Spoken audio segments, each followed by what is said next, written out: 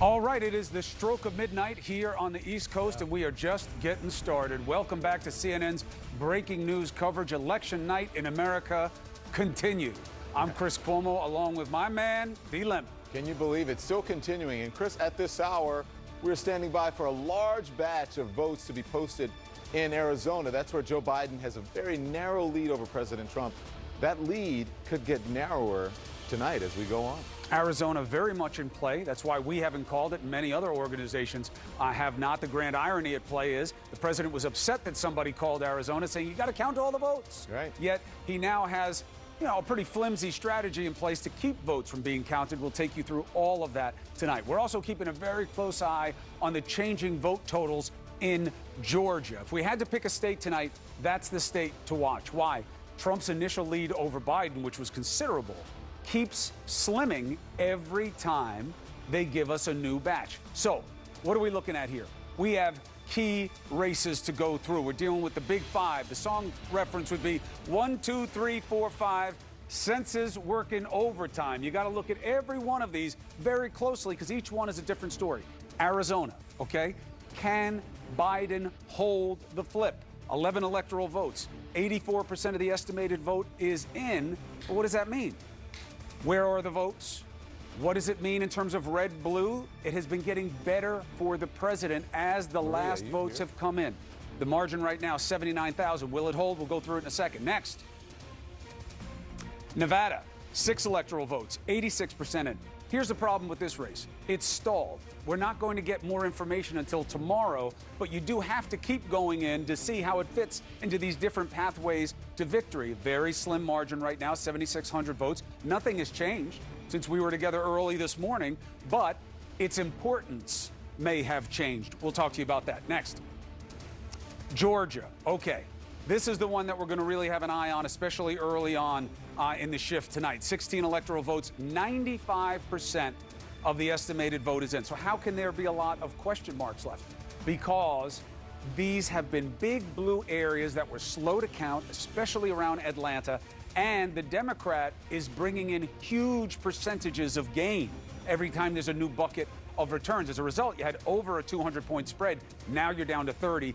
This could happen on our watch. So we'll keep this very close right now, certainly in recount area, whoever loses. 20 electoral votes, 89% of the vote in Pennsylvania. Now, this is a slowly emerging story, but important. Why? Because this has seemed like, come on, 600 votes he was up. Come on, 600,000, it had to be over. Look where we are now, 164,000 votes. The president's big push on Pennsylvania, look how much we're up.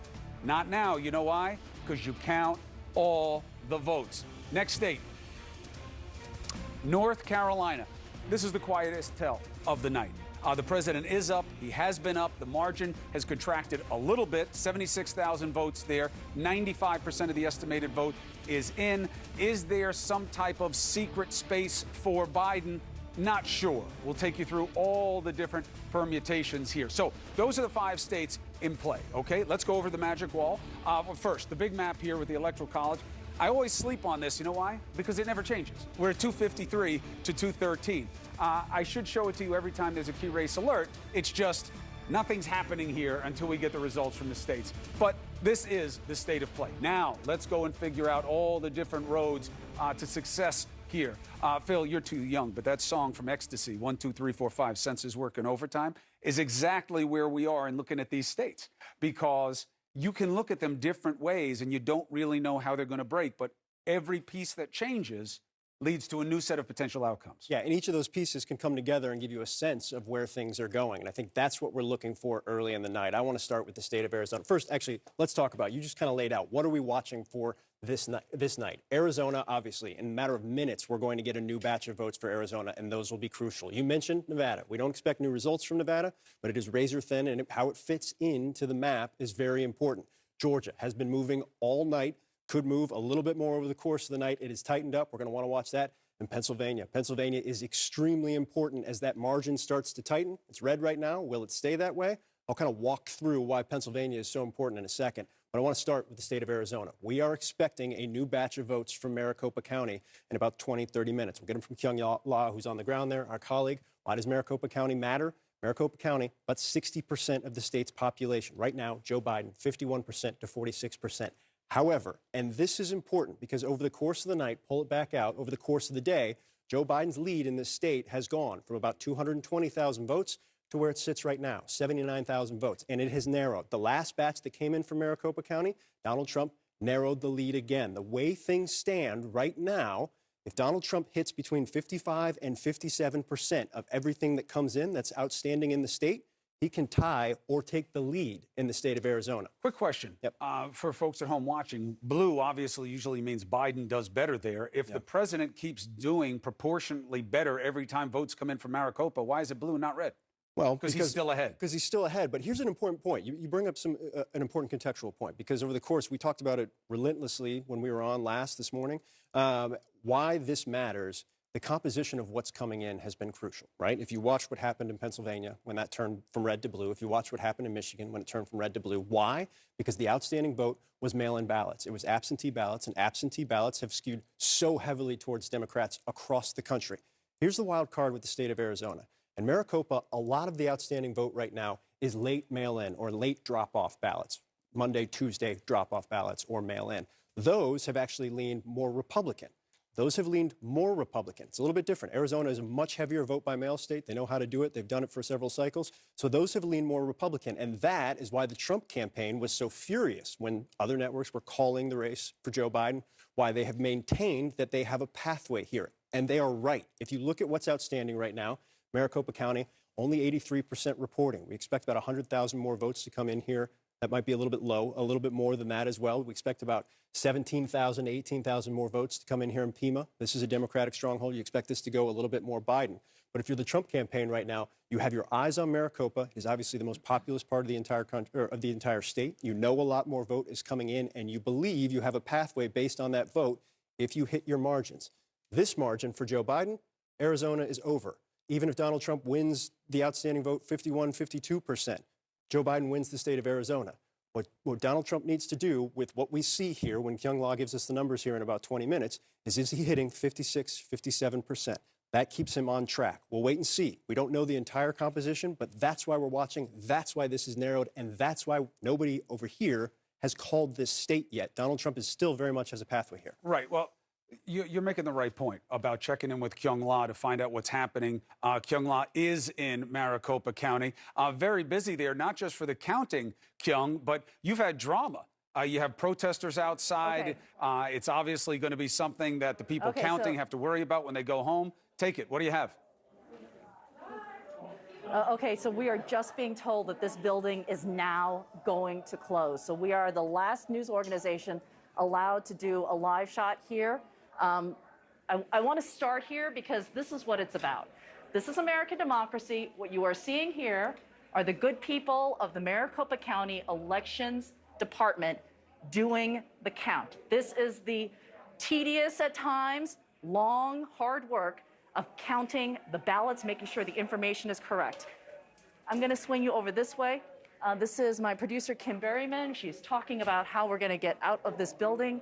There's an exit plan being formed because what's happening beyond those doors right there, and you can see that that is closed up, that shade has been dropped, is that outside there is a very sizable protest. If you look at the aerial pictures from our affiliate, it's very big. This is a small parking lot. This protest has been going on for some time now. It has fluctuated in time, but it is sizable, as you can see. The other concern showing it to people here, at home, Kyung, just so you know. We're showing them what's going on. And that's what I want you to talk about, is how do the people who are doing the job feel about what awaits them outside? And how is it affecting what they're doing? I mean, okay, so let's start here. I mean, these people parked in that parking lot. How are they going to get the cars out of there? That number one, when they finish this count, because we are expecting a count in about 20 minutes, a look at what's happening to the ballots here, what could help figure out where the 11 electoral votes are going to go. So they're here for a while. We don't know how they're going to leave. We frankly, as we look at some of the officers heading out that way to try to figure out what to do as law enforcement with this large crowd, and I should add that this is a crowd that is armed. there are a number of people out there who have been seen with long guns, with automatic, semi-automatic rifles, because this is an open carry state. So there are a lot of security concerns. Plus, so Kyung, trying to are keep they these leaving? people safe inside. Kyung, are they leaving now because of the risk, or is it closing time? And what does it mean about beginning to count again tomorrow from that location? From what I can sort of piece together, because this was happening in the very few moments right before I joined you here, this work is going to continue. Again, 20 minutes from now, we are expecting the numbers to be released on time via press release, and everything is running smoothly on that end. The work here isn't stopping. There are no problems inside. The problems are happening outside, and just trying to keep things under control so that this work can continue. What's the beef for the people outside? What is their message? You know, there's a lot of chanting, a lot of slogans that we've heard before. They're talking about count the vote, stop the vote, you know, that they want Trump. A lot of flags being waved, Trump flags. We heard people singing YMCA for a little while. So it's just a number of different songs and slogans as this keeps continuing. All right, last thing, and then you got to find your way out of there, and I'll talk to you from some other location if you want, or you just call in and give us the information. But how do we get the information from the Arizona state officials tonight if it's not going to come from you in that building? We are told that they will get it to us somehow via press release. Okay. And so that'll probably happen electronically. As soon as we get it, we're going to bring it to you. All right, good. Safety first. I hate that that's an issue right now, to be honest. It's not like you're at a situation where it's supposed to be high tension. This is supposed to be democracy in action. Take care of yourself and the team. Send our best. I'll talk to you when you get out. Kyung, thank you very much. I got to tell you, Mr. President, I can't believe that you'd be happy with that on your behalf. Literally chilling a democracy that is fundamental to how we pick our next president. Is that the atmosphere you want for what makes America great again? What a question for you to answer. It'd be great to hear it. So let's go back to the wall. That's going to be a problem, right? Because now you got people doing their job under stress. Now they're leaving. Now they come back. Maybe it's going to be delayed. And we really have to know, because how Arizona goes will make a difference. Well, and I think the president would like Arizona to continue to count their ballots. Because now, if the guy has a chance to win, and his chance to win when it's trending the right way is being compromised by his own people chilling and scaring the people who are doing the counting that might make a difference for the president himself. I mean, that is why very often anger is irrational. It's not even productive for your own aims here. And just to circle back before we move on, every time we've gotten a dump from Maricopa today, it has been good for President Trump in terms of the ratio of balloting, and we have to keep going and watch. Other than Maricopa, how many other areas to watch? Pima is kind of the big outstanding one that we're looking for. I think we've seen somewhere between 17,000 and 19,000 votes we expect to come in here. We expect it to come in Democrat. We expect a lot of that to be actual in-person, is my understanding, which should also lean more heavily Democrat. So Joe Biden, if you're looking at what's outstanding right now, the vast majority of it's coming from Maricopa, but Pima is a Democratic stronghold. And I think there's some thought right now that what comes in from Pima will lean towards Biden. I think the bottom line here in Arizona is we just don't know. Right. We don't know what's coming in. We don't know the total composition of it, when it was dropped off, how it was actually cast entirely. We know the majority of it's coming from Maricopa. We know Maricopa right now is leaning Biden, but we also know that Maricopa, just go back to 2016, used to be a Republican stronghold in this state. Obviously, we talked about it a lot. It shifted demographically. It shifted on education side of things, and Democrats have taken advantage of that. But there's a Republican vote in the county of Maricopa, and we, as you noted, over the course of the last couple of batches, it has leaned towards President Trump. So, Phil, how do you want to game it going forward? Do we want to look at the big board in terms of what happens depending on who wins this state? I want to go to a couple states that are still outstanding, and then we can kind of we can start showing pathways. And what I first want to go to is Georgia. Because when we were talking last night into this morning, Georgia was a significant lead for President Trump, somewhere between 250 and 300,000 votes. Look where it is right now. It is at 31,748 votes. There's 95% reporting. And what we have seen over the course of this day, as this lead has narrowed and narrowed and narrowed, is the vast majority of the vote is coming from Democratic strongholds. The vast majority of the vote was coming from Fulton County. The vast majority of the vote is coming from DeKalb County. The outstanding vote right now is coming from a place like DeKalb County. Look at the margin in DeKalb right now. Look at the margin in DeKalb. A lot of it is coming from vote by mail. That is skewed heavily Democratic in a very, very Democratic county. So, for example, right now, there's about 95,000 votes that we believe are outstanding in the state of Georgia. So you look at this, you look at all the red, you say, okay, well, how does Joe Biden end up getting 65, 66% of that? Right? Well, I'll give you an example. Fulton County just dropped a batch of votes, about 25,000 votes just a short while ago. It went 80-20 Biden. It went 80-20 Biden. If those types of margins hold, 65% of the remaining outstanding vote isn't out of the question. So what that means right now, let's take this down and show where there's outstanding vote. 95% left. You have a couple of the suburbs around Atlanta. You talked about DeKalb. Go down here. Go down here as well. 89% Rockdale, pretty heavily Democratic. Go over here. Clayton County, hugely Democratic, still about 16% outstanding. So the bulk of the vote, we've been talking about this over the course of the last 15, 16 hours, the bulk of the outstanding vote is coming from Democratic strongholds. The bulk of the outstanding vote is coming vote by mail, and it is leaning heavily towards Joe Biden right now. And so what we don't know is if what's remaining will break 65, 66% to Biden. What we do know is based on the batches that we've seen over the course of the last several hours, that is not out of the realm of possibility at all. Right. And a question that keeps coming up is, well, if there's 95% in, why are there so many boxes? Because there are a lot of counties in Georgia. There are, what, 160? How many? There's like 160 counties in Georgia. If you hit one of the counties, we'll know exactly how many there are. 159 counties. So you have a lot of places that haven't fully reported, but they're very small groups of population. So we have to watch them. But that's why there's so many. And this is actually a good point, because this proves, what this shows is actually interesting. You pull into Dodge County, not a huge amount of vote here. There's still 71% in right now, which means there's vote outstanding here too. This vote would likely go to President Trump. Right. Depends on composition, of course. There's Democrats here as well. Could be vote by mail, could lean a little bit more heavily. We've seen some of that. However, even if this goes to President Trump for the remaining that's outstanding, it's 2,000 votes. It's not a huge margin. What Democrats have in the state is the outstanding vote. The majority of it is coming from their strongholds. The majority of it is vote by mail. And that's why, if you're the Biden campaign, not unlike President Trump in Arizona, you have a pathway in Georgia right now. You might actually feel good about your pathway in Georgia right now, but we're going to have to wait and see. And that brings me to Pennsylvania. Well, hold on a second. Let's do that. Let's get some context from Georgia, the way we did with Kyung-Hwa in Arizona. And also remember, just for context, this other criticism that, the states are this close, it can't be right. Well, be very clear. The president won in Wisconsin in 2016. He had it was by 20-something thousand votes. In Michigan, he won by 10,000 votes. So it was tight then also. You have more states that are tight. Why? Because we're entrenched in our divisions. This country is divided. There is a lot of energy on opposite sides of the political spectrum. What will that mean for us? We're going to have to pick the man first, and then we'll figure out what message best resonates and gets people moving back into common cause again. So if Atlanta is going to be bringing in votes tonight, how many, what pace, what's the timeline? Nick Valencia is in Atlanta. It's great to see you, my friend. What do we know about what kind of information we may get and when?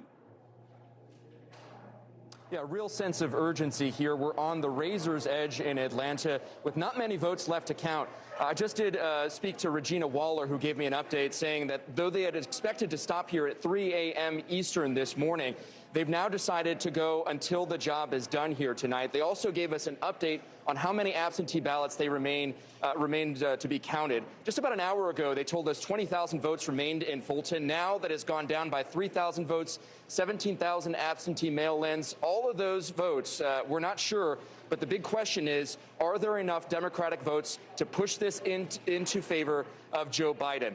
That remains the outstanding question. We know throughout the night, throughout the last 24 hours, that these mail-in ballots that have been counted have tended to favor Joe Biden. It is not clear, though, how that's going to break down as they come in. But an update just a little while ago, Chris, Fulton County going to do it till the job is done. That margin 24 hours ago for President Trump was about 102,000 votes. Right now, it is around 30,000. So you could tell just how important this district, this county is for contender Joe Biden. We're hoping to get some updates tonight. The Secretary of State says they're not going to release any more information or make any other statements, but that counting will continue to go on. I'm going to step out of the way so you can see a little bit of the action behind me here, Chris. We want to be clear, the counting is not happening right here. This is a group of people this is the first stage of counting. They process the ballots, making sure that they're coming in clean, and then they're taken to an off-site location where then they're processed. But these are individuals who have been working all night, so you have to wonder if human error is taking a factor at all or playing a factor. These are people who have been working well throughout the night. not many breaks here either. Again, a real sense of urgency here in Fulton County as they are continuing to count the ballots that are still outstanding.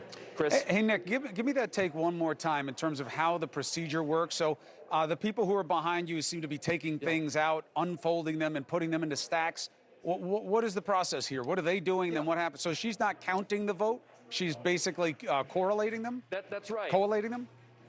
Essentially, yeah, they are adjudicated at an off-site location. If there's a question about whether or not one of these ballots has a discrepancy, you have one Republican monitor, one Democratic monitor. If they agree that it's unanimous between them, the ballot moves on, it's counted. If there's a discrepancy, they bring in a third party who decides to make the decision on whether that ballot is accepted or not. So to be clear, Chris, they are not counting the ballots here. This is just the first stage in the process. To get the ballot counted is adjudicated then at an off-site location. All right, so that ballot is seen as okay. She takes the stack of them, just looking at the one woman behind you, and then where they go somewhere else and somebody actually counts the vote.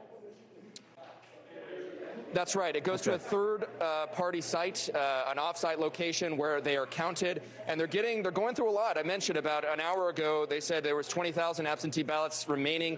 At this point, 17,000, not very many left to count here. Across the state, according to the Secretary of State, an update an hour ago, they said 90,000 absentee votes across the state. We're waiting to get an update on that as well, Chris. I appreciate it, Nick. Thank you very much. If you hear anything about what's happening or any change in the timeline or the volume, let us know, and I'll come right back to you. Appreciate you. I have to tell you, how do you feel about them burning the... So what's the big headline? In Georgia, in this main county that matters in terms of population density for Democrats, Fulton County, which is the seat obviously has Atlanta in it, they're going to work throughout the night. 3 in the morning Eastern, they'll keep counting. They have 17,000 votes to go through just there. Obviously, if there was only 17,000 votes left, the race would be over. But that's tedious work, what they're doing there. You know, just because it's simple doesn't mean that it doesn't get tedious and exhausting. We have to balance how fast we want to get the result with how accurate that result is. And when you have a lot of human beings putting their hands on things and putting them in piles and having to put them somewhere else where another human being, you know, you get human error pretty quickly. You know, when we see recounts, you and I have been through them, the numbers change almost every time they recount because of human error. Human error occurs, but I also think it's important to note that, one, these are people that are volunteering. They're volunteering out of the goodness of their heart and their willingness to do the civic duty, but also that the campaigns are on the ground, right? The campaigns are in these areas. They have a sense of what's going on. They're not blind to what's happening to some degree. Both sides have opportunities to see what's going on here. And I think that underscores that, look, you want people to take the time. You want people to go through the process. You saw how deliberate, and that was just the process of taking everything out and moving the process forward. You know, there's been a lot of loose talk from certain sectors about how this vote count goes, what should be counted, how it should be counted, everything like that.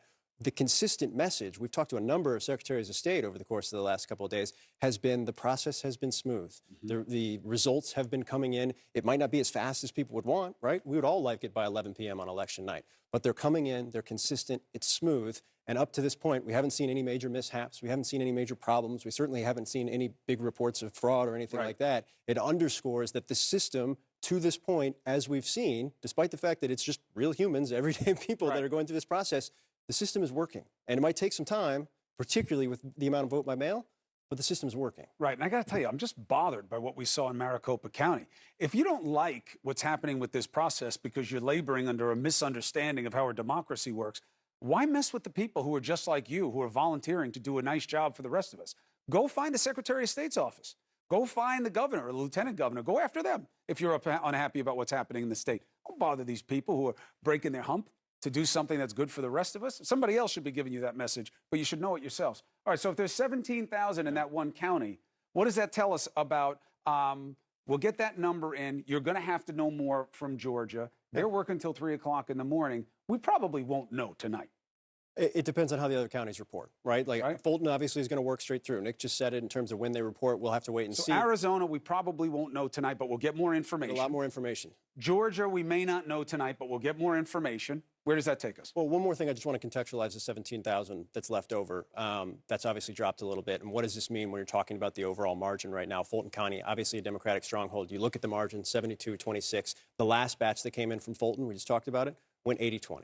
80-20. And if 80-20 sits with the vote that's coming in, this 17,000 and what's in DeKalb and what else is outstanding right now, Joe Biden's got a path. So that's one important thing to look at here. There's still some red counties out there as well. We'll see what happens, but Georgia is on razor's edge. On the 17,000, that would be the Fulton vote that just came in. The batch that just came in, 3,000 votes less on the lead because it dropped 80-20 to Vice President So Biden. right here on our watch, we just saw the number in Georgia. The spread dropped from 30-something thousand to 28,000. We know that they're counting 17,000 ballots in Fulton County right now, which is where Atlanta is. If it breaks 80-20 the way we've been seeing, as Phil suggests, that'd be about 13,000 votes. Harry, that's your job, by the way, to count what that number would have been. Harry Enton is supposed to be doing the calculations. But it would be about another 13,000 votes for Biden, so 4 or so thousand for the president, so he would net like 9, and this number would go down. We got to keep watching. Just keep watching. Keep watching. But that brings me to Pennsylvania. It's the other state we're watching right now. And why are we watching this state?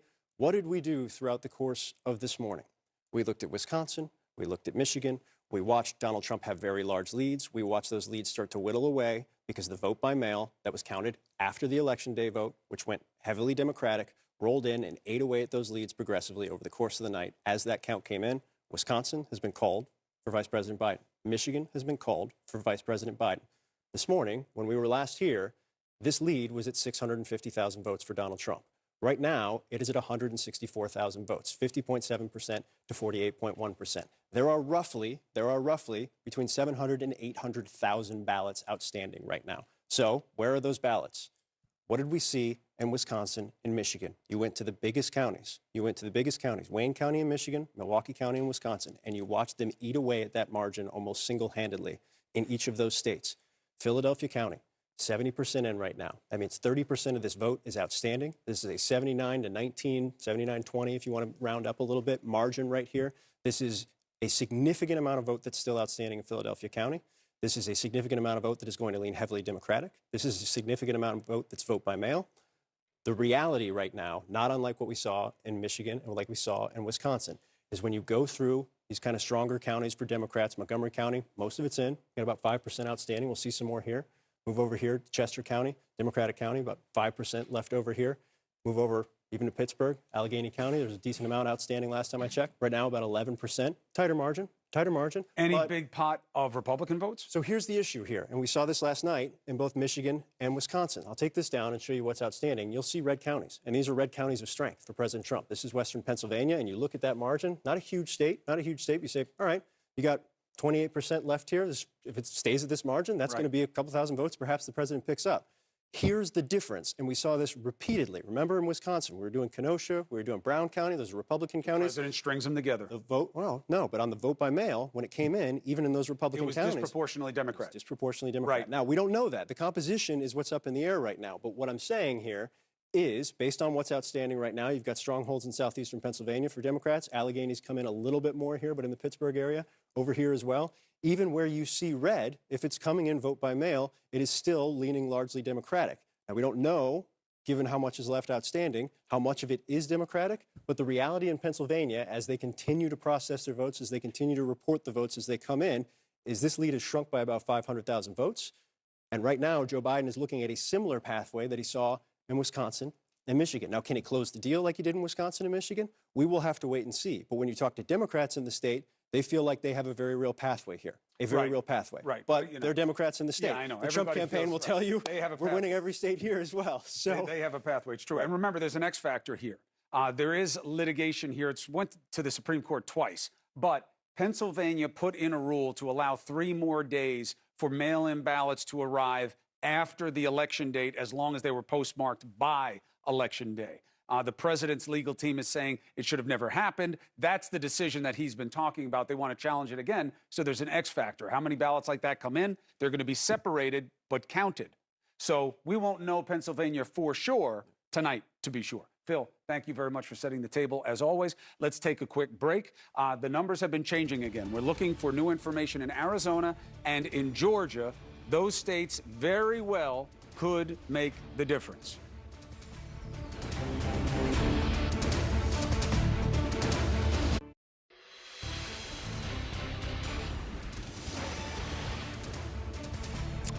All right, you see the state of play there, 253 to 213. We're looking at pathways to victory. We're just checking in with Georgia. There is some votes that have come in there. We're trying to get the reporting straight on it to figure it out, but the margin is shrinking. The president is still ahead in Georgia. Paths to victory. Where are we in terms of how many and how various? Look, we can dig into the weeds of counties. We can dig into the weeds of vote by mail, what's outstanding. This is what matters. This and who can get above 270 electoral votes is what matters. As it currently stands, as you noted, 253 for Joe Biden, 214 for Donald Trump. This is what we've called. Everything that's filled in is what has been called. And I will go ahead, for the sake of gaming this out, go ahead and say Alaska is pretty much likely going to go to President Trump. Okay. So here's where things stand. We can actually, I'm going to go ahead and give North Carolina. You noted earlier, it's pretty static. The lead has not changed. It has been sizable. Give North Carolina to President Trump, too. That puts it 253, 232. Here's the question. If you are the Trump campaign, what is your pathway? The Trump campaign says, we believe we have a shot in Arizona. The Trump campaign says, we're trailing in Nevada by 7,000 votes. We closed that up over the course of yesterday. When the results come in tomorrow, I think 9 a.m. West Coast time is when we're going to start seeing things. We think we're going to close the gap in Nevada. Close the gap in Nevada. What are you doing right now if you're the Trump campaign? You are not happy with what you're seeing in the state of Pennsylvania, and here's why. If you put this map as it is right now, you give President Trump North Carolina, you give President Trump Nevada, you give President Trump Arizona. These two are not certainties at all. Joe Biden still leads in both of these places. Joe Biden can still win in both of these places. And yet, if Joe Biden wins the state of Pennsylvania, Joe Biden has 273 electoral votes. The point being, if Joe Biden matches what he did in Wisconsin and matches what he did in Michigan and makes up all of that outstanding vote in the state of Pennsylvania, that's all he needs. That's all he needs. Now, if President Trump holds him off in the state of Pennsylvania, President Trump holds him off in the state of Pennsylvania, then he would have to win Nevada, he would have to win Arizona, and he would have to hold off Joe Biden in the state of Georgia. So let's be very clear. President Trump still has a pathway. President Trump still has a pathway to 270 electoral votes. There's been a lot of the talk throughout the day. So he has to win one or both of these. He has to win pretty much the entire map from here on out. But I'm saying why we are watching Arizona. If the president were to lose Arizona, does he still have a pathway? It's very, very borderline no. Let's walk. So if the president loses Arizona, he has a pathway. Right? This is the pathway. Yeah, okay, he has to win Pennsylvania. He has to win Georgia. And North Carolina. He has to win and Nevada. Respect North Carolina and Nevada. So Arizona is not, if he loses Arizona, there's still a pathway. The problem when you look at the map, if you're the Trump campaign, is you're trailing in Arizona, you're trailing in Nevada. Only 7,000 votes. Only 7,000 votes. That's the point. This is the other combination for the Biden campaign. The two states you're leading in right now, Arizona and Nevada, if you win them... Oh, so you win those two, and then you win. You're at 270. Even if you lose Georgia, which is tightening, even if you lose Pennsylvania, which is tightening. The point being, if you're the Biden campaign, you have multiple pathways. If you're the Trump campaign, you are on a high-wire act right now, and you cannot afford to take one false step off. Now, let me ask you something. When we're looking at these other states, there's something happens when we do this every time where you start to get locked into different biases, not meaning who you want, but how you see things. We keep focusing on Pennsylvania as a place that Biden may win. And I think a lot of people are confused. Why, when it is the biggest spread that he has been facing, even though it's contracting, why isn't Georgia the best bet? You know, why is Pennsylvania a better bet for Biden than Georgia? So to be clear, I'm not ranking what I think. What I think here. I'm going off what numbers are right now, and I'm going off the experience that we had this morning. You know, it was quite an acute experience when you watched how Wisconsin shifted and how Michigan shifted. Pennsylvania, very similar in how they count votes, very similar in what's outstanding. They count vote by mail after they counted. The vote by mail went heavily Democratic, and the vote by mail was largely from Democratic strongholds. Same type of DNA in terms of the outstanding vote, the composition of the vote, and when it came in as Michigan and Wisconsin, both of which went blue. Same type of kind of progression that we've seen over the course of this day as we saw in Michigan and Wisconsin, where hundreds of thousands of votes that made up a lead for President Trump were slowly throughout the course of time, as votes got counted, whittled away as those properly mailed-in votes were counted properly, started to go Democratic, and eventually flipped for both. So that's why you look at Pennsylvania like that. That doesn't mean Pennsylvania is more likely to go blue than Georgia, or Georgia is more likely to go blue than Pennsylvania. It doesn't mean that President Trump's not going to win Pennsylvania or Georgia right now. President Trump has pathways in both. He has leads in both, not unlike how Biden has leads in Arizona and Nevada. What it does mean, though, is when you look at the outstanding vote in Georgia and where it comes from, and when you look at the outstanding vote in Pennsylvania and where it comes from, there are pathways for the Biden campaign. They might be fairly clear pathways right now, and we'll have to see how the vote comes in. I think the bigger question right now, there's a series of questions of which we don't have answers to right now. Obviously Pennsylvania, obviously Georgia. We're about to find out right now in Arizona, not who's going to win the state, but how this breaks down and whether or not Joe Biden can hold on to his lead. And then Nevada, we'll find out tomorrow. All right, so let's bootstrap your already cogent case, Counselor, about Pennsylvania and the DNA of how things work there and why it portends a potential change in the state of play there from the president, maybe to Joe Biden. Kristen Powers is at our voting desk and looking at it. Kristen Holmes, sorry. Kristen Holmes is looking at it from the desk. Sorry about that. I'm all tired. We're all tired, Kristen. I apologize. So you're looking at it at the voting desk. Take us deeper into Pennsylvania, please, with an analysis of what's outstanding and how the state of play there may play to Biden's favor.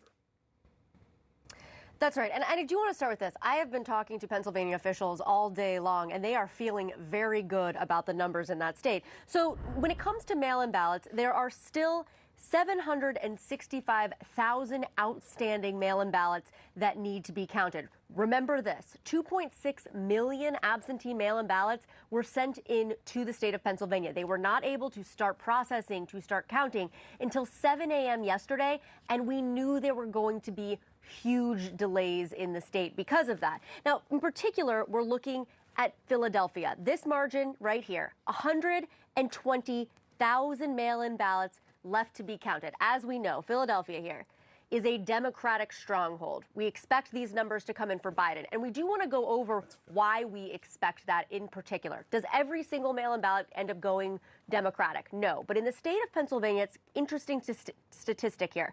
70% of registered Democrats, the mail-in ballots were from 70% of registered Democrats, whereas only 20% were registered Republicans. And as we've been watching these returns come in, as you and Phil have been talking about this, I mean, we saw a 700,000 vote margin last night. It is getting infinitely smaller as we are seeing more and more of these votes come in. And it's really starting to align with that 70% number that we saw. Again, is every mail-in ballot mean that it is a Democratic vote? Absolutely not. But they are skewing Democratic, particularly in the state of Pennsylvania. So that's what we're watching closely. The other one to watch here is, I'm going to go back to my last map and just show you, we're still waiting for the final results out of Allegheny County.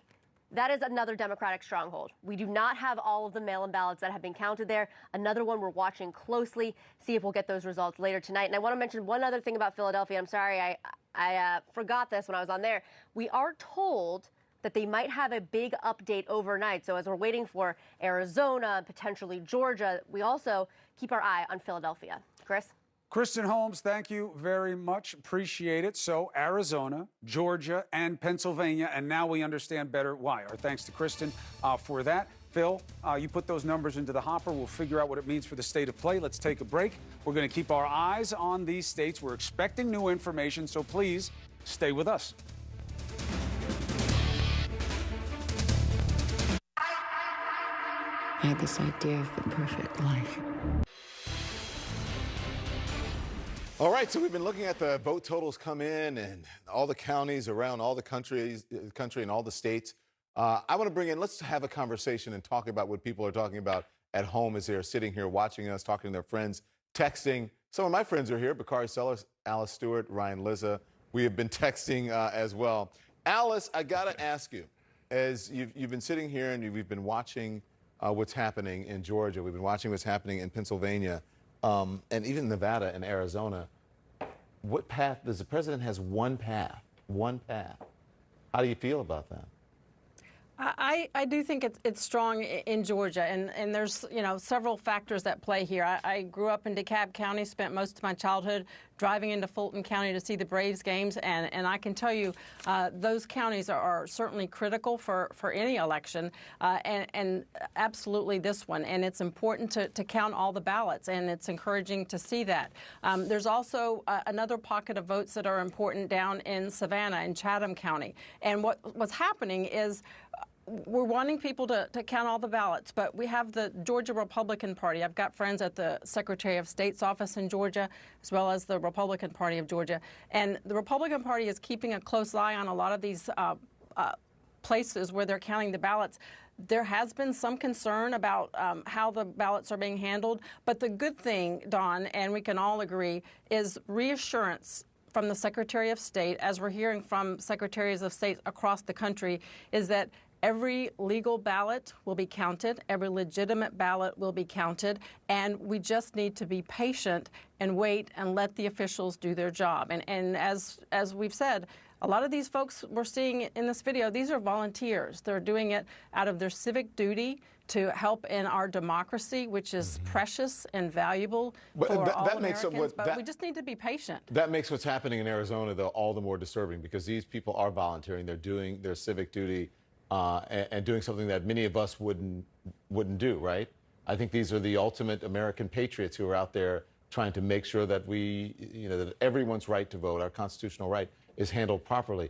It is disturbing to see what's happening, Bakari, in Arizona with these protesters, because they should be out cheering these people on, not trying to stop the vote. It's a good bit of irony. I'm kind of confused. I want to tell Trump supporters to pick your struggle. Like, you're in Maricopa County, you're at the place where they're counting ballots, you're telling them to count ballots, you're chanting literally, count the ballots, and then in other states you're saying, stop the count. I'm so confused by the struggle that many of these Trump supporters want to choose. But Don, one of the themes of tonight, what all of my friends are talking about, what we're all texting each other about, is the fact that Joe Biden is on the brink of being president of the United States. And again, it's black folk in Milwaukee. It's black folk in Philadelphia. It's black folk in Detroit. It's black folk in Atlanta turning up like it's Freaknik again in the mid-90s. I mean, it is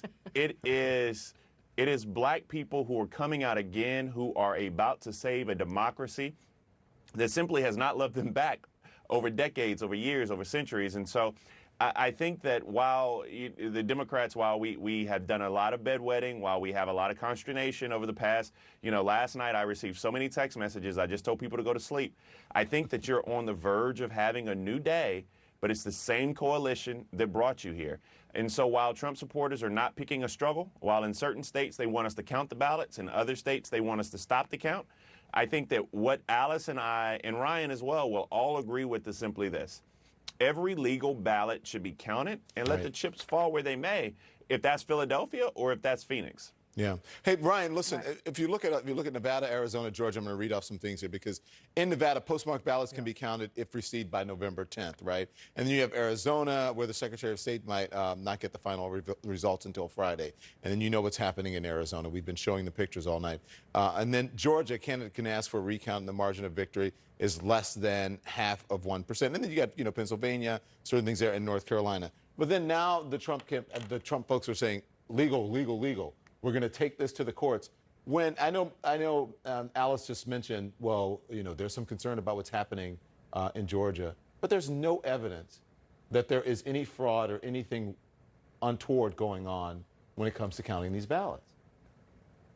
No, there's not so far. I mean, I think they're pursuing two things. They're pursuing a kind of public campaign that's just throwing out accusations of a rigged election and fraud without backing that up in any way. When they actually file some of these lawsuits, some of the law, you can't go into court with just, a complete BS argument. So they do have some things they're saying. But also, Ryan, if you believe that you're going to win, right? They're saying, well, we feel strongly about this, we feel strongly about that. Why not just let the ballots be counted if you think you're going to win? It doesn't. It's a counterintuitive. The whole legal challenge is about preventing the mail-in balloting that was expanded in all of these states because of the pandemic, is preventing, in various states, in various ways, trying to prevent those ballots from being counted because they are likely to be more democratic. That's what's going on in Pennsylvania. That's what the case that went up to the Supreme Court and came back down because the state is allowing 3 days after Election Day to get those ballots in if they're postmarked. Kayleigh McEnany was on another network saying they should all just be thrown out. So you have the Trump campaign on the record now saying that legitimate ballots that are where local law says they are legitimate should be thrown out. And as Bakari said, you have them pursuing two different strategies: count them here, don't count them there. I remember covering the 2000 recount when the Bush campaign, they would not pursue legal arguments where they contradicted each other in one place and another. That was a sort of quainter time, I guess. Yeah. Well, they wanted Florida because they wanted one single argument that could stand up rather than contradicting each other in different states. I want you guys to stand by because we want to talk about some of the legal ramifications and what's going on. I mean, Chris, I saw an email come over today where Trump surrogates were holding impromptu press conferences and talking about reasons why all these ballots should be thrown out and why they're going to court. There should be legal action. And it was one of the most absurd things that I'd ever read in an email, their rationale for lawsuits in these states. Legally, they are unimpressive. What they are playing on is fear. Well, they do have the right to ask for recounts. I'm not right. Absolutely. If they have a vote spread that is within a certain margin, you have a right to ask for a recount. But that's not what they're arguing. Right. They may argue that in states, and that would be completely consistent with the democracy. But what they're saying is basically, we don't like the system, and because we don't like it, we're going to say not just that we don't like it, but that makes it illegal that we don't like it. Now, what does that sound like? You can't say I'm going to abide by the Constitution and the laws and, everyone should be given their right to vote and then tell people, but we need to stop certain votes from being counted. It does not make sense. It doesn't make sense, and there's no reason to even analyze it in that high-minded way. It's just, I'll tell you who says something like that. Donald Trump. Right. Donald Trump says, I don't like what Don Lemon reported. I'm going to sue him, sue CNN, and sue everybody else. When I investigated his net worth a decade or so ago with Chris Vlasto, the head of investigations at ABC News, and the whole team there, Donald Trump threatened to sue not just us for the reporting, because he didn't like what we were reporting about his net worth.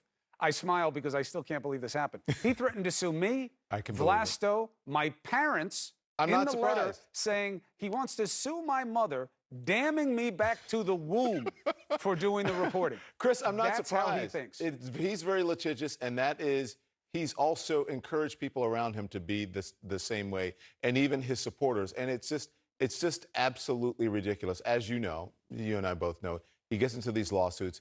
He waits it out for people to spend a lot of money hoping that they're going to settle, and that's really how he gets through them, doesn't pay them, or what have you. That is the reporting. And you have witnessed that through your reporting. So I'm not surprised that you're saying that. It is ridiculous, but I'm not surprised. So let's do this. The instruction from both of us has been, you got to ignore the noise. All right? So we're going to pot down the noise. We're going to pot up the boys, as in David Boies. Oh, we remember him, a brilliant litigator. He represented Al Gore in the famous / infamous, based on your perspective, case in 2000, Bush v. Gore. Counselor, thank you for joining us to go through the permutations of thought of any potential litigation here. Good to be with you. Their main one is, hey, this is the same as Bush v. Gore, so Democrats should be fine with this.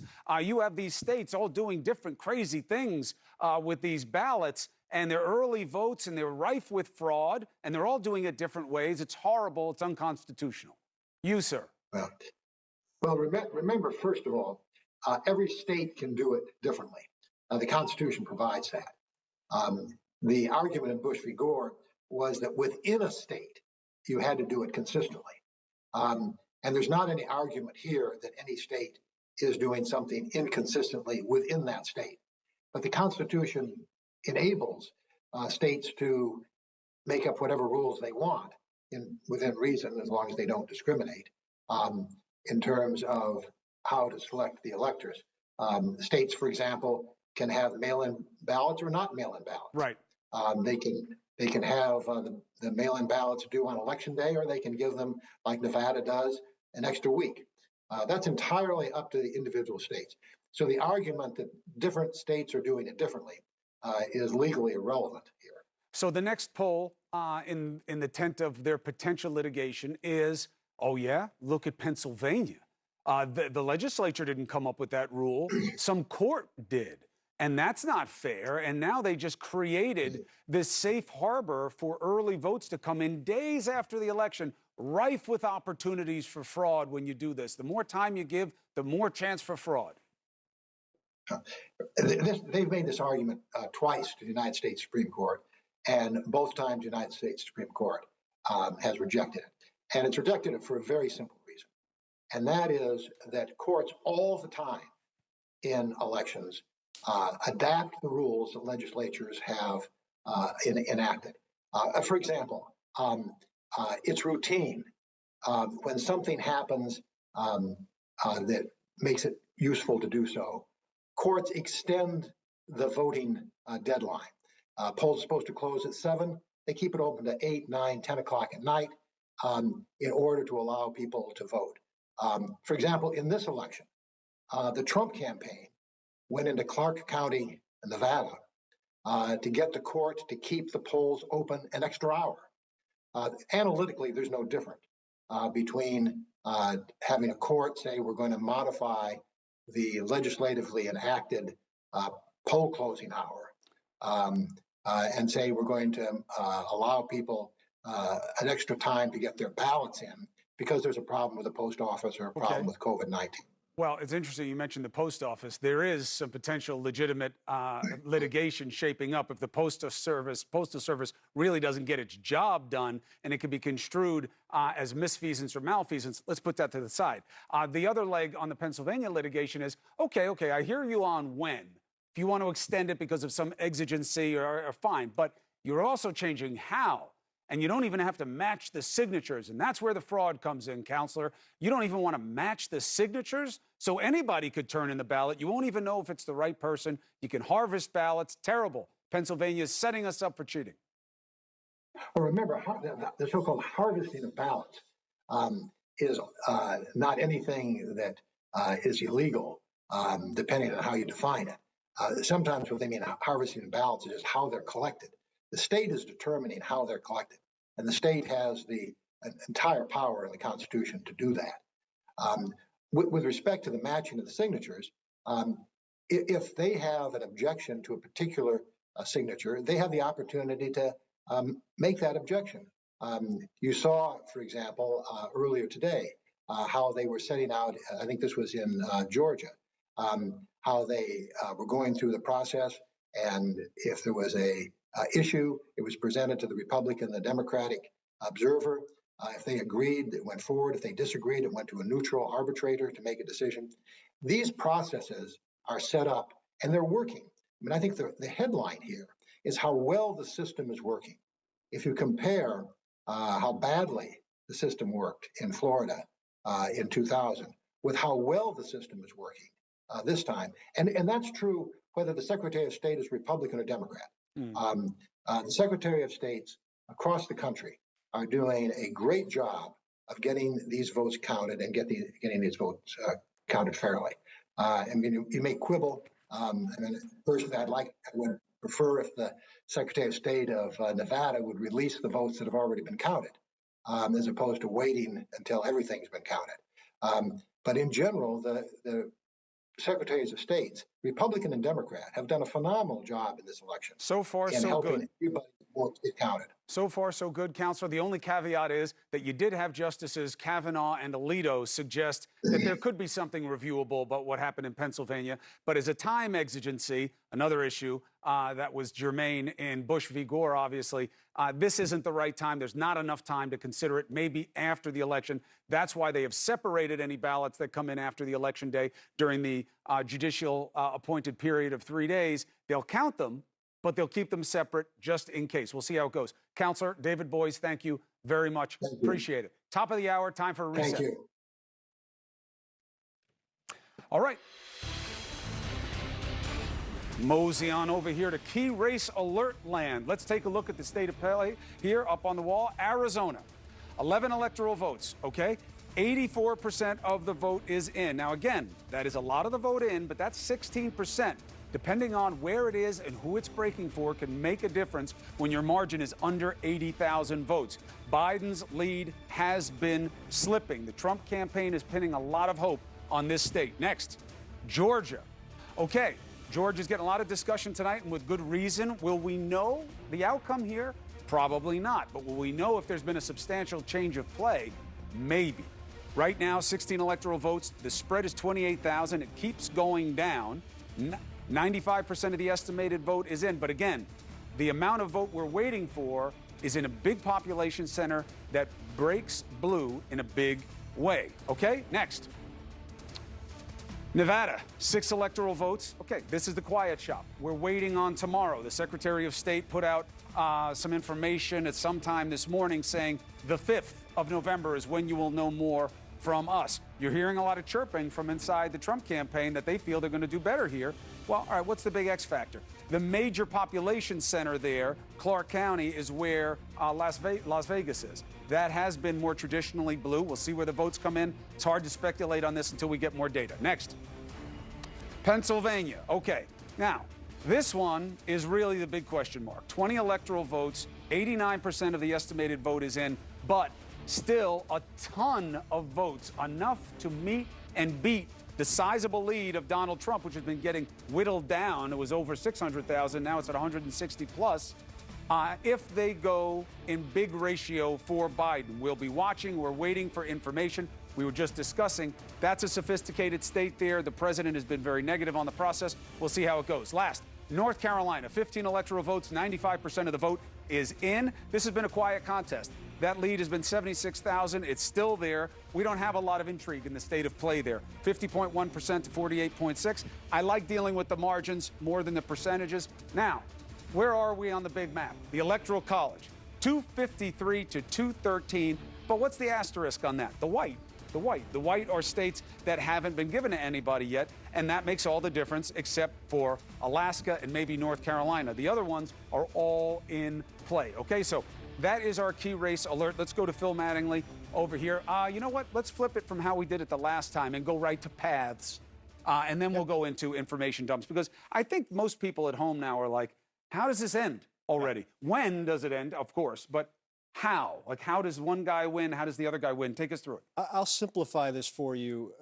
If you're the Biden team right now and you're looking at this map, and with the caveats that right now you're still leading in Arizona, you're still leading in Nevada, you're trailing in Georgia, you're trailing in Pennsylvania, but closing a little bit there. Look, everything you see on this map that's filled in has been called. If it's red, it went for President Trump. If it's blue, it went for Vice President Biden. We will go, based on what you were talking about with North Carolina, go ahead and give that to President Trump. Go ahead and give Alaska to President Trump as well. Where does that leave things? 253, 231. If you're the Biden campaign, you're leading here, you're leading here, you're closing here. But if you win here, it's over.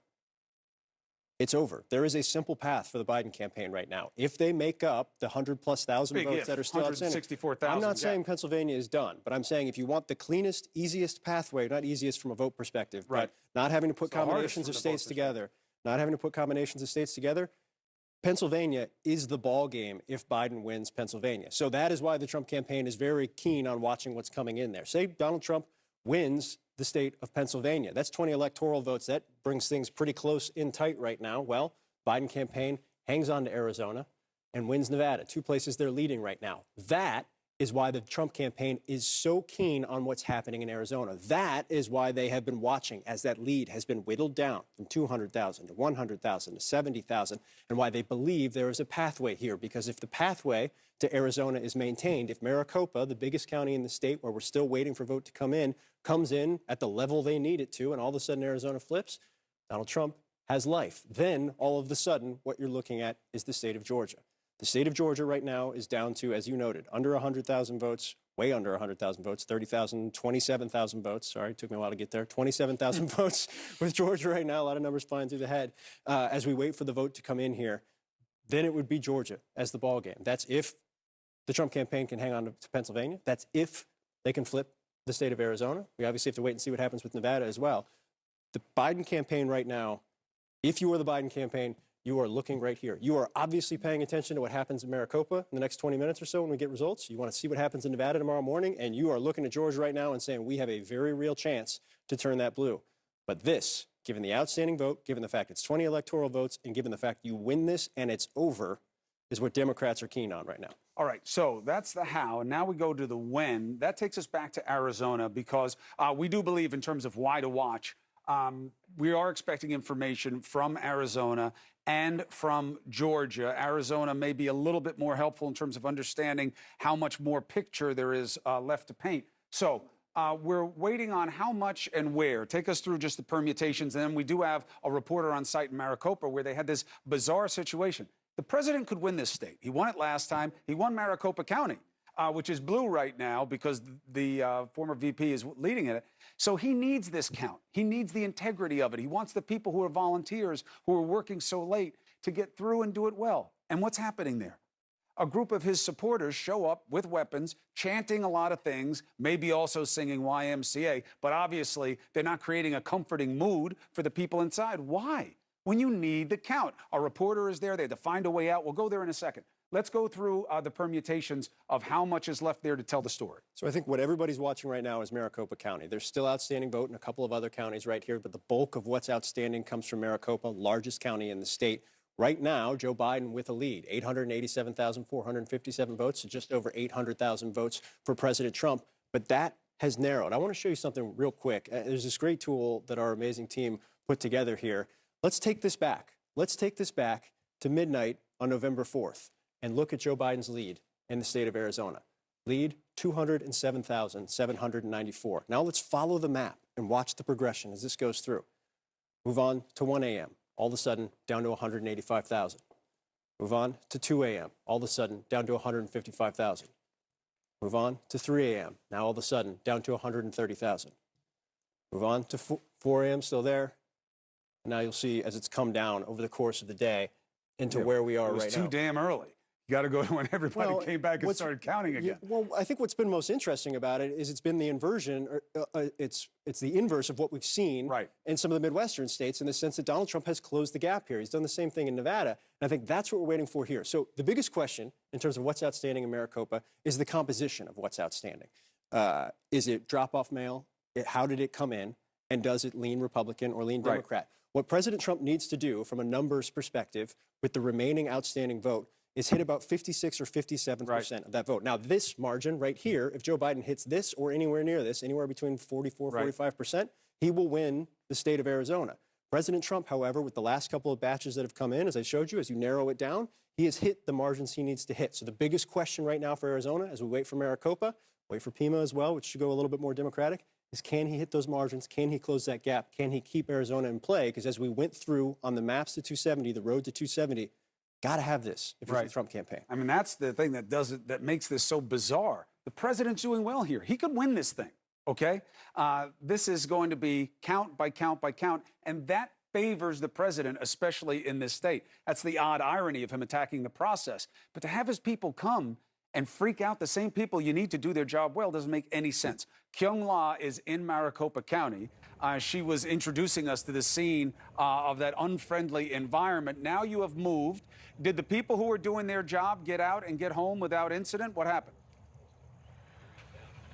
We don't quite know that yet, Chris. What we can tell you is that the building was closed to the public, closed to the press. And the reason why they did that is they're trying to shrink the footprint inside. But the people who are counting the vote, as we were, rapidly getting our equipment and trying to get out of the building, they were still counting. They were barely looking up because they're working on a deadline. And they want to also make sure that it's done accurately.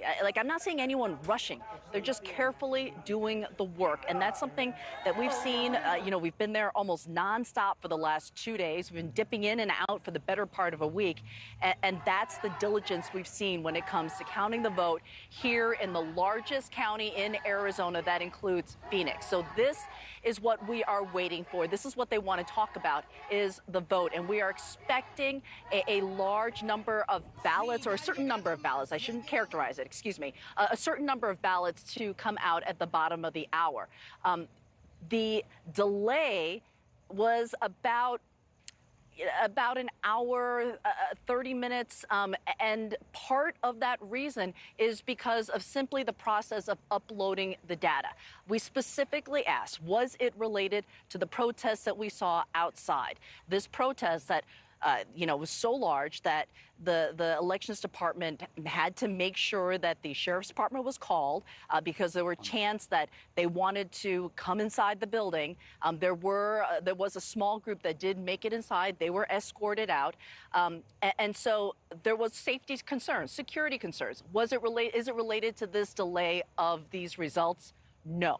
The elections department tweeted that the good work inside, that the hard work that they are doing, as you read it there, is continuing, that there will not be a stoppage of the work, that will continue, essentially saying, Chris, in that tweet, that democracy will not be stopped, even if there is some security concern. And so I'm happy to report to you that we were able to exit working with the Maricopa County Elections Department to keep their workers safe. We were exited out very safely, and now we're just down the street to, make sure that we can continue to do the work of keeping you informed. We are waiting for these next ballot results coming in just about 15 to 20 minutes. Great. Chris? When you get them, let me know. Get in my ear. We're connected, and we'll come right back to you. Thank you very much. And again, the issue isn't whether or not Trump supporters have the right to go outside and do that. Of course they do. It's about whether or not what they're doing is right. We need these people to do their job the right way. They're citizens like the rest of us. They're volunteering. They're not the problem. They're the solution, okay? Now, while we were talking, we got new information about what's happening in Georgia. What do we see there? Well, you remember when we were waiting, Donald Trump had about 28,000 vote lead in this state. What we knew amongst the outstanding vote was about 17,000 ballots from Fulton County. Fulton County is a Democratic stronghold. Fulton County, largest county in the state, about 10% of the state's population is here. This is a Democratic county. This is a county that is going pretty heavily towards Joe Biden right now. And when the bulk of the vote came in, we don't know the entirety of the composition of it, but we do know that Donald Trump's lead has now narrowed again, narrowed by a couple thousand here. And what this underscores is what we've been talking about. The outstanding vote is leading heavily. But we don't know if it was all 17,000. We don't know if it was all 17,000. We know that it is narrowed. I'm not going to make any guesses right now. What we know is what has come in from Fulton over the course of the last day or so has largely been somewhere between 70 and 80% Biden.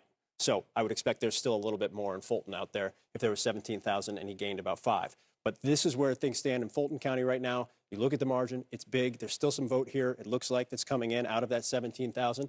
But what this underscores is it just seems like every hour or so, another 5, 10, 15, 20,000 votes are getting whittled away. It's gone from Donald down. Trump's lead. The lead has changed just under 10,000 votes, like 8,700 votes just since we came on air. So, look, it's a trickle thing. One thing to remind of, though, kind of a frequently asked question. I don't know, though, Phil. There's just something weird about this process. Everybody voted, and then all of a sudden we started hearing about all these other ballots. Now, that is a key deception that has been going on down there. That's not true. All of the ballots that are being counted were in by Election Day. All of them. The states had different rules about when they could start. Many of them didn't start until the morning. I'm actually shocked at how far along we are. In 2016, we had big problems in Michigan in terms of counting right now. We had problems in Arizona counting at this time in 2016, and we didn't even have this flood of early ballots. I mean, just give us some perspective on the kind of efficiency. I think we saw last hour, Nick Valencia was on the ground in Atlanta, in Fulton County, and showing the process, not of counting the ballots, but just of getting them out of their envelopes, how the entire process works. And I think, again, it's taken a while, but they're counting, and we want them to count. And however long it takes, so long as the count is accurate and it's thorough, and that's what we've heard up to this point, Secretaries of State, a number of them throughout the course of the last day or two, made clear they don't believe they found any significant issues. They believe the process is working smoothly. It might take a little bit longer than people would like. You probably want this called a little bit earlier. However, the process is moving along.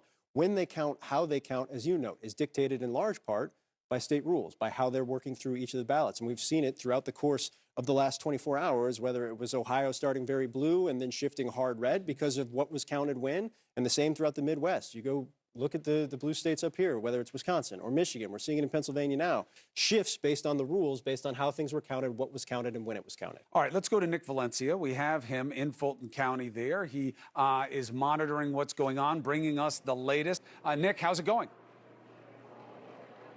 Chris, it's moving along here, and it's moving along pretty smoothly. I wanted to introduce you to Rick Barron here. He's been really tirelessly working here along with some of the volunteers behind us, and you have an update here in Fulton County. What's going on, Rick? We've scanned 127,948 ballots, So, and then we've adjudicated 123,716 of those. So the last update we got from Regina Waller with the county was that you had made a 3,000 vote dent, 20,000 absentee ballots about an hour ago. Now that's down to 17,000. Where does it stand right now? So we probably have somewhere in the neighborhood of 14,000 to go. Okay, so you're moving at a rate of about 3,000 per hour. Is that safe to say? That's close to that. And I know there's a lot going on here. We want to step out of the way here. Rick, why don't you move with me on this side so we could show our viewers at home what's going on here, and you can sort of narrate what we're seeing here specifically. Well, these over here, you've got the cutter openers. These cut open the ballots, extract the ballot. And to be clear, these are all absentee mail-in ballots. These are not, okay. They're all mail-in and from our drop boxes. We had 38 around the county.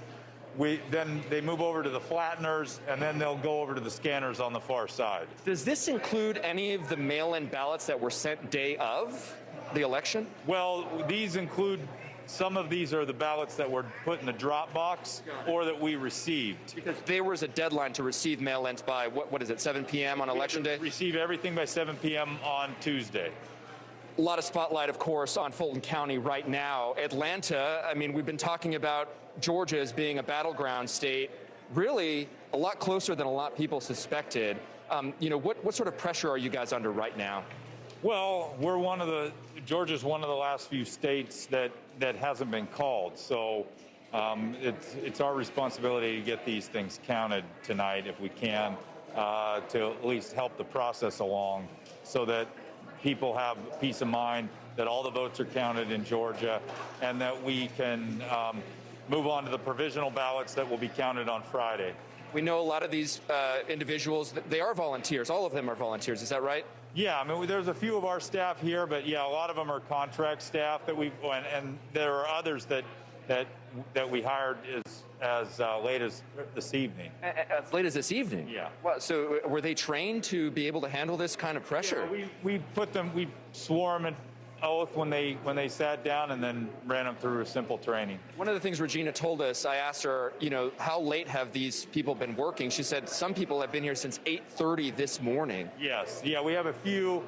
We brought in a pretty fresh crew, though, in the 7 p.m. to 9 p.m. Time frame, and those people are still here, and most of them are going to stay through the night with us. Okay, so just really quick here, they're not counting the ballots; they're just taking them out of the envelopes, getting them ready to be scanned. Is that right? Yeah, the scanner's over there. After that, what we do is we take them over vote review panel.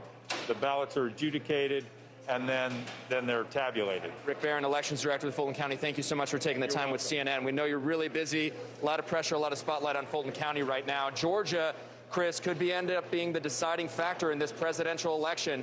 Fulton County elections officials, they feel it, they understand the pressure they're under. They're working fast to count the remaining ballots here. 17,000, or actually 14,000 ballots, absentee mail-in ballots still remaining here in Fulton County. Chris? Boy, I'll tell you, 8:30 in the morning, some of them have been there, volunteering to work through the night, doing this tedious work. God bless them, and what a beautiful demonstration of our democracy, especially during a moment of such toxicity and division. It's not sanctimony, it's just pride. It's amazing how people came out, Phil, in the worst of times, in the middle of a pandemic, to vote, to have a hand in their future from all over the country. And these people are killing themselves just to make sure the democracy works for the rest of us. What a beautiful moment in America, even with all the trappings of animus. You can ignore that noise and see what matters most, and it's those people in that room. What a beautiful thing. All right, we're going to keep crunching the numbers. Results keep coming in. We'll get them right. We'll get it in context, and then we'll go through it together. Stay with CNN. CNN. So we're here and we're counting for you. We have everything that you need to know when it comes to this election. So why don't we talk about where the voting is going? The person who knows that better than anyone is Kristen Holmes. Kristen is at our voting desk. Kristen, hello to you. We have seen a flurry of lawsuits from the Trump campaign, including one in Pennsylvania that we are watching very closely. Tell us more about that one.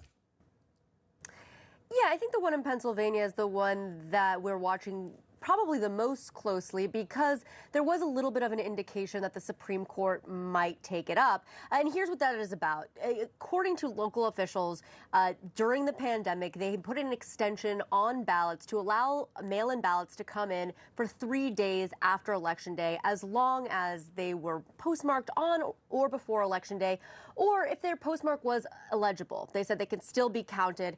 They had to be counted as part of the process. Again, this was a huge year where we saw record numbers in terms of absentee ballots, all of that. So they were trying to make the rules a little bit more relaxed to allow for more counting and problems with the postal system. Republicans challenged this. They brought it to the Supreme Court.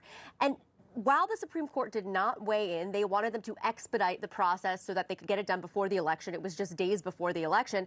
The Supreme Court said they didn't weigh in only because it was so close to the election. However, they left the door open, and this was conservative justices who did that, to possibly hearing this again after the election.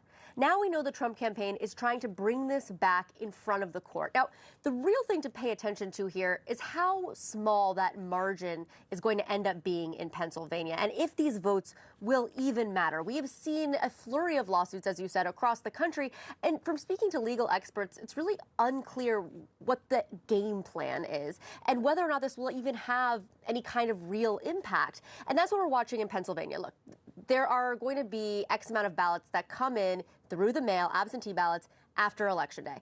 Is that margin, is that amount of ballots going to actually impact the race? And right now, it doesn't seem clear. Now, I'll tell you from experts in the state, political experts on both sides that are tracking this, they don't think that it's going to play any role here. They think whatever the margin is, it's going to be large enough to have these ballots just not even be considered, not even be an issue. However, we know that the Trump campaign is trying to sow chaos around this. They are trying to challenge every possible thing they can. They are trying to shave off votes from certain areas when they can through lawsuits. So something we're watching very closely. They want to sow doubt. And listen, they've threatened lawsuits in a number of different places. They filed a lawsuit in Georgia, trying to stop the vote there. They filed a lawsuit, one in Michigan, demanding vote counts be halted. And of course, we're talking about what's happening in Pennsylvania. Christian, thank you very much. We'll get back to you on that. Christian mentioned experts and what they have to say about this and how they're going to handle this, how this may proceed or may not proceed in a court of law. So let's talk to Ben Ginsberg. Ben Ginsberg is a longtime Republican election lawyer, so he knows about all of this. Ben, it's good to see you again. Thank you for joining us here. Good to see you. Thanks. So I just want to get your reaction to what Christian just said, especially about Pennsylvania. Is she right? This may not matter in the whole scheme of what's going to happen and how Pennsylvania may turn out? That is right. I mean, what you need, the legal definition, is enough votes to change the outcome of the election. And it's far from clear what the margin's going to be, let alone how many votes will come in. Worth noting that the Trump campaign's filed a couple other lawsuits in Pennsylvania, one about a cure provision in Montgomery County and another about not having enough observers in polling locations. So there clearly is something afoot in Trump world. Yeah. You were calling these lawsuits Hail Mary lawsuits. Why is that, Ben? Well, because this is the stage where, and I've been in this stage before, when a campaign is sort of faced with the grim reality of not winning an election. And so they look for any little way that they can fight and try and salvage a victory, even if it involves Hail Marys.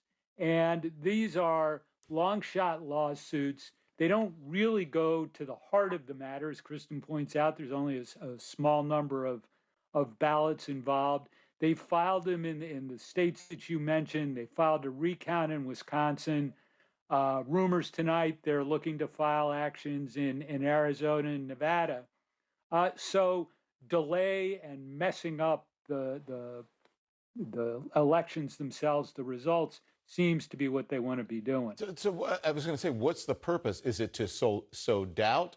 Is it just to extend the process? Because ultimately, this is going to be decided, and if they just continue to file, as you say, Hail Marys or frivolous lawsuits, I don't understand how that helps them, Ben.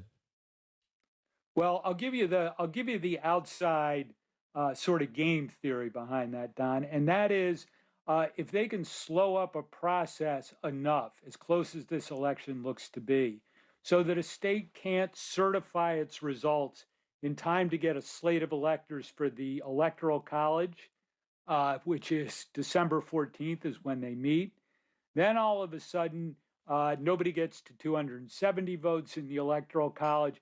That can cause all sorts of havoc and maybe toss the election to Congress, where Republicans did maintain a majority in the number of delegations from states in the House. And then this could So ultimately... there's your conspiracy theory for the night. Well, you would know, but listen, and that would ultimately end up with the Congress deciding. What are the chances of that happening, though, Ben? What do you think? I mean, because everybody at home is on edge, and they're all watching, and they're all concerned, and they're thinking, well, this person, you know, the Trump folks think the Biden people are going to steal it. The Biden people think that President Trump is going to try to steal it through some sort of legal action. Well, the chances of that succeeding are really, really, really, really small. But that doesn't mean that at this point there's not a Hail Mary strategy at work. Yeah. All right, Ben Ginsberg. Ben, great information from you, but unfortunately your shot is breaking up. If we can fix it, we'll get back to you. But we'll need to spend more time, as much time as we can with Ben, with folks like Ben Ginsberg who know about this. He's been through this a number of times, so he knows the ropes here. But again, we have legal challenges happening in a bunch of different states. The vote count is coming in. Is that Ben? Is he better?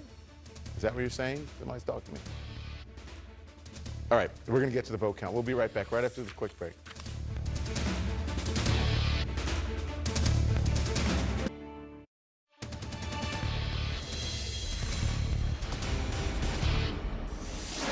All right, welcome back to our continuing coverage of the election in America for president and Senate, and a lot of down ballot races as well. You see, we have Georgia and Arizona up on the big board here with Phil Mattingly. I'm Chris Cuomo, and we are waiting for Arizona and Georgia to give us more information about the state of play there, take us through what's happening and why we are anxious for the data. So let's pull up Arizona first, because this is where we expect to get data soon. We expect it probably in the next 15 or 20 minutes, according to Kyung La, our correspondent who's on the ground, who's doing some amazing work. And here's what you're looking for here. Right now, Joe Biden up by 1.4 million votes, up by about 79,000 votes in the state. And where we are expecting vote to come in from is from right here. It's Maricopa County. It's 60% of the population lives here, largest county in the entire state. Right now, you look at this margin, you say, it's blue. Joe Biden's up by about 4-ish points. So this should be good for Joe Biden, right? Wrong, we think. But we have to wait and see the data. Here's what's happened over the course of the last several hours. Joe Biden's margin, in large part because of what has come into Maricopa County, has started to dwindle. Not entirely, still up by 79,000 votes, but went from 200,000, 150,000, 100,000, now it's 79,000. What we're waiting for is to try and figure out the composition of what's coming in next. Unlike some of the other states that we've been talking about over the course of the last 24 hours, Arizona's late mail ballots have actually leaned Republican. And we expect that some of this batch that's coming in will be leaning Republican as well. The big question, just kind of top line the state right now, Donald Trump needs to do probably between 56 and 57% of whatever comes in. That's the margin he's going to have. Hit 56%, hit 57% on his top line for everything that comes in for the rest of the state right now. So he'll have to overperform. He'll have to overperform. That's what we're going to be keying on. If Joe Biden even sits at this, even if he's at 45 or 46%, Joe Biden's going to win the state of Arizona. And the reason it's not just a possibility, it goes into the realm of probability, is that Joe Biden's been overperforming. Now, he's got a built-in advantage in this type of balloting that we've been seeing. In mail-in ballots, they have been oversampling Democrat because we knew this for weeks before the election. More Democrats had been requesting absentee ballots than Republicans. Why? 100 reasons. One of them that may haunt is the president kept telling Republicans and everyone else not to do it. And that will be part of the legacy and the autopsy of this election. All right, so we're waiting. The latest time check is somewhere within a half an hour, they'll give us the information. As soon as we get it and we can make sure it's right, we'll bring it to you. What else? Well, one point I want to make here, and I think this is important, is the Trump campaign has made very clear that they believe Arizona is still in play.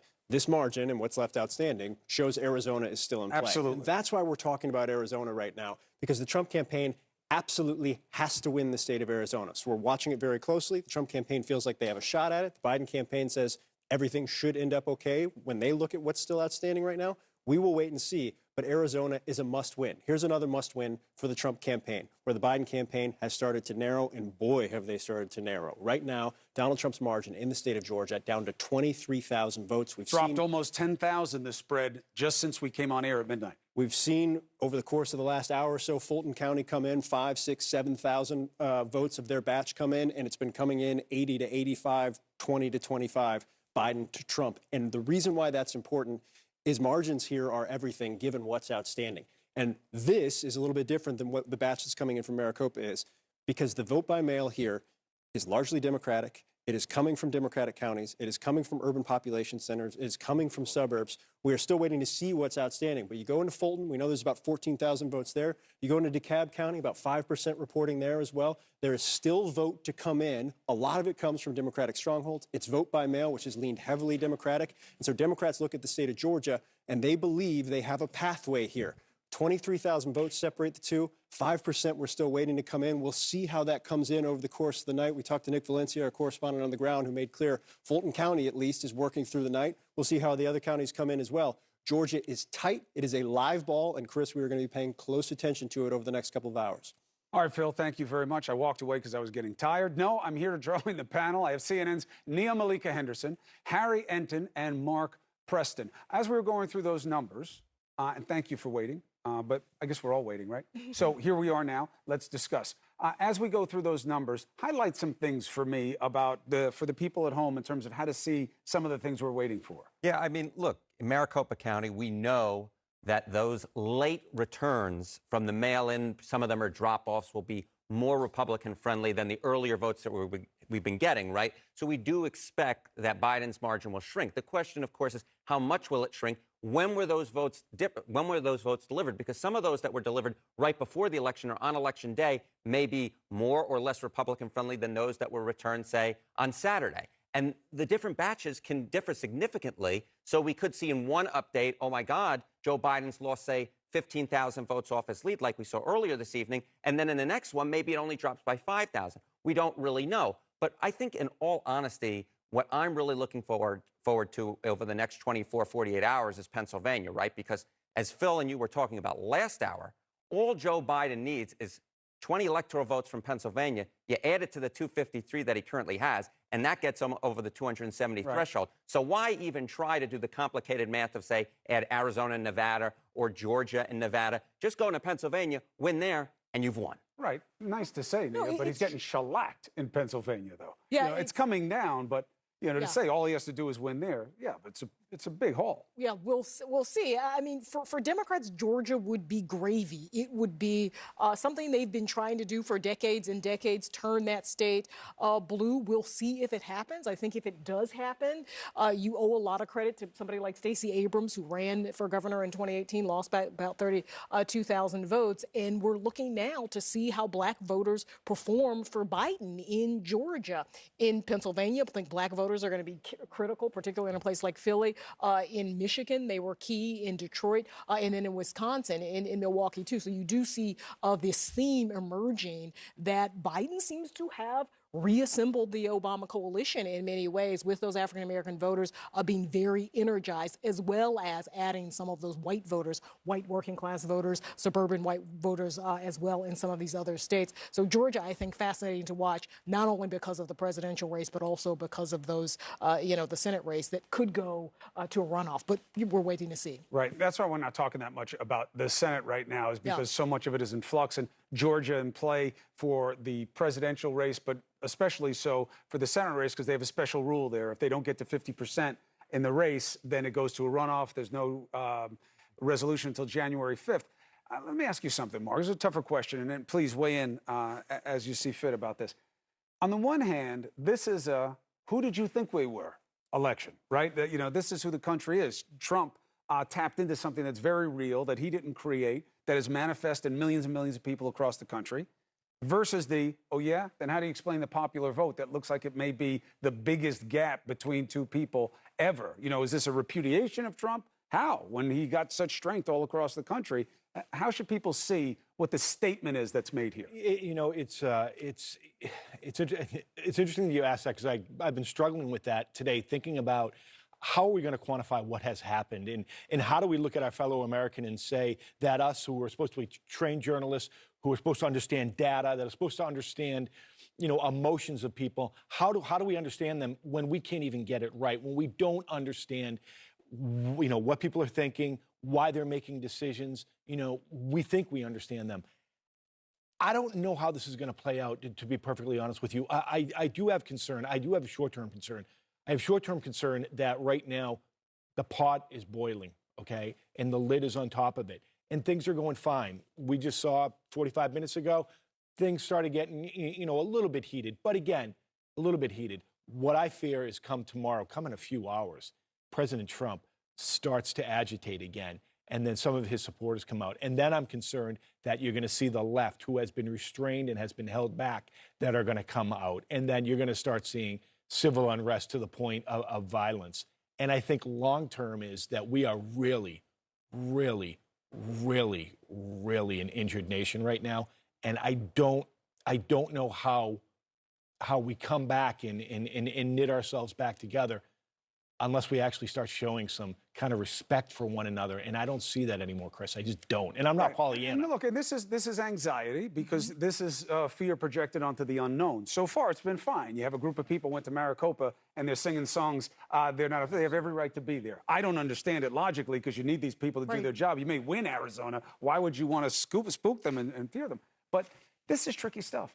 And understanding where we are, and you have to know where you are to get to a better place. Yeah, and a lot of the divisions, and we should just be frank about this, are racial divisions, right? Which is sort of America's original sin, not really acknowledging the wounds of racism, the wounds of slavery and segregation, and sort of systemic discrimination against a certain group of people. And that's one of the things that I think Biden realized early on. That was the whole idea of his running for president. Renewing America's soul, binding the wounds of America, thinking about Charlottesville and that as a low point in him saying that he could do better. We'll see if he can do that. I think he was certainly eloquent when he spoke earlier about, America needs to get to a place where we hear each other and listen to each other. But listen, I think what we don't know is the kind of force that Trump remains, even if he loses. How does he stay on the scene? I imagine that he wants to, and he will, because he does have millions of followers who believe him and look to him for guidance. Is he going to be able to tamp, some of the rhetoric down, or does he stay engaged with those people in a negative way? And one of the things that I am certainly doing personally, and I've taken a beating from you guys for a long time, and it's okay, it's part of the job. I am very open to both sides of the controversy. I have them come on Cuomo Primetime all the time. I get into the fights, and I take it from the other side for even having them there, because you guys don't want to hear anybody you don't agree with.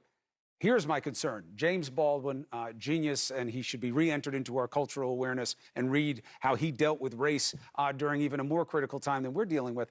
The idea of disagreeing with decency is great, and we should exercise it. However, as James Baldwin said, we can disagree with decency unless your disagreement is about my right to exist.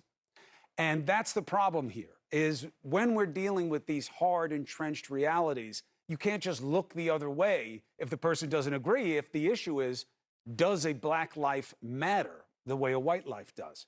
And that's a problem, and it's not going to go away. And the secret has to be in where we see common threads that bridge us past the difficulties. I don't know where we are on that, but I do know this. We'll have to converse our way through it, and someone's going to have to lead. Who will that be? Quick take. I got to go to break. I was just going to say, look, we had record turnout. There was this whole idea, Democrats, hey, we're going to, break the racial strife in this country. People are going to come out, repudiate President Trump. And while perhaps that happened in the popular vote, obviously that doesn't really matter. It's the Electoral College that matters. And we didn't see that repudiation that I think a lot of Democrats were looking for. And you saw, the polls showed us very clearly in the exits, people came out for President Trump for two big reasons. One, they were willing to overlook his flaws because of his positions, and those positions dealt with economics. Now, what isn't told in that? That's the culture war. And that's something where we've been making our own trouble for a long time. Let's take a break. Let's deal with the top line, which is, how are we doing in deciding who will lead us next? There's new information coming in right around 10, 12, 15 minutes from now in Arizona. Very important. We'll give it to you as soon as we get it. Stay with CNN. America. America. America. This election season, there are a lot of issues worth debating. But please. Don't drink and debate politics. Don't drink and debate who won the debates. Don't drink and debate how we're going to vote this year. But please do vote. Don't drink and bring up gerrymandering. Jerry? Who's Jerry? And if there's anything Smirnoff knows for sure. Don't ever drink and bring up Russia. Just drink water instead. Smirnoff. Drink responsibly, debate responsibly.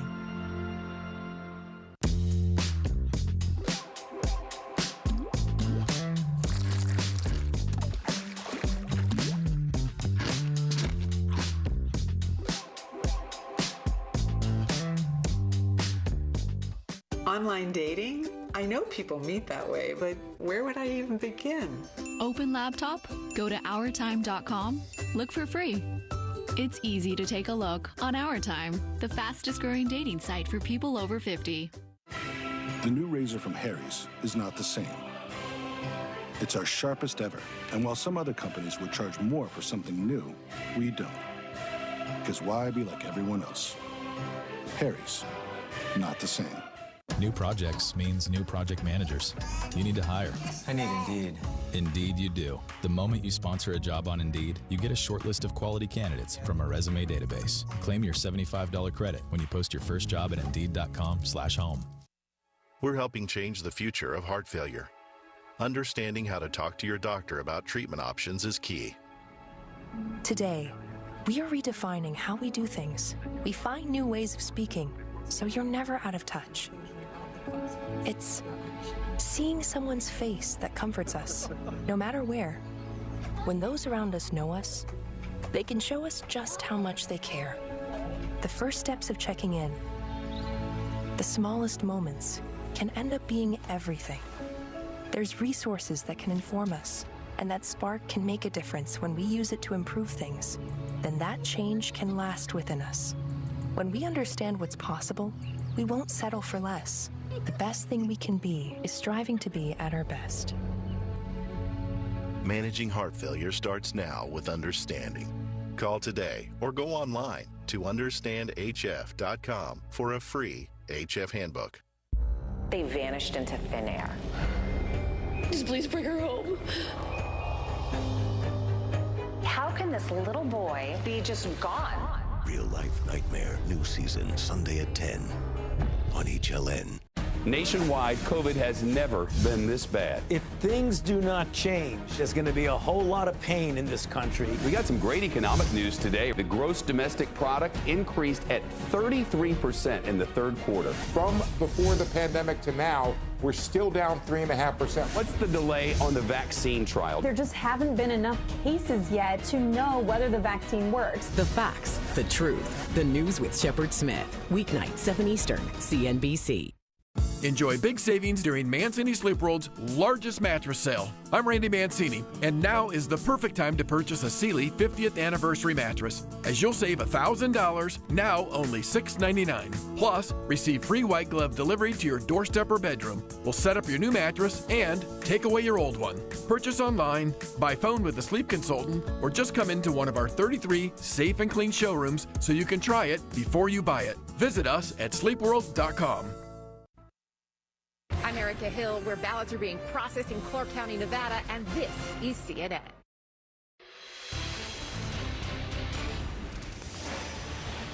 All right, welcome back. One of the states very much in play, Nevada. Joe Biden right now having a very slim lead of 7,647 votes there.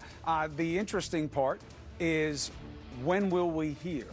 We heard from officials there that nothing will come until tomorrow. We know counting is underway right now. We're showing you Washoe County. That's the Reno, Nevada area. President Trump's campaign is considering taking legal action in Nevada, sources tell CNN.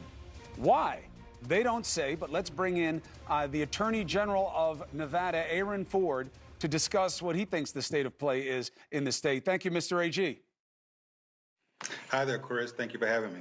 All right. So the idea would be, constructively, you're taking too long, and that's because these mail-in ballots are filled with fraud, and we're going to come after you for it from the Trump campaign. What is your take on your process? Well, my take is that all of that's nonsense. And I want to back up, if you will indulge me real quickly. You talked about something in a segment a minute ago about the poll workers there, or the election workers. And I think they should be getting our commendation out of condemnation. There's a lot of consternation about the time it takes to count, but these are folks working very hard, and I'm very proud of the work that we're doing in Nevada. Now, counting votes takes time, especially in a circumstance like ours where our registrars sent out to all active voters mail-in ballots, which was something that our legislature in its infinite wisdom did in order to help people exercise a constitutional right during the time of COVID. And I appreciate that. And we are working to ensure that everyone gets their right to vote and that it's going to be counted. First of all, I agree with you about the workers. In fact, the count is going quicker than usual. We just have a very tight race, and that's why the projections that people are used to from the exit polls didn't happen in this cycle, because this is a very divided race. It's not about the speed of assessment by states, especially with this flood of mail-in ballots. Now, you made a point that will become a critical legal concern. The idea of, we don't like how the email voting works, or the mail-in voting works. You made the key statement there: legislature in the state, reviewed by its own process. How invulnerable to legal attack is it when the way you do it is a function of legislature? Quite invulnerable if you take a look at the track record that we've already established against Mr. Trump. He's sued us twice, maybe 3 times already, and each time my office has been able to work with our local district attorney, for example, and defeat those lawsuits. As recently as last week, he filed another lawsuit claiming that the observation requirements or observation opportunities were insufficient, and we prevailed on that as well.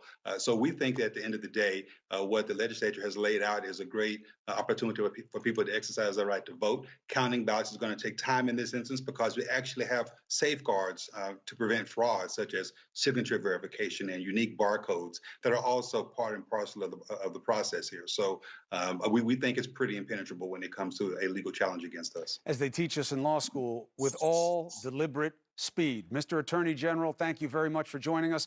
Good luck in getting it right. Thanks, Chris. All right. So we'll take a break. Litigation, a lot of it is noise. I say you ignore it. As legitimate issues and litigation comes up, we'll tell you about it. The toxicity surrounding it, I don't know how it serves our purpose right now, so I say we keep it down as much as we can. What we do want to do is get you more vote totals, and we do have information due from Arizona any minute. Let's take a quick break, and we'll be right back.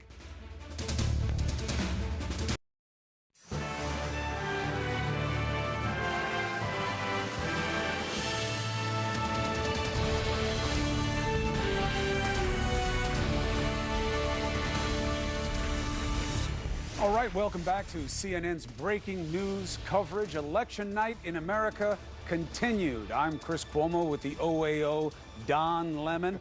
What a night. We are due information any minute from Arizona. An exciting night. You never know what is going to happen.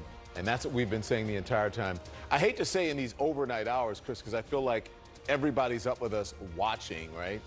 We're continuing to count the votes. They're counting the votes. We're bringing the information. The president's lead over Joe Biden in Georgia, as you have been talking with Phil there at the wall, it's shrinking, Chris, and still more votes to be counted in Georgia. Look, this has been unique.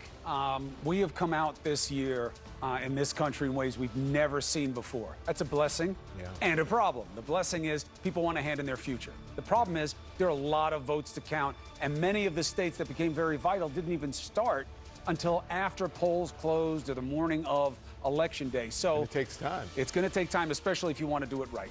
And as real issues come up, we'll take them on one at a time, but we're going to ignore the noise. It's not helping us get to a better place, and it's long past time we made that decision.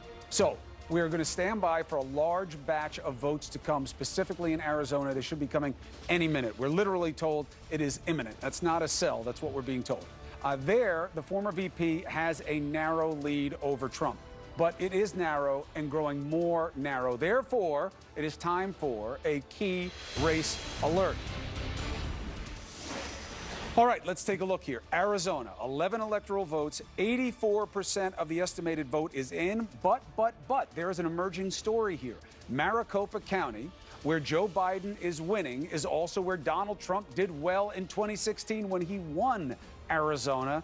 And in the latest couple of batches of returns, Trump has done better comparatively over Biden, shrinking the lead to under 80,000 votes. Will that continue? If it does, the president could win in Arizona and change the landscape of the race. Next, Georgia, 16 electoral votes, 95% of the estimated vote is in, but that 5% is deceptive. Why? Still, big population centers that break blue in a big way to be counted. This lead has been shrinking hourly. It's gone down almost 10,000 votes on our watch, 49.6 to 49.1. You're getting very close to this being a guarantee of asking for a recount. Next, Nevada. 6 electoral votes, very important and also a little frustrating. Why? We just spoke to the AG there about potential litigation, but we don't know anything, and they told us this morning that we're not going to know anything until tomorrow. The lead had been chewed down to 7,600 votes there. The question is, can the president chew down that lead even more? Hard to put meat on the bones because we don't have the information, but Nevada matters based on what else happens. These could be a key 6 votes, especially for the president. So we'll keep an eye on that. Next, Pennsylvania, okay? This is the one that everybody seems to like to talk about. And why? Well, we'll take you through it. This was a huge lead. The president has used this state a couple of different times, okay? He used it most recently by saying, I was up so many votes in Pennsylvania. We're going to win Pennsylvania. It's over. And I understand why he said it. 1, no respect for facts, but 2, he was up over 600,000 votes. Not anymore. This is why you hashtag keep counting. He's down to 164,000. There are huge population centers at play that could break blue. So we're watching. As that happens, we'll get a better sense. 89% of the estimated vote in. He's also using it as his linchpin for, I don't like the way they handled early mail voting there, mail-in voting. It's been to the Supreme Court twice, but we'll keep an eye on it. Next is North Carolina, okay? This has been a quiet story here. The president is up. He has been up 76,000 votes. Is it worth waiting for this other 5%? Maybe, if it comes disproportionately from the research triangle and that breaks unusually blue, but we have no indication of that at this time. Okay, that is the key race alert. Let's look at the big map here, the electoral map. My favorite thing, 253 to 213. It keeps staying there. Why? Because we're not calling states. There are too many votes. You can't get this kind of stuff wrong. The assuredness is going to translate into how we move forward together. So let's break down the state of play. Phil Mattingly, Magic Wall, my friend. We are waiting on Arizona. We are seeing trickles from Georgia, unannounced. Yep. What are you impressed by? I want to talk to you about Pennsylvania. Please do. I want to talk to you about Pennsylvania because you've seemed skeptical of some of the things that have been presented that I've attempted to present to you over the course of this night. I'm going to walk you through things right now. You've made a very clear case and a very clear point. This is a significant lead at 164,000 votes. However, let's keep in mind, I'll even take you back. Let's take you back to 12 a.m. midnight, November 4th. The lead was 548,000 votes. We were together. I'll never forget your eyes. It was a beautiful time. 548,000 votes. Move up to 2 a.m. 709,000 votes. Again, this is when Donald Trump in Pennsylvania was mostly election day vote, where Donald Trump crushed turnout in western Pennsylvania, hit his margins in a lot of places, or at least appeared to hit his margins in a lot of places in northeastern Pennsylvania. Let's keep going. 10 a.m., all of a sudden starts to go down, 589,000. They start counting absentee ballots. They start counting vote by mail. 3 p.m., now it's down to 435,000. 6 p.m., down to 276,000. 195,000 by 9 p.m. Where do we sit right now? 182,000. Turn this off. The point being, this is shrinking. It's now at 164,000. Now, what's outstanding? What's outstanding? What's the biggest place that's outstanding right now? Philadelphia County. Look at the margin and look at the top line vote for Joe Biden. There's 30% outstanding, and Joe Biden's already at 457,000 votes. You're talking about not 5, 10, 15,000 votes here. You're talking about six-figure votes, potentially. How many votes? Harry Enton, how many votes are we waiting on from Philadelphia? Do you know? There are different estimates, but certainly well more than 100,000 that we're waiting for there. And my guess is those would be even more Democratic than those votes right there, especially given the 2016 results where Clinton carried Philadelphia. All right, so I'll give you 120,000 votes outstanding as that the is estimate. A single county. And so Harry makes a key point here. But it is the biggest county. It's the biggest county. Let's go back to 2016. That was the margin in 2016. It was a good margin for Hillary Clinton, 584,000 total votes. Let's flip back to 2020. There was a lot more vote to come in here. There's a lot more vote to come in here, and the margin's going to grow, and Harry makes a key point. This is a Democratic county. It is a very large margin right now. The margins on the mail-in vote in Michigan and Wisconsin, a similar type of pathway that we've been following in Pennsylvania as well, skew even more heavily Democratic. So the expectation is it could come in 79, 80% Biden, 20% Trump. So you're saying you like the way Biden sits in Pennsylvania better than Trump at this point? It's not whether I like or dislike something. What I'm telling you is what's outstanding and what numbers are. So that's the biggest county, and that's the most vote that's outstanding and what that means for the state of Pennsylvania. Here is what is also important. Look, you've got a couple counties here. You have Allegheny that's still outstanding here. What I want to do is show you what's outstanding and talk about the red counties here. You see the red counties and you say, look, okay, fine, you've got a couple big Democratic counties out here. Well, these are red counties, so Trump's got to have vote in these red counties, right? That will be, naturally, that would be where that would come in. A couple of things here. One, yes, it's true. Crawford County, it's a red county, 72% reporting. There will be a couple thousand here. That's not going to match up with Philadelphia. Here's the biggest issue right now that Donald Trump is facing. These are Republican counties. What we have seen come in Republican counties across the state over the course of the last 6 or 7 hours has been Democratic vote. Except has been this 19 points. No. I'm just talking about Pennsylvania. Right, but I'm just saying, just a point of contrast for people as we wait on Arizona. Arizona's been a different story. But I hear you. Even though it's red, it's been breaking blue because of the types of votes they are. So here's the best example that, you know what, I could do Westmoreland. I want to do Luzerne instead. Take a look at Luzerne. I want to bring this back up. Look at the margin right now, 56 to 42. Flip back to 2016. A little bit better than Hillary Clinton was doing. So what Joe Biden is doing is in places where Donald Trump did very well 2016, he's holding down margins with vote that's still outstanding. Now here's the point that I want to make. Look at the margin if you go back. It was a bigger margin at midnight.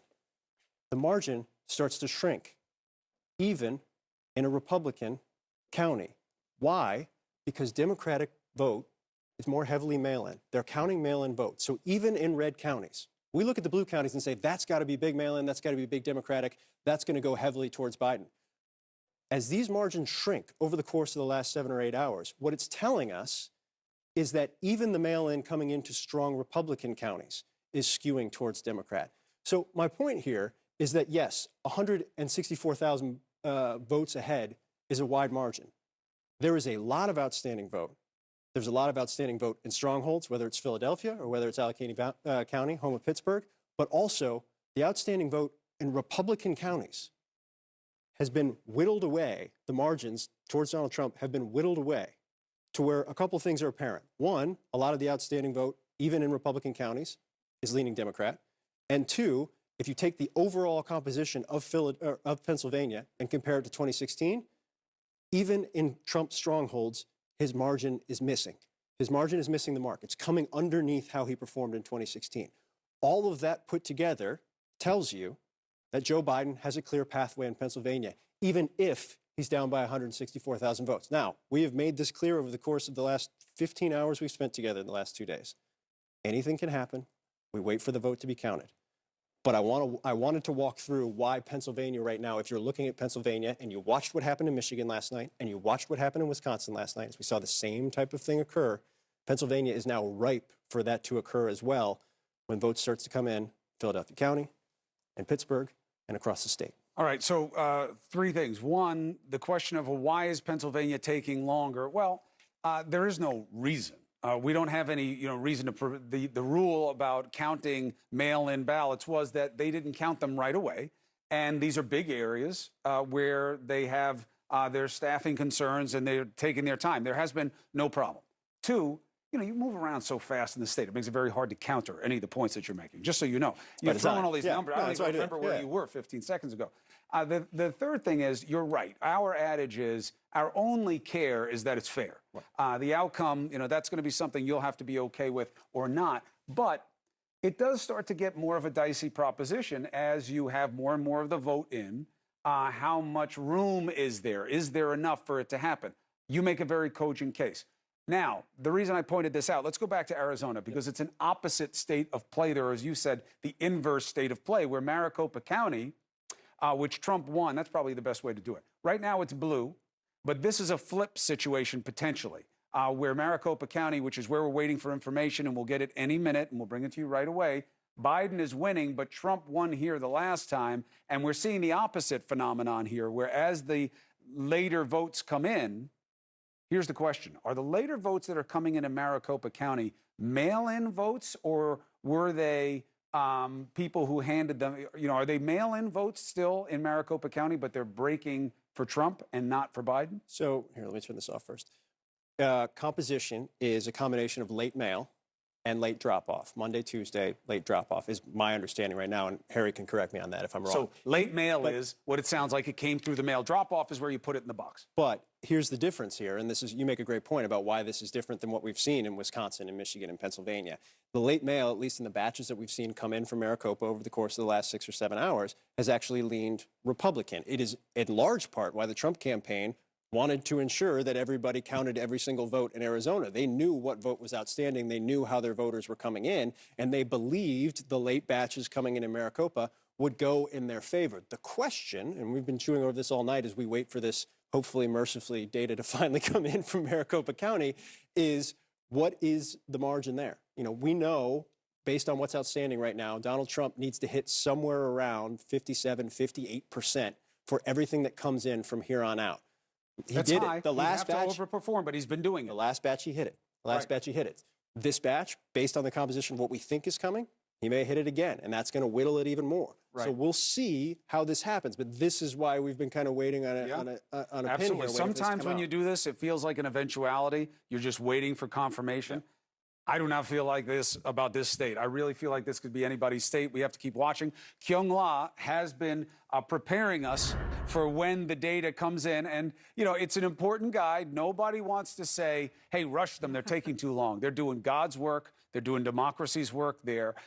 They had said around 2 a.m. We're past it now. Any indication of if there is a delay, or it's just taking the time it takes, or is there a problem? Is there a problem with machine? Was it the protest? Anything going on, or we're just waiting? What's the latest word?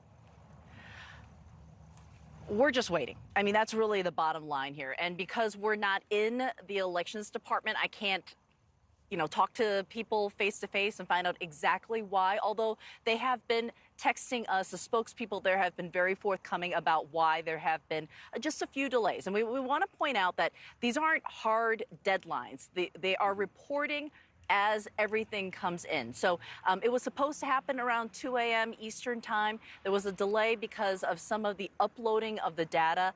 A reminder that when you're talking about a bunch of SD cards and trying to scan ballots and gathering all of that, that does take time. If you think about how long it takes your computer to upload data. So imagine how much we're talking about here. That was the first delay. Then there was a second delay because there's a review of some of the audit logs. That's just taking time. I'm going to refresh my screen one more time because I'm in a parking lot, and normally what we've been seeing is that they've been running us papers and telling us that, oh, wait, no, sorry, things did not change. I'm sleepy. So, yeah, we still don't have any updated numbers, but I can tell you from after spending almost 2 solid days with the elections department in Maricopa County that as they get it, they are sharing it. And it is on a publicly available site. They've told us to keep refreshing the page. When they have it, they will let us know. What I can tell you about the first bit of data that we got is that it was about 76,000 ballots that were processed and released. So what we're looking for is to see if it is another number like that. There's about 450,000 minus that 76 that we were waiting to see how long it was going to take to process, and they're whittling it down.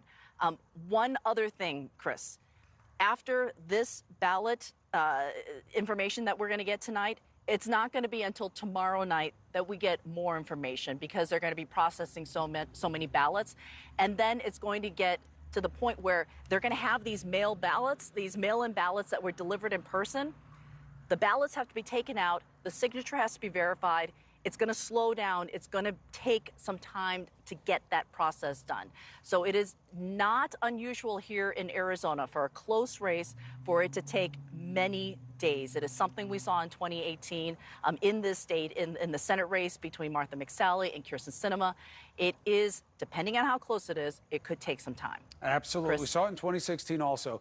there was a delay. So you keep refreshing your phone. And I have to say, if this is you when you're tired, I'm even more jealous of your aptitude than I was before this, because you tired as me on a 6-pack of Red Bull. Thank you very much for giving us the latest. When you get the numbers in, Kyung, we'll come right to you. All right, let's take this opportunity to take a little bit of a break.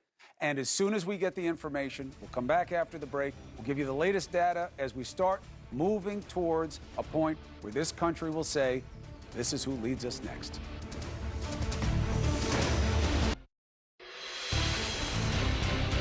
So we're watching the votes come in, when they do come in. Nevada, Arizona, North Carolina, Pennsylvania. But what we're watching closely right now really is Georgia. Georgia really getting close in the count between the former vice president and the current president of the United States. I want to get to State Farm Arena down in Atlanta, Georgia, in the basement. And this is a super site where they're tallying up the early voting. Nick Valencia is there. Nick, when last we saw you, you were speaking with Fulton County Elections Director Richard Barron, and he said, I think there were 14,000 outstanding ballots that needed to be counted. Has he given you an update? What do you know? Yeah, hey, Don, we just got an update a short time ago. That's now 13,000 absentee ballots remain to be counted here in the county. At one point, they were moving at about 3,000 votes per hour. That has since slowed down. But these workers behind me, Don, I mean, there is a sense of urgency, and you could feel it at the vibe in the room. You feel it here. There's a lot of pressure and a very important job. I wanted to introduce you to one of the poll workers here. Luis Herbert, you are, just so special. We've been talking about you guys, and everyone's, watching the work that you're doing here. What's your experience been like, and did you think that Fulton County would be this close?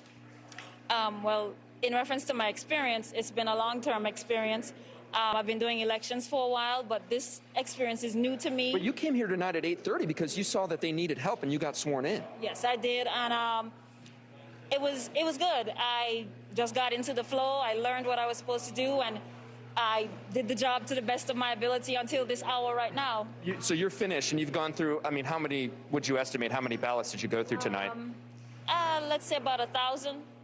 Well, a little less than 1,000, maybe anywhere between 500 and 600. Did you encounter any issues at all, Louise? Were there any problems? Tell us about that. The only issue that might happen is the machines have, you know how machines are. You push the paper through, they may jam a little. Just as you're scanning them after you process them? Yeah, that's about it. Barron explained to us last hour a little bit about what this center is, just so you can remind our viewers who may be tuning in for the first time. What is going on here right now? Because you're not actually counting them. This is the first step in the process. Yes, they're going to be somewhat processing through. You open up the envelope. Ballots. Yeah, so we open the ballots, we count them, we put them through a machine. Process is done. So I spoke to you. It seems very simple, but this is a lot of pressure you guys are under. I spoke to you earlier this evening. You seem to be taking things in such stride, considering how much of a spotlight and focus is on Atlanta right now. I know. It's my personality. I take things in stride my whole life. We know a lot of people here. You guys have been working tirelessly. You got here last night at 8:30. Some people 8:30 this morning. Describe the atmosphere and the mood for those here at home that aren't here in this room. Everybody almost seems to have the same vibe like me. Okay, let's just do this. Those who are here long and days, they're a little more tired, a little more fatigued, but they're still pressing on. Well, we know you have got to be tired. You spent a lot of time here. Thank you so much for your contribution to this country. Democracy in action right here tonight, Don. A lot of pressure and a lot of focus. Things are too close to call. 24 hours ago, Don, when I was reporting, President Trump had a 102,000 margin lead that has considerably shrunk. About 23,000 margin lead that he has right now. And I mentioned 13,000 absentee ballots to be counted here. Earlier, we were told by the Secretary of State there were 90,000 absentee ballots across the state. We haven't got an update in these overnight hours. We're expecting, hopefully, to hear from him later this morning. But still a lot of focus right now here on Atlanta. Just to be clear, Nick, they're going to continue to update. They're not going to wait until the morning? Clarify?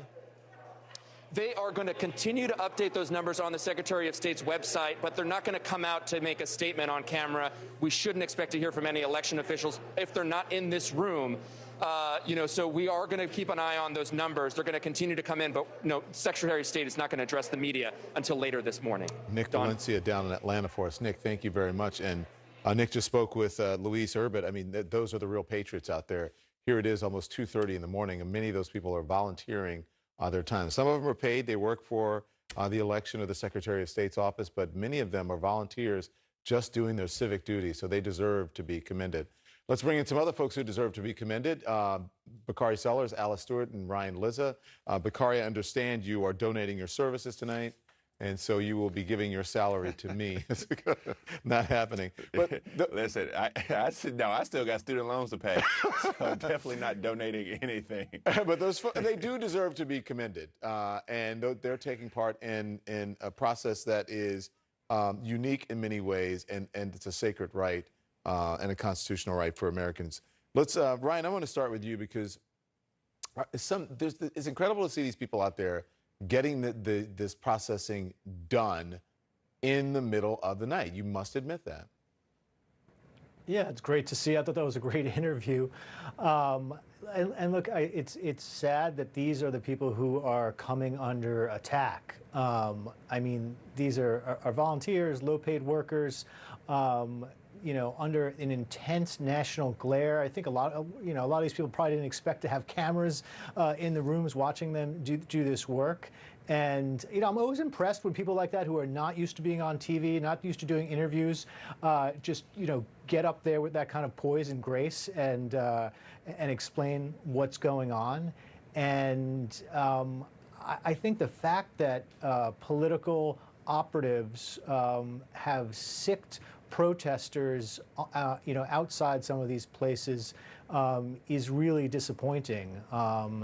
And from what I've seen from online, on social media, and some other news networks, I don't think that we've seen the last of that, unfortunately, especially if these remaining states start trending towards Biden, and I think we may see some more of that, unfortunately.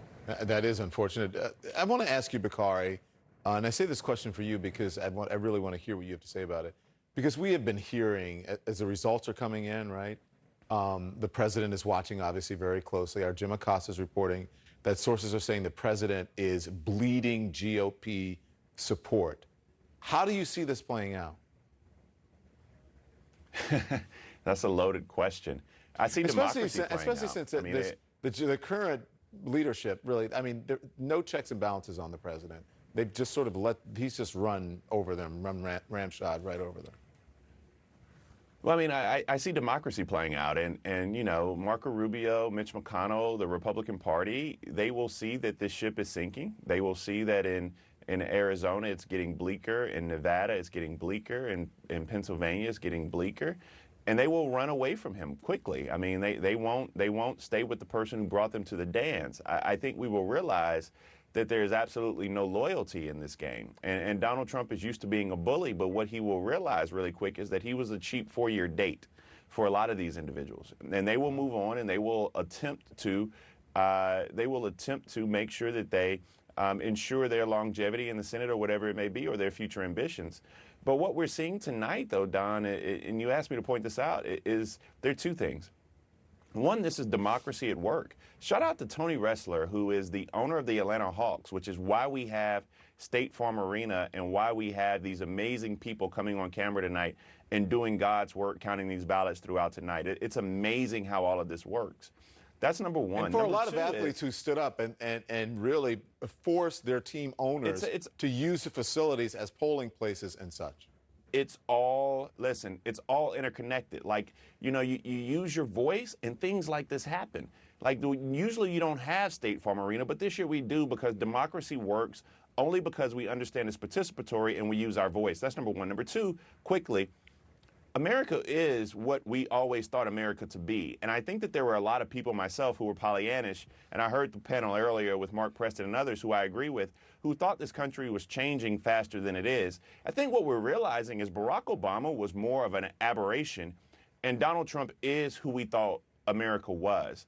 And that's why you have this tendency of Democrats to be so sad and depressed and upset, even though it looks like Joe Biden may actually get the 270 electoral votes. People wanted a blowout so we could push back on xenophobia, bigotry, and racism. But what we got is a lot of people saying, that racism, it ain't all that bad. We can take a little bit of it. And so I think that people will realize the reason that Donald Trump was as successful as he was is because a lot of us underestimated and we thought we were further along in this country than we are. But progress takes time. And I'm just happy that the arc of justice is always bending slightly in our direction. Well, this is a conversation after we got off air this morning that Chris and I had about the two different Americas and about how what has happened. The president obviously getting more support even during a pandemic, even during the racial strife that we have been seeing in the country over really the last 4 years, but really has ramped up within the last couple of months. That even pollsters and people who watch what happens in our society, watchers and newsmakers, thought that the country was in a completely different place, and how black people and white people in this country really have a whole completely different perspective on what's happening in the world. It's like that SNL skit after 2016 with Hillary Clinton, where you had Dave Chappelle and Chris Rock at a party, and all the white people are going, I can't believe our country wouldn't, it's so racist. And they're like, really? What country have you been living in? Listen, I truly believe that we're going to get there, and that may be my youthful naivete, but I firmly believe. And tonight in Georgia, with C.T. Vivian, with John Lewis, with all of these luminaries that are watching over this process, even John McCain in Arizona, I believe we'll get there. I think that there are people who believe in the better angels of our nature. However, I will tell you that we may get there, but we damn sure ain't there yet. Yeah. And that's what this election showed us. Well, the thing is that we really can get there. There are people, like-minded people, who have the country's best interest at heart and their citizens' best interest. Alice, I want to get to you, and I want to talk more about this GOP support that Jim is reporting here, that the president is bleeding GOP support. That's what the reporting is. We have not seen that. We have not seen any Republicans come out and say the president, at least publicly, should not be saying that. Folks who are in office, you have people like Chris Christie, right, and you have Rick Santorum saying it on television, but you don't have leaders saying it. These GOP officials see the president's complaints, and this is a quote, ambulance chasing routine. How do you see this? Look, I think when we have for the last several weeks the president questioning the integrity of the elections and the potential outcomes, and then right out of the gate he says last night that he potentially will get the Supreme Court involved with regard to these election results, that did cause concern for some Republicans, speaking with many of them, and also declaring, without having gotten to 270 electoral college votes, that he is the winner. And that caused some consternation amongst Republicans. But they won't say it publicly, will they? Some have, but some certainly have not. Obviously, we're still in the thick of things, and we need to let every vote count. And this is one of my issues. I said it last night. He was rather premature in a lot of what he said last night, talking about the Supreme Court involvement. It was almost as though it was a solution in search of a problem because we had not seen any evidence of irregularities at the polls. I do think there are some things that need to be looked at now, but coming right out of the gate saying that I felt was rather premature. Look, and it's really important, if he's going to barnstorm this country, and Joe Biden is barnstorming the country over the last several weeks, and say every vote counts, then let's count every vote. And that's why this is really important to do what we're doing in Georgia, in all of these states, and making sure that we get the numbers right. We just heard there's a sense of urgency in Georgia. There's also a sense amongst Republicans that Joe Biden might actually win Georgia. And I find that really hard to believe, but we will know that when we take our time and patiently, I'm not sure there's a sense of urgency in Georgia. Maybe there's a sense of urgency among people who are saying, oh, let's get this over with. But the people who are working down, at the State Farm Arena, they just want to get it right. That's the urgency that they feel getting. And they say they don't have to be first.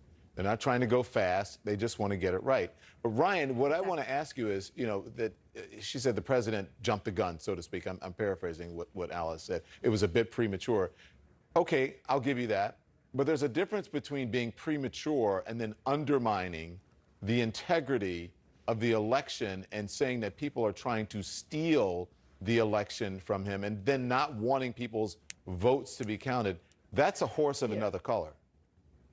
Yeah, I like that expression. Look, he said some of the stuff is just absurd and silly and can be ignored. You know, when a candidate says, "Oh, I won Pennsylvania," I mean, it doesn't matter what the candidate says. It doesn't matter what the campaigns say. They are just observers like we are at this point. The count will go on. So I dismiss that to a certain extent. The legal challenges are more serious. What they've done in Pennsylvania and what they've said publicly is they want ballots thrown out, and they want the U.S. Supreme Court to take another look at this. Now, as was reported before on CNN, it's likely that those votes aren't going to make a difference anyway, but they could. If this whole thing comes down to Pennsylvania and those votes are the deciding factor, that would be kind of a legal nightmare scenario where the Trump campaign would try and take this back to the U.S. Supreme Court. They now have an extra vote on the court from the last time that the court reviewed this issue, and the entire race would be decided by Barrett. Now, we're a long way from that kind of thing. So, and then the final thing is the public incitement against the officials. Ryan, I have to go because we're getting some votes in. Thank you, guys. Stand by. We'll be back to you. Chris, I just gave away what we were talking about a little bit this morning, but we'll talk about that later. As I understand, you've got some vote totals coming in. Yes, my friend. We got a lot of time, but we do have some new information. So let's go to Kyung La. Kyung, first of all, thank you so much. We know you had to get moved out of the building, and you guys are set up in the parking lot, and you're working different phones. I mean, you know, you're a professional in every situation, but this is tough duty, and the accuracy matters. So thank you so much for getting us the information. What do you got? Okay. We have new numbers from Maricopa County. And before we go into these numbers, remember, Maricopa County encompasses the city of Phoenix.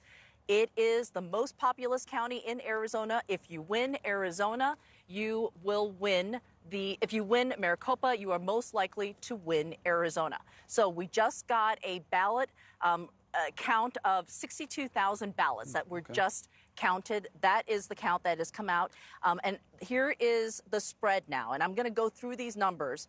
Joe Biden has 912,585 votes.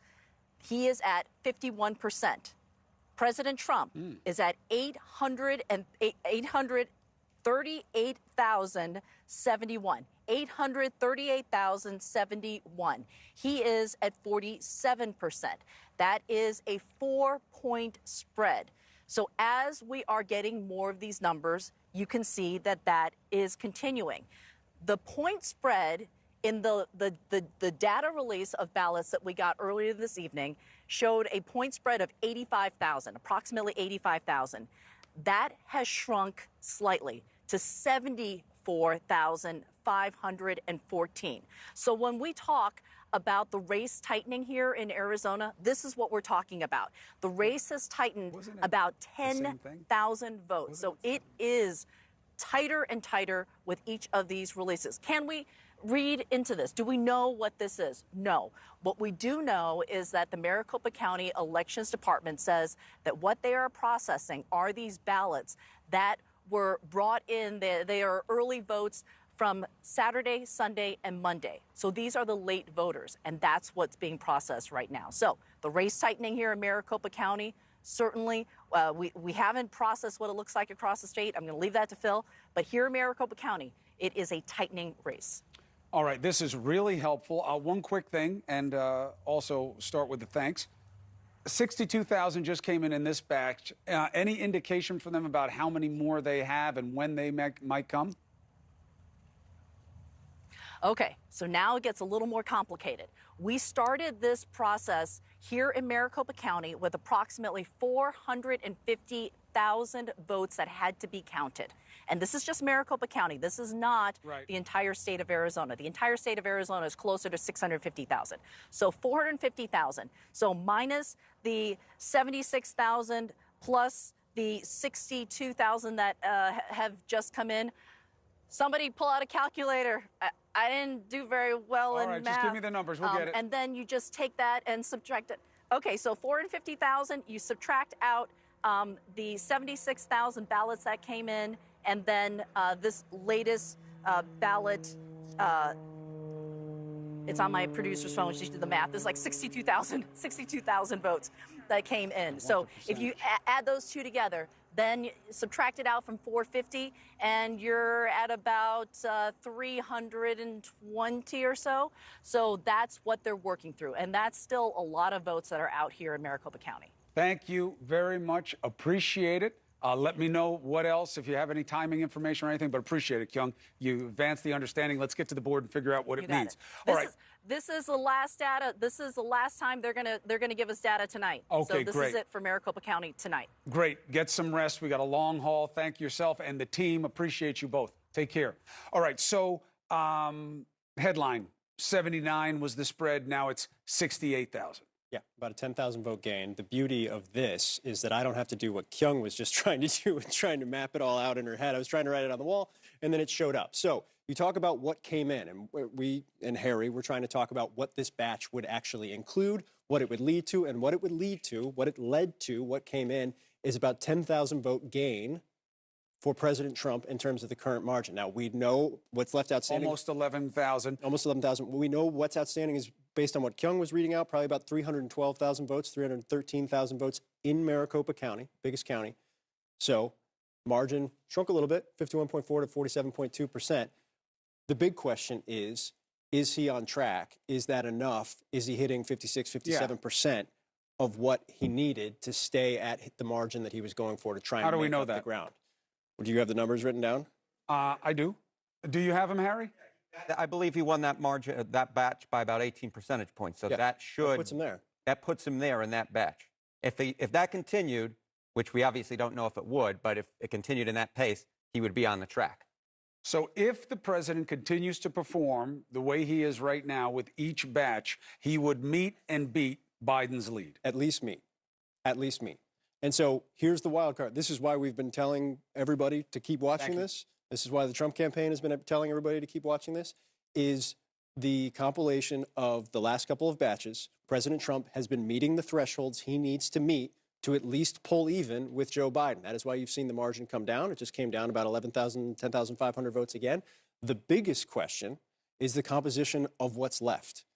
And not just in Maricopa, but also we've been waiting for vote to come in from Pima County. My understanding, about 17,000 votes in from Pima County as well, which we expect to be more Democratic.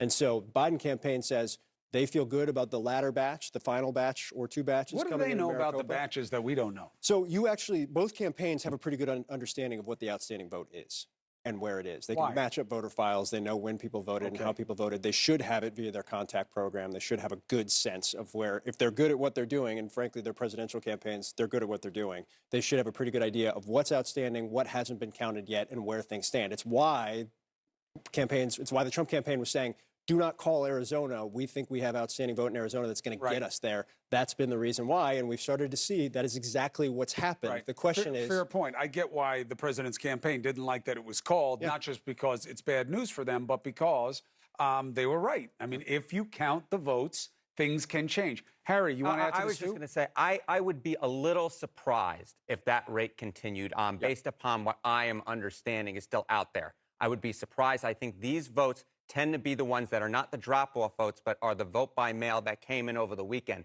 Those are supposedly more Republican than the drop-off votes that came in, say, on Election Day. Now, we don't know that for sure. Let's wait and see what happens. But I would be surprised if the president continued on this track, at least at this point. All right. So let's do it this way.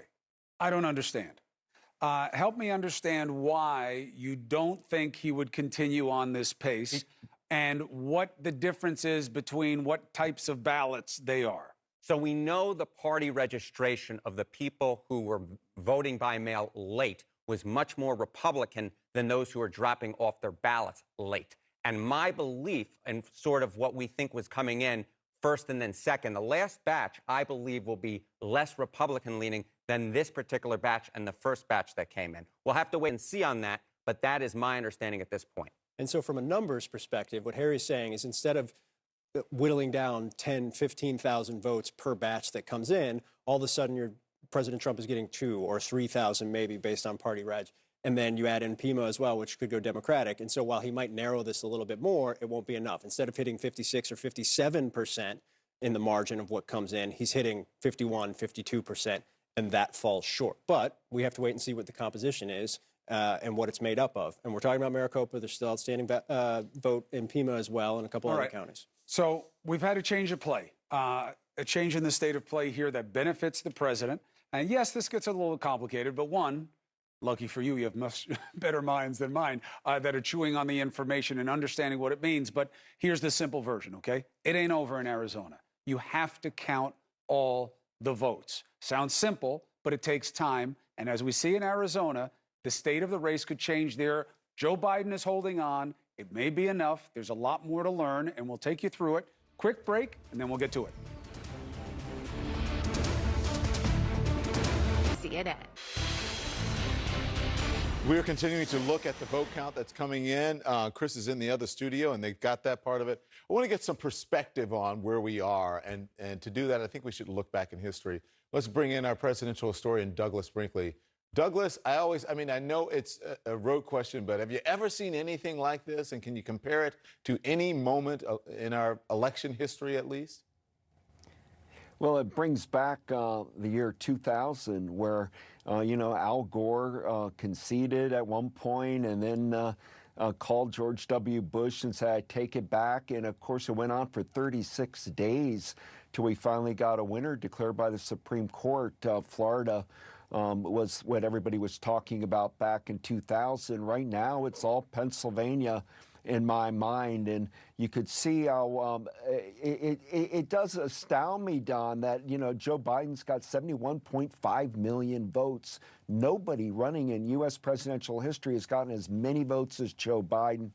And right now, momentum in these last states, as you all been covering so well, really does seem to me to be edging Biden's way. I know that's too early to say, but it seems to me right now that we're looking at Donald Trump blowing his fact that he was an incumbent. Since FDR all the way till now, there have only been 3 previous times, 1976 with Gerald Ford, 1980 with Jimmy Carter, 1992 with George Herbert Walker Bush, when an incumbent president lost, and it looks like it may be heading in that direction. So listen, and you're very rightfully so, you point out the votes are still being counted. We don't know what's going to happen in those states. But I thought about 2000. But 2000, we were keenly focused on Florida, remember? And it was a recount. So we got, we had that night, and then, as you said, one person was the winner, and then the other person conceded, and then they had to do it all over again. But we've got, this is spread all the way across the country. It goes from Nevada west all the way to the east, North Carolina or Philadelphia, or Pennsylvania. So this is the entire country. It's not just one state we're focused on. Yeah, and it's part of this divided America narrative. I mean, keep in mind, in 2004, John Kerry almost won. I mean, if he could have had Ohio, if he put John Glenn on as his vice president, the senator from Ohio, instead of John Edwards in North Carolina, he may have been president in 2004. So we've had close ones before, but this is particularly odd. I mean, it's so razor thin. And Georgia being the talk of the night just tells you that, as Bakari mentioned, you think about John Lewis, you think about Selma, 1965, this vote, vote, vote. You think about Barack Obama saying, don't boo, vote. And it may make the difference. African-American vote in Atlanta and the Latino or Mexican-American vote in Arizona. Yuma, Arizona, Don, is where Cesar Chavez was from. And one of Cesar Chavez's last protested in Arizona about when he was fasting took place there. And he kept thinking someday Arizona was the Latino vote would matter. And this may be the year. We're all, and then Biden being always the third senator from Pennsylvania, the fact that he's been able in his career to make Scranton his headquarters. Imagine if he did not have that side of his persona as a candidate, the Pennsylvania guy. It very well may have been a Trump victory. Well, let's talk about something that you said really quickly here before we have to get to the break and back to the vote count. When you look at, you said Joe Biden is going to receive more votes than anyone in history, in American history, for president. And then you look at our process, because this is all, the reason that we're talking about this is because of the Electoral College. These states that we're talking about, these battleground states, hold the key to whoever wins the presidency. And that means the person who got the most votes maybe the most votes in American history, may not end up being the president. Do we need to look at the way we elect presidents in this country? Of course we do, and we always do at election time, and then we never change it. There's just never enough momentum. The good news is that it looks like right now that the person who won the popular vote will become president. I think Democrats would be so disillusioned if they lost two in a row when they had the popular vote. But the Electoral College is antiquated, but I'm afraid it's here for a while. Yeah. Douglas Brinkley, our historian here at CNN, we appreciate it. Good luck to you. Stay calm. Thanks, Don. And that's good advice. You've been doing great, Don. Thank you very much. I appreciate it. And that's the same advice for you folks at home. Stay calm. We got you covered here. We'll be right back.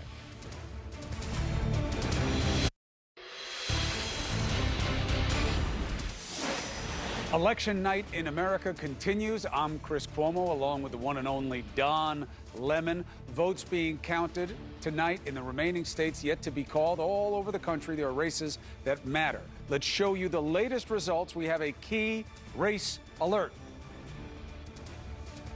All right, Arizona, 11 electoral votes. We just had a move there. The president is making ground on Joe Biden.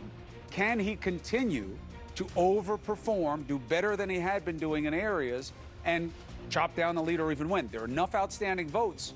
Will he win enough of them? We'll see. Right now, 50.5% to 48.1%. Another 15% of the vote still to come in. And Georgia, big X factor for this president if he can hold on to it. The lead has been just falling in big lumps. 23,000 is still the spread. 49.6, 49.1 for Biden. And now let's look at the state of play on the electoral map. 253, 213. Why? Because the white places have not been decided. And we are going to, not colored in yet, white places, whatever you want to call them. I'm not talking about demographics. All right, so, Phil, when we're looking at the map, well, let's worry about what matters here, which is to look at Arizona and with that little bit of change in play and what that tells us about how we're looking at what to expect. Yeah, I think this is a key thing, is what's actually left to come in, right? Because as it currently stands right now, Joe Biden, 68,390 votes ahead. And what you're looking at has been what we've been looking at throughout the course of the night, and that is Maricopa County. 60% of the population is here. This is the county, and we know, based on the great reporting from Kyung Law, they have about 320, somewhere around there, 1,000 votes left right now. So what is coming in from there, and what's the composition of that vote outstanding? As it currently stands in the county, Joe Biden up 51.4%, 47.2%. Why does that matter? Flip back to 2016. Donald Trump won this state, and he won this county. If you want to win the state of Arizona, particularly if you're a Democrat, have to win Maricopa, at least by a couple points. Right now, Joe Biden is doing that. The question is, will he be able to hold on to it? Here's what we know about the outstanding vote up to this point. Donald Trump, in the last several batches that have come out of Maricopa County, and why Donald Trump has started to close the margin, both on the top line and in the county, is he is overperforming. He has been hitting his target, and his target is essentially trying to hit 56 or 57% of every vote batch that's coming out. So far, last couple batches, he's done just that, and that is why his top line has dropped significantly over the course of the last 12 hours, from about 200,000 to 68,000. The big question on the outstanding vote is, has the majority of the Republican vote, or the Republican vote that would give Donald Trump that margin, essentially come in? Is everything else in Maricopa even, or somewhere with Joe Biden having a lead like this? If Joe Biden hangs on to these margins, he's fine. He will win the state of Arizona. That's the outstanding question. Now, people on the ground, Democrats in particular, believe Biden will be okay. They believe that the remaining vote is not as heavy Republican as we've seen the last couple batches. We will have to wait and see if that's the case. This is still very much a live ball. Kyung, though, reported, great reporting throughout the course of the night, no more information over the course of the next several hours. So we're going to have to wait and see here, but we just got the new data, and that new data has made very clear that Arizona is still very tight. Absolutely. We understand why the president's team didn't like that it had been called by another organization. Now, why would the campaign know better than we do? Because they have better information about who the person was that asked for the mail-in ballot based on party registration. So they have more ease of tracking things. Is it absolute? No. The key point, we're not going to learn more tonight. And in the size of batches we've been getting, in the tens of thousands, 60, 70, it's going to take a few cycles of them getting through it. Let them take their time. They're doing God's work for our democracy. Good for them. All right, so state of play, my friend. Brilliantly explained, and thank you. How does it play into a theory of what needs to happen and for whom? Well, can we go into Georgia real quick and just kind of, because we're still getting some vote into Georgia, and I want to. True. Just hasn't moved a ton, but right now, look at the margin right here, because this all plays into what I'm about to show you. Okay. Donald Trump right now up 23,000 votes, 95% reporting. This has been somewhat static, but you've seen over the course of the last several hours, it went from 31,000 to 29,000 to 25,000 to 23,000. Why is that happening? Well, it's primarily been driven by Fulton County, largest county in the state. And the vote that has been coming in is vote by mail in a Democratic county. You see the margin right here. You understand this is a Democratic county. And instead of 72-26, the vote by mail that's been coming in for Biden has been coming in 80-20. 80-20, which means everything that's coming in is going heavily in his direction, something that we've seen over the course of the night. So the big question for the Biden campaign, and the big question for the Trump campaign, which needs to hang on to this, is what's outstanding and can they hang on? I think the bigger question now is, when is what's outstanding going to be reported? That's the question we need the biggest answer to. But it underscores, as we've gone through this, Donald Trump's whittling away the margins in Arizona. Joe Biden is whittling away the margins in Georgia. So where does that leave us? This is the map as it currently stands. Everything that's blue has been called for Vice President Biden. Everything that's red has been called for President Trump. That puts you at 253 electoral votes for Biden, 213 electoral votes for President Trump. Let's take what we have here and go ahead and add the state of North Carolina to President Trump. We're not calling this race right now. What we're doing is trying to game out possibilities, show pathways right now. And Alaska. And Alaska. Give him Alaska as well. So what does that leave you with? What have we been talking about? Let's say President Trump wins Arizona. Takes it back from Joe Biden. Let's say President Trump wins Nevada. Right now down by 7,000 votes. We don't know what's going to happen. Tomorrow Clark County will report. We'll have some better idea of where that stands. Right now Biden's up by 7,000 votes. What I'm demonstrating here is the difficulty that President Trump has at this moment. You give him Arizona, you give him Nevada, you give him North Carolina, which we expect to go his way. Heck, give him Georgia. Give him Georgia. If Joe Biden wins the state of Pennsylvania, the race is over. Joe Biden at 270 electoral votes. It's why we've been talking about Pennsylvania so much throughout the course of the night. We're still waiting on Pennsylvania. President Trump has a lead right now, 164,000, but you talk about margins getting narrowed down. It was at 700,000 about 12 hours ago. Now it's about 164,000 with a lot of Democratic vote heading out there. So that's kind of the pathway right now. If Pennsylvania goes to Vice President Biden, that's it. President Trump wins Pennsylvania and wins everything else, he should be good to go. President Trump can afford to lose Arizona if he wins Pennsylvania and Georgia and Nevada. What we're laying out here is that President Trump needs a lot of things to fall in line over the course of the next couple of days to be able to win here.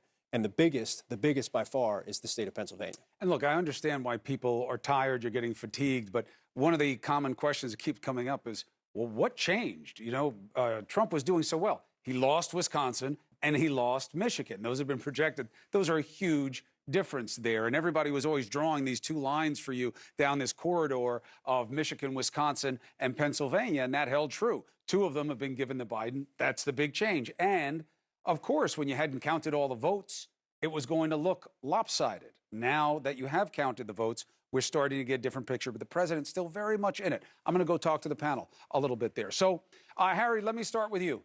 In terms of the president having a harder pathway, give me a sense of how true that is, given him overperforming to date in Arizona and making a comeback. I mean, look, even if he won in Arizona, right, and let's say he win in Nevada, and then you go up and he wins in Alaska, let's say you give him Georgia, let's say you give him North Carolina.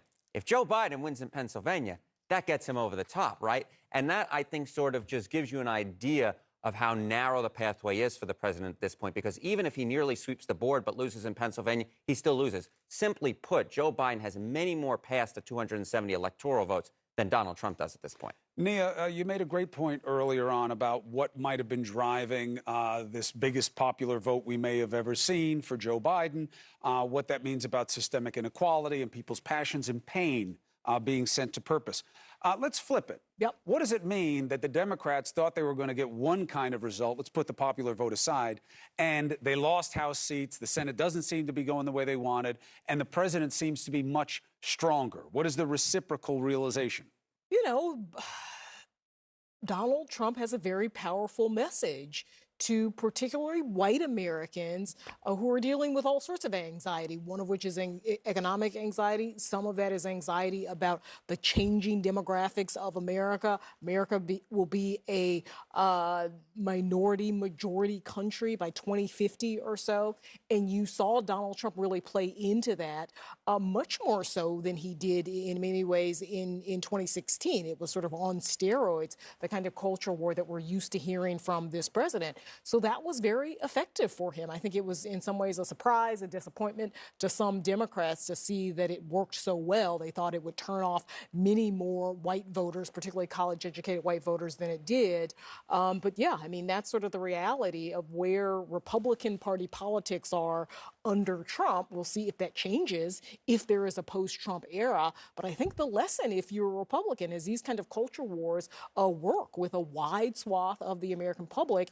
And if you're a Democrat, you have to do something different. It's a very different, more diverse coalition. You have to think about the sort of complaints of African Americans and the issues of a wider swath of America. But I think it is a real surprise to a lot of Americans that this is who the Republican Party is, and it works so effectively. You want to talk about Pennsylvania, we will. But, Mark, the idea of the House seats, okay? Did the Democrats lose House seats in places where Trump was strong? So it's really that Trump effect? Is that why they got him? Yeah, it is. And it's, you know, I had a lot of conversations today with folks within the party trying to figure out how they're sussing it out and what's their next step forward. And I know I'm all doom and gloom at this hour of the morning, but I like to look over the hill and see what's going to happen afterwards. Because as you know, as Phil is so aptly counting with Harry here, like, we'll get to the finish line. The question is, what happens on the other side of the finish line? I will tell you a couple of takeaways. There was an incredible amount of money that was put into Senate races and into some House races that donors right now, I'm being told, are saying, what did we do? We flushed tens of millions of dollars down the toilet when, in fact, like, for instance, I'll use an example. Money was spent in a Kentucky Senate race that seemed to be like a great idea. Let's go in. She's, you know, Amy McGrath had a great profile. She was a veteran. But guess what? She lived in Kentucky, and she was running against the Senate Majority Leader, who we all know is really one of the craftiest politicos of our time. Why wasn't that money put into Georgia, for instance, where we're now going to go into a runoff where we could actually have the Reverend of the Ebenezer Baptist Church? Just imagine him running in January now. This is going to be in a huge race for Democrats and Republicans. But had they had an extra 10 or 15, $20 million, could have Democrats crossed that threshold? But what is the issue? Isn't it the was a good idea at the time kind of analysis? I mean, so a couple things. One is, I think you're right. Like, listen, Donald Trump had coattails in some places, even though he's going to lose. But I also do think that there really is this inward look at how we run campaigns. And look, you grew up in the business. You know how campaigns have evolved over time and over time. I do think that that the way campaigns are run now is over with. It's absolutely over with. We're going to see an entirely different way of how money is being spent. I'm not saying that it's necessarily going to work, but we are going to see a transformation. And I do think that the COVID situation that we've run into accelerated where we're going to be, you know, in the next couple Nia, you had a point you want to make? No, I was going to say, I mean, you think we were talking about the South Carolina race with Jamie Harris, and he raised, what, like $56 million. I'm from South Carolina. I never thought that Jamie Harrison was ever going to win that race. Nobody in South Carolina who I would talk to on the ground thought that was a competitive race. The polls juiced that race up, and you had all of this outside money flowing in, thinking that white South Carolinians might pull the lever. He's the Beto of this round. Well, Beto did much better, I think, right? I mean, Beto lost by less than 3 points. Yeah, Jamie Harris. Are you talking Beto for the presidential or Beto for the Senate? No, I'm saying the key word is lost. You know, you guys have this fascination with getting close, which I've never understood. You know, it's only horseshoes and hand grenades. You know, if you lose, all that money is gone. And you have not made Mitch McConnell or Senator Graham any more vulnerable because you came close. Right. I don't think anybody.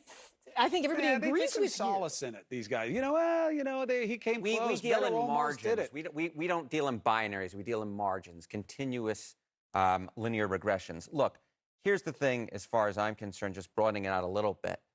We have a global pandemic right now. We have a president of the United States whose disapproval on handling the coronavirus was approaching, if not over 60% of the vote. And as we stand at this hour, he still has a shot to get re-elected. Yes. How powerful is his message beyond that he's still in the ball game even at this late hour, despite the supposed or the belief that he mishandled the pandemic? You know what? I don't think it's his message at all. I think it's the fact that, let's go back to what we talked about a half hour ago. Racism, you know, is dividing our country right now, and people just don't care. They have license now to have no morals and to just speak without thinking, and that's where our problem is right now. All right, let's take a break. A state that is being discussed a lot, but we're not really flying through understanding of it with new data, is Pennsylvania. 20 electoral votes. You're going to start to hear more and more about how, for the former VP, this may be the best path, even though it has the biggest gap between him and the president. Why? When? How? Next.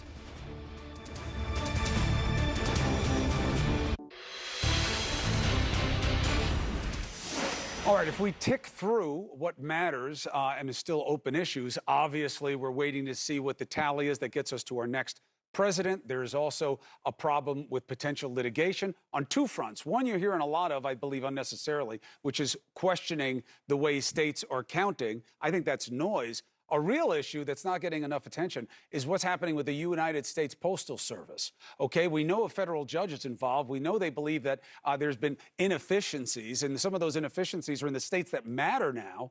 But what about that potential litigation or a cure for that? How many ballots that should be counted that are legitimate may not be because of our Postal Service, and what is the reason for that? What else are we looking at? The Senate. It turned out so bizarrely different than certainly Democrats and their supporters believed. So let's check on that. Boris Sanchez has the state of the Senate. Good to see you.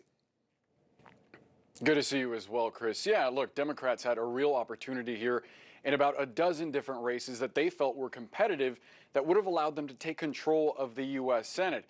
It's not really trending in that direction, but there is one small, very narrow path, purely hypothetical, that we'll get into in a second. First, let's take a look at the balance of power, where things stand right now in terms of the real numbers. It's effectively a stalemate. Democrats with 47 seats, one pickup in the state of Colorado. Republicans with 47 seats, one pickup for them in the state of Alabama. 6 seats that remain undecided. Let's dig a little bit deeper with some key race alerts. First, let's look at Arizona. Right now, the former astronaut Mark Kelly, the husband of Gabby Giffords, he's comfortably ahead of Martha McSally. She has refused to concede in this race.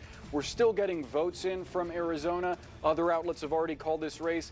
We're still hanging on. We're getting very close to calling Arizona for Mark Kelly, but we're not there just yet.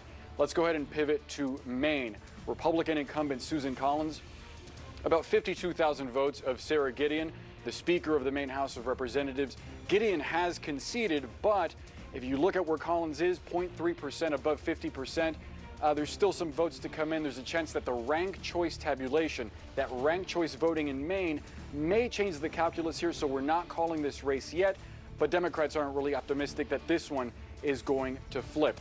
So let's look at North Carolina.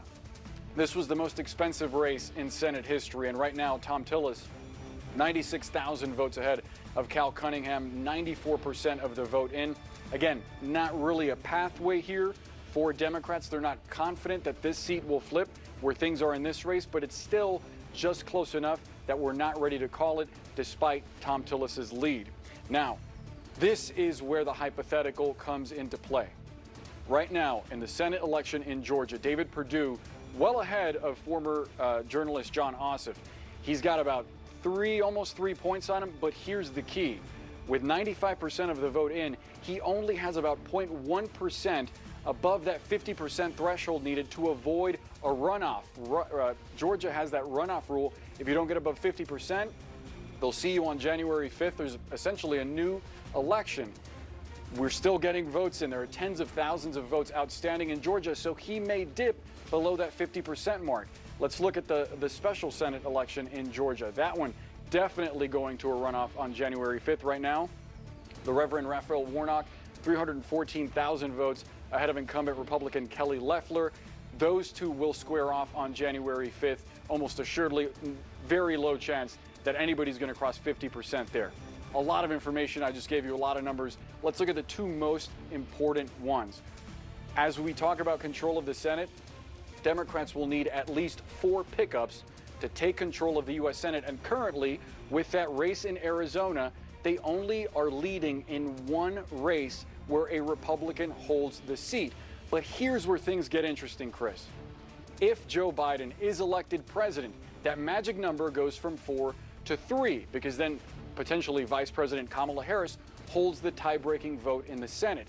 And then if David Perdue slips below 50%, then you're talking about 2 special elections coming up in Georgia at the beginning of January that could decide the fate of the U.S. Senate. Again, a lot of hypotheticals there, but it is really the biggest likelihood that Democrats have at this point to take control of the Senate, Chris. Boris Sanchez, that was a lot of information and a lot of maybes. Thank you for taking us through it. Long way to go. Long way to go. We have to take our time on that narrow path for the Democrats. Let's take it to the panel. Mark Preston. I wear New Balance sneakers to avoid a narrow path. Who said it? What rap? My brother would be very happy because he's the president of New Balance. Isn't that interesting? Tribe Called Quest, Fife Dog. Now, the idea of how they got it so wrong. That was a good pitch, though, for your family. I respect that. I don't even like him. The idea of why they got it so wrong. Is this a discussion about one side rejecting the pain of another, or is this about priorities and pain taking different manifestations across the country, and the Democrats getting wrong how real the pain is, that it's not tied to Trump? And you had to do better for us. You have to recognize us. And you have to stop representing what scares us and causes our pain. And you didn't. So you're going to lose all these races. You know, it's unclear. I think Susan Collins was a much tougher candidate than people thought she would be. They thought she was going to. Yeah, I mean, the polls. Exactly. She was getting beat up in the polls. Cunningham in North Carolina was up by 10 in some of these polls. Collins never led in a poll. Yeah, forecasters like Harry there were sort of embracing those numbers. Love those numbers. Yeah, and it you ended with your up linear regressions. How about that regression of those polls and their value in those races? How's that feeling, my friend? It's 3:25 in the morning. My goodness gracious.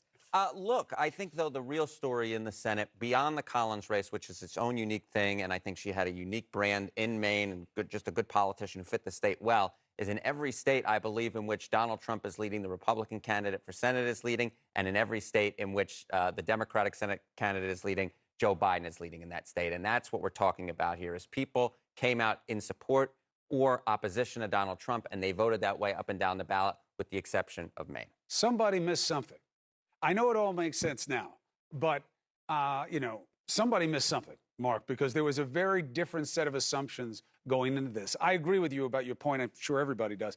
It's not just the man with Trump. People forgive him a lot of things because he represents something to them that they want to change. I don't even think it's his message. I don't even know that he has one, to be honest. But their pain is real. Their anxiety is real enough that they'll look past his weaknesses and flaws, and that he doesn't articulate what they're upset about well, but he does project that animus, and he hates the same things in people they do. You know what's interesting about the Trump coalition is that he has brought together the aggrieved, the angry, and the rightfully so aggrieved middle class in America, which has been absolutely left behind by corporate America. And by the way, he's brought along corporate America as well, who is just loving what's happening by and large with the stock exchange right now and what's going on with the stock market.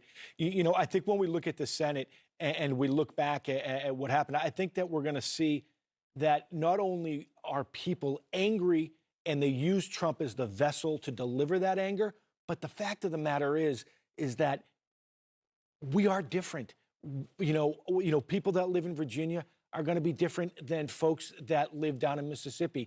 And I just think that as much as that we look at polls and we think, Democrats might be able to get back, this state or that state, It's really not that easy. It's not that easy. And as much as I'm talking about how demographics are changing, and I do think that in Georgia they have changed very quickly, I also think that we are, again, a very divided nation, that it's hard to move people off of their positions. All right, let's get some a little bit of break time in here, get some new perspective and numbers. I think we're going to have a little bit of a nugget of insight. We're getting new information from our correspondent, Alexandra Field, who is on the count in Pennsylvania. We will zero in on Allegheny County next.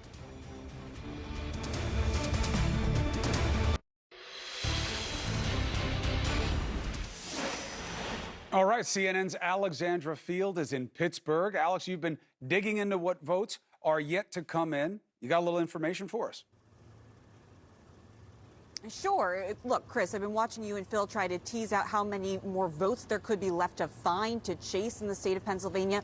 What we're seeing right now is that Allegheny County is saying that they have finished that long and arduous process that some have complained about concerning counting of those mail-in ballots. You've seen some of the video of this, these ballots that have to be taken out of the envelope, out of the secrecy envelope, loaded into the machine. Some people are saying, why is this taking so long? That's exactly why it's taken so long. But Allegheny County, home to Pittsburgh, is saying that part of the process is done. They've opened up all of those ballots, they've loaded them, and they have now counted some 313,000 mail-in ballots to the county's current total number of votes. There's still some in-person votes that need to be tallied up. We're expecting to get more of those tomorrow.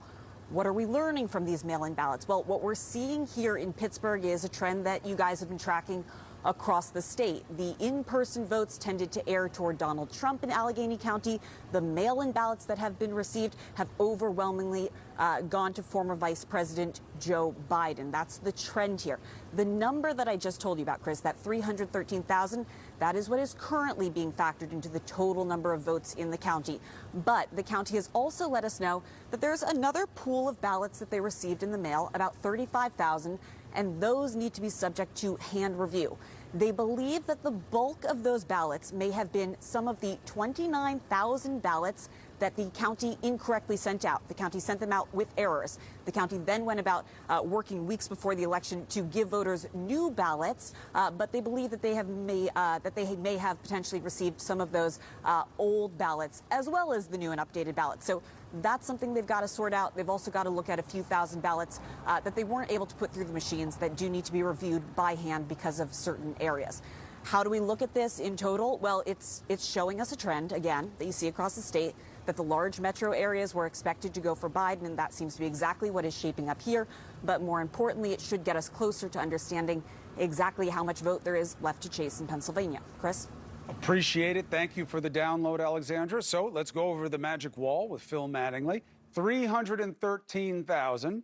And then there's some maybes, right, that they're looking into. Did we send it twice? Obviously, you can't vote twice.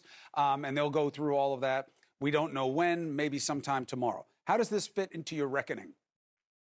It's the best way to describe it is you look at the margin right now. Okay, so Alex did a great job describing Allegheny and what this vote actually means. We expected it to go Biden, obviously the home to Pittsburgh. If you flip back to 2016, it went Clinton. But look at two top-line numbers here. Look at the percentage, 56%, and look at 367,000. Now look at what's going on right now. Biden has a higher margin, and he's got about 30,000 more votes with still about 11% reporting. So what does that mean? This is what you, Harry, and me have been talking about a lot of times during commercial breaks over the course of the last several hours, which is what Joe Biden is doing in Pennsylvania as we wait, again, for Philadelphia County to come in, some of the collar counties to come in as well, and Donald Trump holds a 164,000 vote lead, is he is beating margins from 2016. He's beating margins from 2016. The turnout is higher than 2016. That's 30,000 more votes in the Democratic column. That is a 2-3 point margin increase right there. And so we try and extrapolate that out a little bit, right? What are we waiting for most? We're waiting for Philadelphia County. We're waiting for the city of Philadelphia to come in. There's 30% vote outstanding right now. There's 457,000 votes in the Democratic column as it currently stands. What was the turnout for Democrats back in 2016? 584,000. My point is this. With 30% outstanding right now, if you're looking across the Democratic strongholds in the state, of which Allegheny is one, and Alex kind of gave us the rundown, and Joe Biden, the turnout for Democrats is 40,000 plus in Allegheny, and we're still waiting for Philadelphia County, and they're right now currently about 130,000 down from what they were in 2016. You've seen the turnout surge in Democratic strongholds throughout the state. You know what happened in Allegheny. You expect something like that or akin to that to happen in Philadelphia County and the city of Philadelphia. We've been trying to nail down how much vote is outstanding here. 100, 120, maybe something around that, 1,000. It gives you an indication, if you extrapolate out and you try and look at the trends in this state, of what we're missing right now and what kind of turnout Democrats have been getting. You can look at the margins. You can look at the margins in the strongholds. Joe Biden's matching or doing better than Hillary Clinton in Democratic strongholds. You can look at the margins for Republicans. There's a huge Republican vote here for President Trump back in 2016. It was big again, and there's still some vote outstanding. However, it's down. It's down a little bit, just 0.2 points, 0.1 points, and you see that consistently throughout the state. So that's kind of, it's what we're doing to identify what's outstanding, what's left, and is Joe Biden either overperforming or is President Trump underperforming? Here's one thing I want to show you because I think this is actually pretty good. Where's Biden overperforming Clinton by 5% or more? Not a lot. Where's Donald Trump overperforming where he was in 2016? A couple counties right now, a couple counties. Where's he underperforming? Not a lot. So it's interesting. Where's Biden underperforming? A couple counties here. Now look at these counties. What's left? A lot of vote. A lot of vote is left. What have we been talking about over the course of the night? These Republican counties, remember I ticked through hour by hour by hour as mail-in votes started to come in. Alex was talking about this in Allegheny County. Mail-in vote leaning heavily Democrat. It's the same thing in Republican counties as well. Watch how this margin changes when 79% goes up to 100%. The margin will still be big for Donald Trump. There's no question about it. But it will start narrowing a little bit. And that is where Joe Biden is picking up vote as you wait for the big urban centers as well. How many outstanding votes do we believe there are in Pennsylvania? So this is a topic of discussion Harry and I have been in over the course of the last several hours. Harry, do you want to, what's your sense right now? We're getting different reports, right? Yeah. The Secretary of State or the election officials there think that there's north of 700,000. That was the last posting. But Phil and I actually think it's somewhat less than that. It's closer to perhaps a little less than 500,000. That, to me, doesn't necessarily change the bottom line, which is I do think that there are enough votes out there for Joe Biden to overcome his deficit. But there is some discussion about that, and that's something that obviously will have to be resolved. All right, and look, the best cure, more information. So as it comes in, but again, you know, thematically consistent, it takes the time it takes, okay? Human beings are doing this with the addition of machines. Let them take the time. The only premise was always to count all the votes. We got off on the wrong foot with that idea for bad reason. But now we're all on the same page. As the information comes in, we're counting it. Hashtag keep counting, because that's what democracy demands. Let's take a break. We'll be right back. Find out why he's coughing.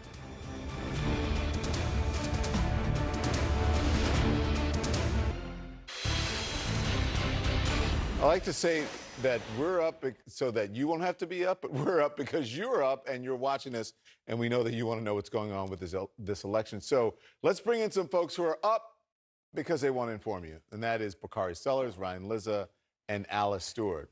Right? You guys still awake? You good? We're still awake. Absolutely. Lots of coffee. 100% on. So, Alice, I'm a Fulton County guy. Wasn't born and Right. raised, but I lived there for a long time. You were born and raised in DeKalb County. Talking about Georgia, okay? So I'm sure you've been talking to Republicans there. What are they saying to you? The numbers are certainly closing in, and it's a long shot, but it's a slight possibility that Vice President Joe Biden could pull this off because the numbers of Democratic voters in Fulton County and DeKalb County are so large. And it's interesting, if you look at the state map of Georgia, it is mostly red, except where you look at Atlanta, Savannah, Macon, and Albany, the bigger cities across the state, and those are typically more Democrat. And the key here is that, the president won Georgia by 6 points back in 2016, and right now it is less than 1 percentage point that he has the lead. And I think it's also important to note all eyes are on this presidential race, and it's key to keep an eye on that. We are counting all the ballots. The Secretary of State has assured voters every legal vote will be counted, and it will be added to the total. And that is important to reassure voters that they are following the process and they're encouraging people to be patient. But I also do. Are your friends nervous? Are the Republicans in Georgia and DeKalb County where you're from, born and raised, are they nervous or are they optimistic? I will be honest with you, Don. The Republicans I'm talking to in DeKalb County and Fulton County, they're nervous and they're concerned, not just so much the presidential. That is important because that could certainly help Joe Biden get to the 270.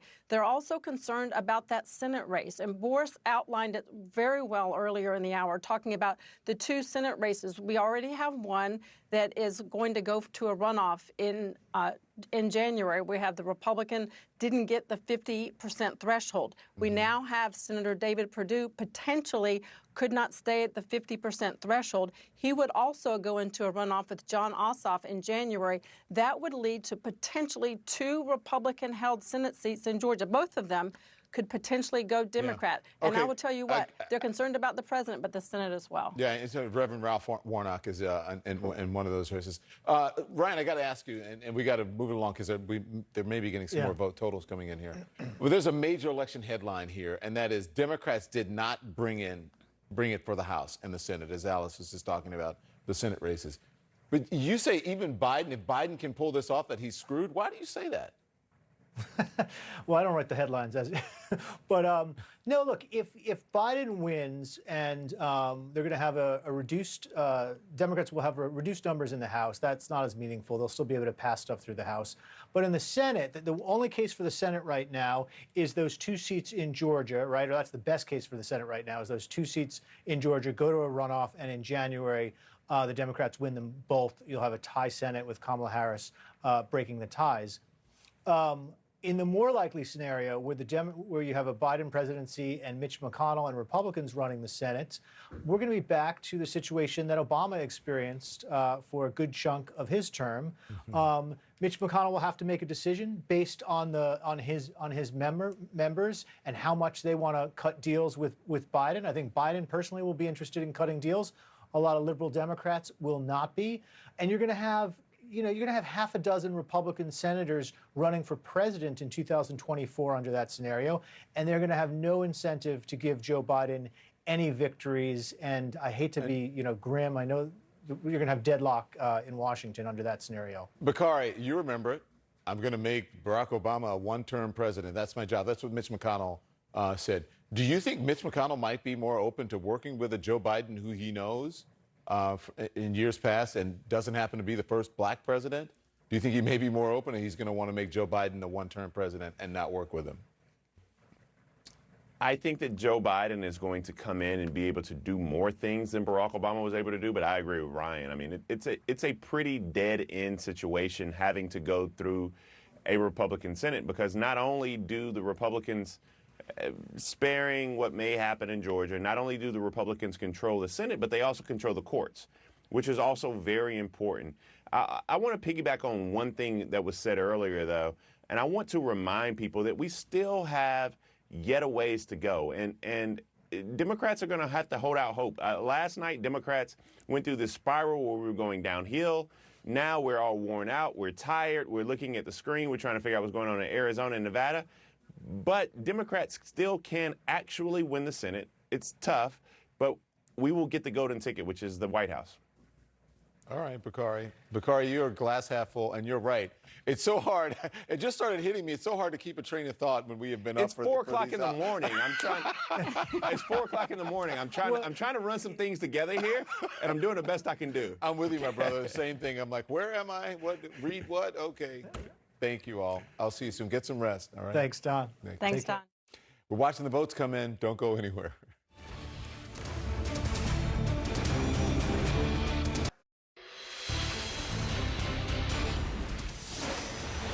All right, CNN is ready with a key race alert. We're looking at it right now. Pennsylvania, numbers will be coming in. We're not sure when, but we know that there are a lot of votes out there ready to be counted. 20 electoral votes up for grabs.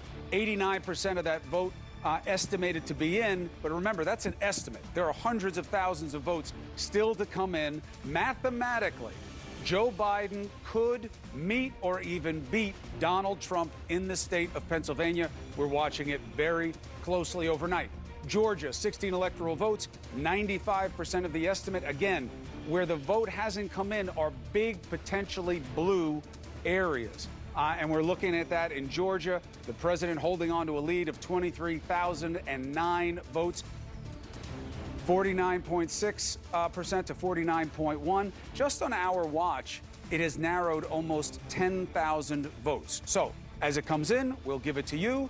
So please stay with CNN.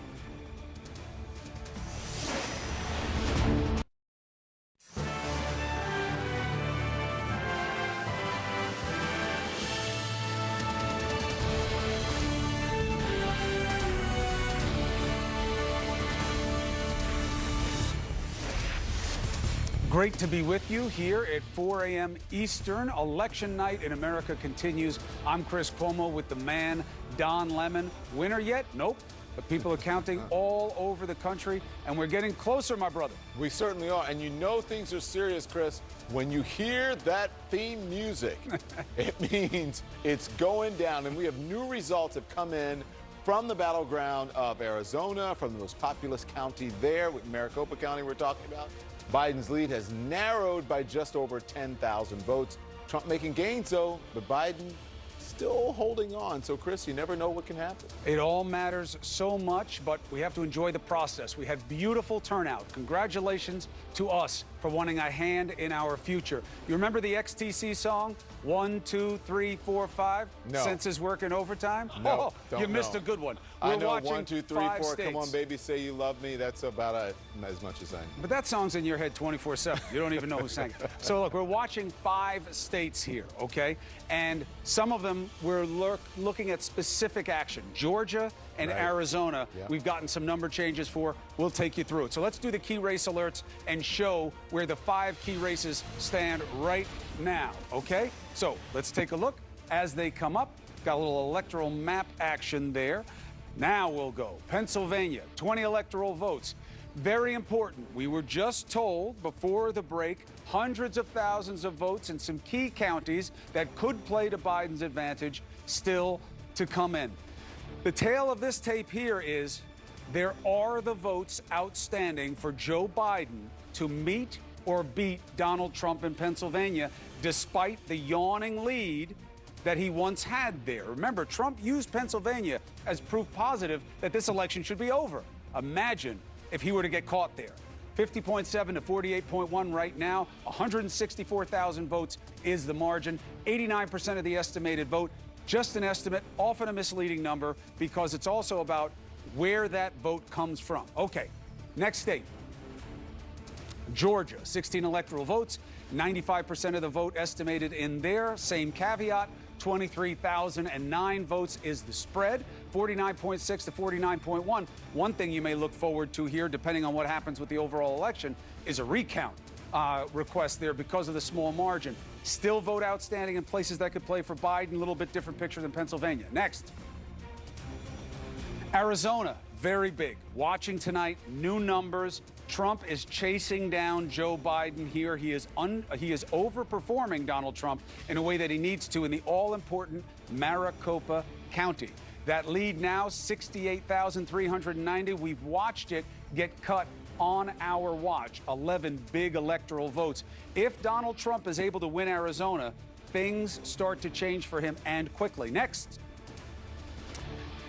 Nevada, 6 electoral votes. 7,647 votes. This is the easiest part of my job. Why? No information coming until tomorrow morning. Why? Because they're counting, and this is the way they do it in Nevada. Every state gets to pick its own rules. That's why legal challenges are tricky.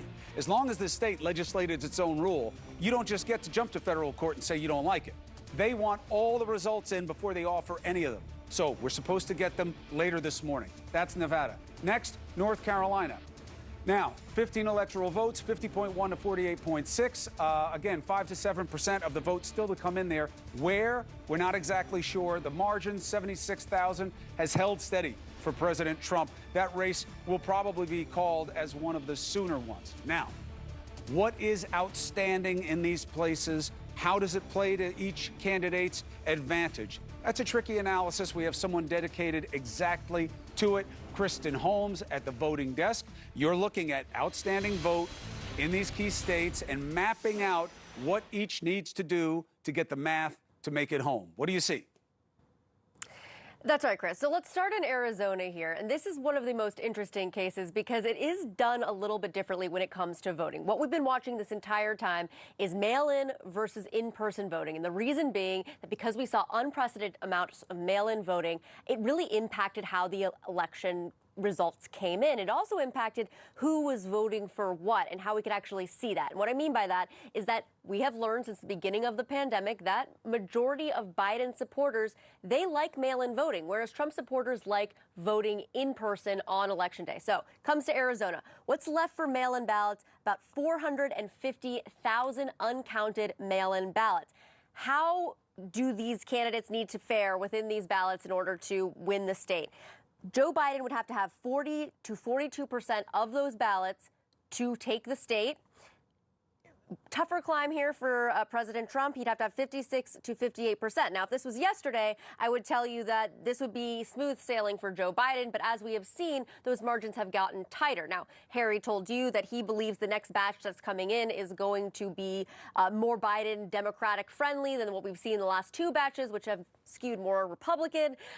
We'll have to wait and see, and we'll hold his feet to the fire on that. Now, let's talk about Georgia. This is an interesting case because we have 90,000 outstanding mail-in ballots. But this number here came from the Secretary of State and hasn't really moved in about a day. And we know that they are counting ballots there. We've seen Nick Valencia in Georgia. They've been going ballot by ballot. Hundreds of ballots have been counted. But yet they haven't really updated this number for us. So we're kind of working off this number from the Secretary of State, but unsure if it's gone down from there. How much would each candidate need to win of that to win the state in general? Okay, so Biden, you have 60 to 63%.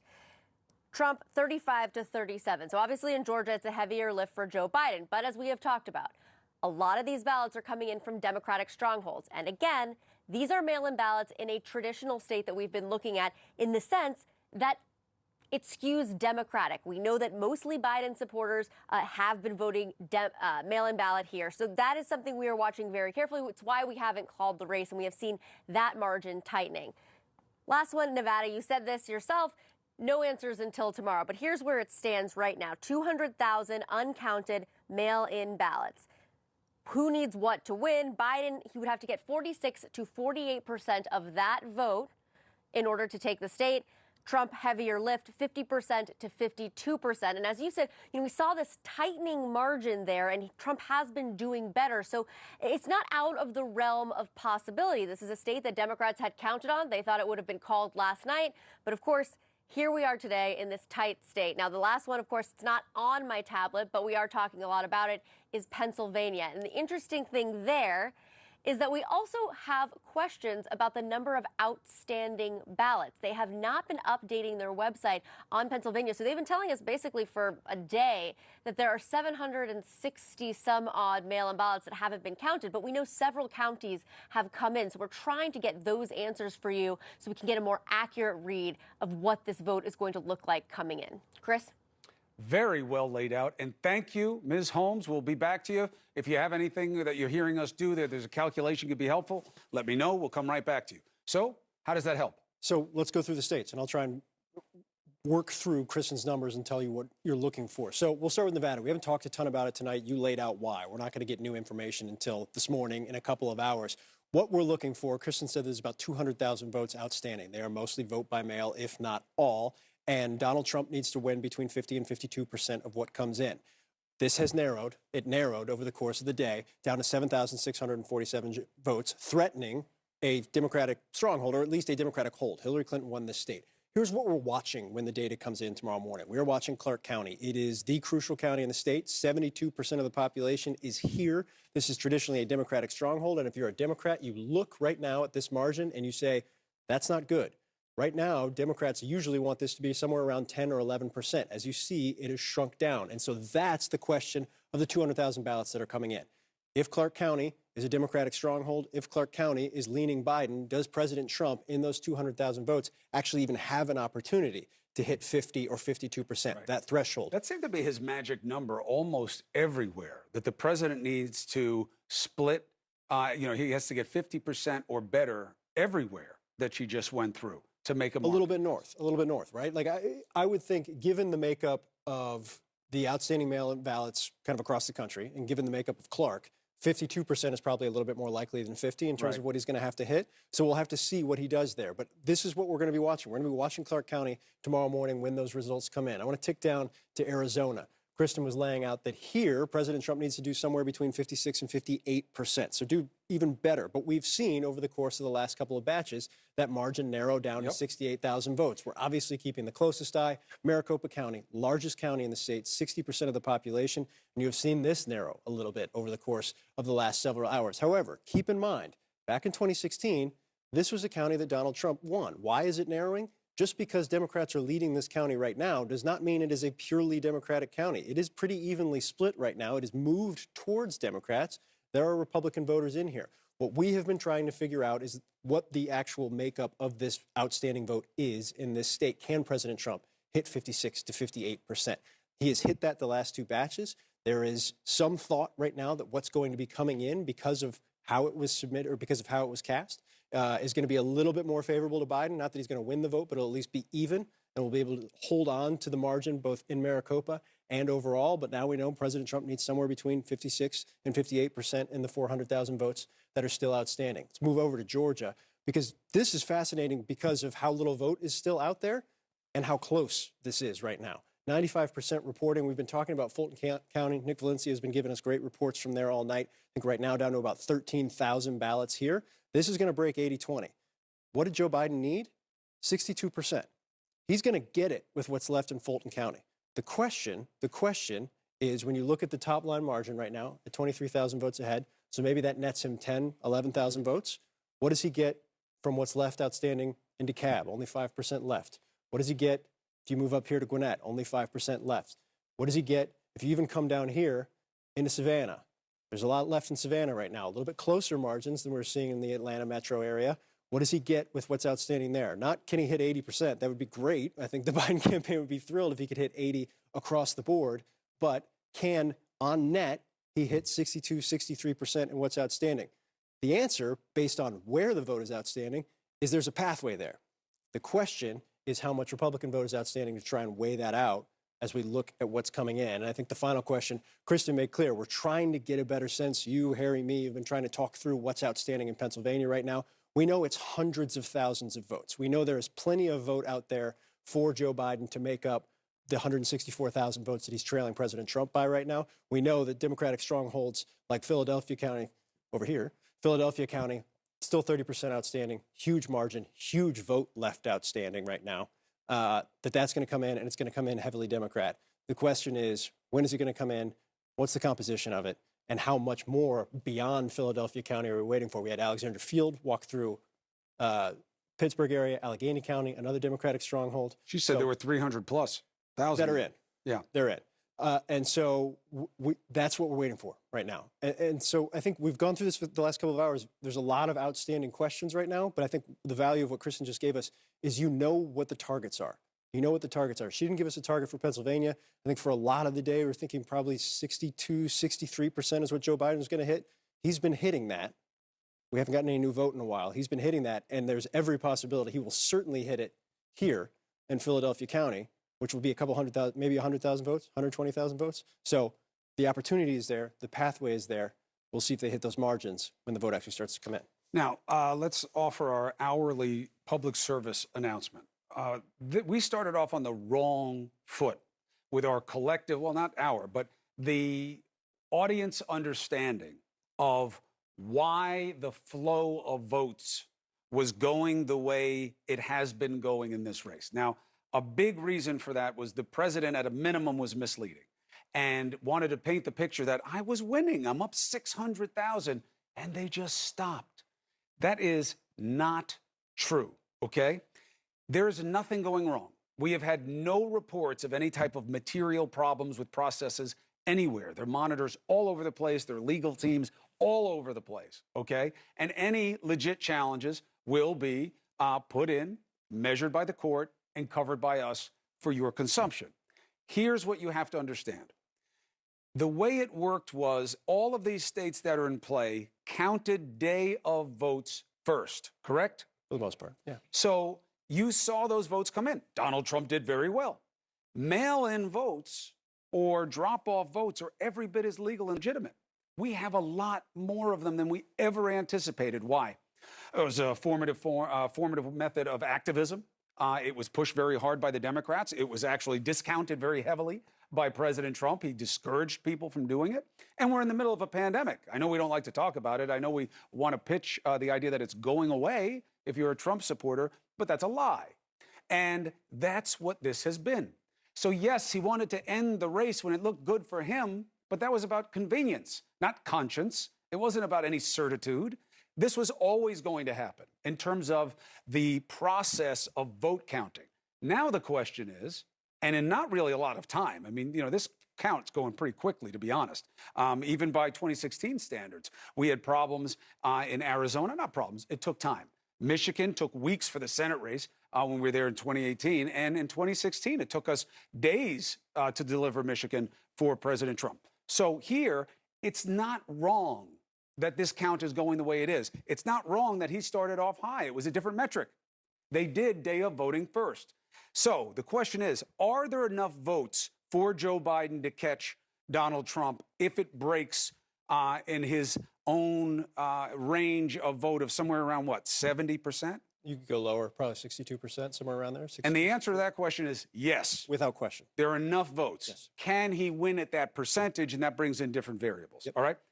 We just want to present this to you every hour because this misconception that there's something wrong about this. Like, why don't they know yet? Nothing wrong with that. It always goes this way. We've never had these kinds of ballots. And by the way, it's a blessing because it showed a rate of participation that we never imagined, or at least I didn't. I never thought people would step up the way they did in this election. I thought there was too much disillusionment, too much disenfranchisement, and a pandemic. But you know what?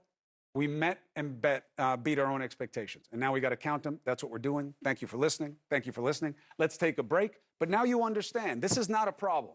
This is part of our democracy. We'll be right back.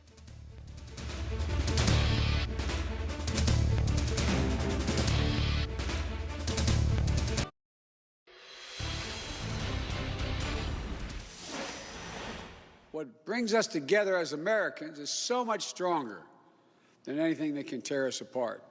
So let me be clear. We are campaigning as a Democrat, but I will govern as an American president. The presidency itself is not a partisan institution. It's the one office in this nation that represents everyone. And it demands a duty of care for all Americans. And that is precisely what I will do. I will work as hard for those who didn't vote for me as I will for those who did vote for me. Now, every vote must be counted. No one's going to take our democracy away from us. Not now, not ever. America's come too far. America's fought too many battles. America's endured too much to ever let that happen. We, the people, will not be silenced. We, the people, will not be bullied. We, the people, will not surrender. My friends, I'm confident we'll emerge victorious. But this will not be my victory alone or our victory alone. It'll be a victory for the American people, for our democracy, for America. And there will be no blue states and red states when we win, just the United States of America. Joe Biden today or yesterday giving those words in a time of uncertainty as we watch the votes getting counted here. We the people, that's where we are on one hand. And then you have Donald Trump's message of us versus them. Let me be your champion in the great fight. Let's put the state of play to some better minds. Nia Malika Henderson, Harry and us for joining the panel. Nia Malika. So in terms of how this period of uncertainty as democracy grinds along, how's it being handled by both? Well, I think you described it there. There is one campaign and one candidate, the president, Donald Trump, stoking ideas about conspiracy theories, stoking this idea that somehow ballots are being tossed out or planted in certain precincts, stoking this idea that certain precincts, particularly in urban areas like Philly, maybe Detroit, should not be trusted and should not be counted. There's that side. And then there is Joe Biden, who is making that call for unity and using the language of Barack Obama, this idea that there's no blue or red America, they're the United States of America. I am skeptical of Biden's, ability to actually do that. I think Obama thought he could do that, and Obama was in many more ways, much more eloquent, and in some ways had a bigger base of support than Joe Biden does.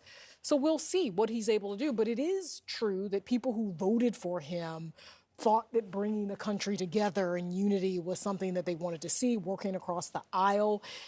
How that's going to work practically in a divided government and in a divided country, it's hard to see him making much progress. I hate to sound so pessimistic, but I think it's just the reality. We're a divided country. There are policy differences that are real and can't necessarily be bridged by rhetoric or a person. Well, your perspective is defensible from the context of the challenge. Biden has a tougher challenge because, Harry, Donald Trump's game is tear it down. It all stinks. They all cheat. They're all bad. The institutions suck. They should all go. Let's fight them together. Doing that, the tear it down strategy, is an easier challenge for him than Joe Biden's of, hey, I'm going to bring everybody back together. The president's not looking to do that. He wants to win. And to the extent that he's not winning right now, it's because he's being cheated and it's a fraud. And so it's easier for him right now to negotiate this period, isn't it? Yeah, I think it is. I mean, look, I should point out, though, that Joe Biden at this point has more votes than Donald Trump nationally. So there is certainly a majority of folks who do agree with him in the country, but it's a narrow majority. And it's a narrow majority, and you can see that in the Electoral College, right? No man has hit 270 electoral votes even at this late hour. We're already Thursday. The election was held on Tuesday. We might not have a winner maybe till the end of the day. Maybe it's Friday. We don't even know yet. So to me, Joe Biden does have a challenge with him. He has a Republican Senate that he's likely going to face. We don't know that for sure yet. His Democratic House, that majority looks like it's going to be slimmed. So the message that Biden brought and the message that the Democrats brought, while it had a majority of support, at least on the presidential level in terms of votes, it was a very narrow majority. Hey, John, tough question for you. You've been part of a lot of this coverage. You've been listening to a lot of it. It gets the sense of sameness. What do you think is being missed right now that should matter to the American people who are watching this go on really in their place? Well, a couple of things, Chris. One of them is the strength and resilience of Joe Biden. As Harry indicated, it's a narrow majority, but he's getting more than 50% of the vote. He's actually on track to get a larger share of the national vote than Ronald Reagan got in 1980 when he turned out Jimmy Carter from the White House in a landslide. Now, obviously, it's not a landslide. Ronald Reagan won 44 states. He had the benefit of, or the detriment, perhaps, of John Anderson taking away a chunk of vote. Nevertheless, Joe Biden's going to get more votes. Secondly, I think Nia's exactly right to be skeptical. On the other hand, if you're Joe Biden and you're looking at the probability at this point of a Republican Senate, you don't have any choice but to offer a unifying message. That's his instinct anyway. But that's what you've got to do, because he's only going to get anything done with some measure of acquiescence from some share of the Republican Party. The third thing I think that is being overlooked is the dog that's not barking right now. We had all been concerned, and that concern was made manifest if you looked at any American city and saw people boarding up storefronts, of the idea of civil unrest. We're not done with this process, but this has been an orderly process, generally speaking. There are people with very strong feelings on both sides. There have been some protests, but none of it has been of terrific consequence, notwithstanding what the president has said. That is something to celebrate for democracy.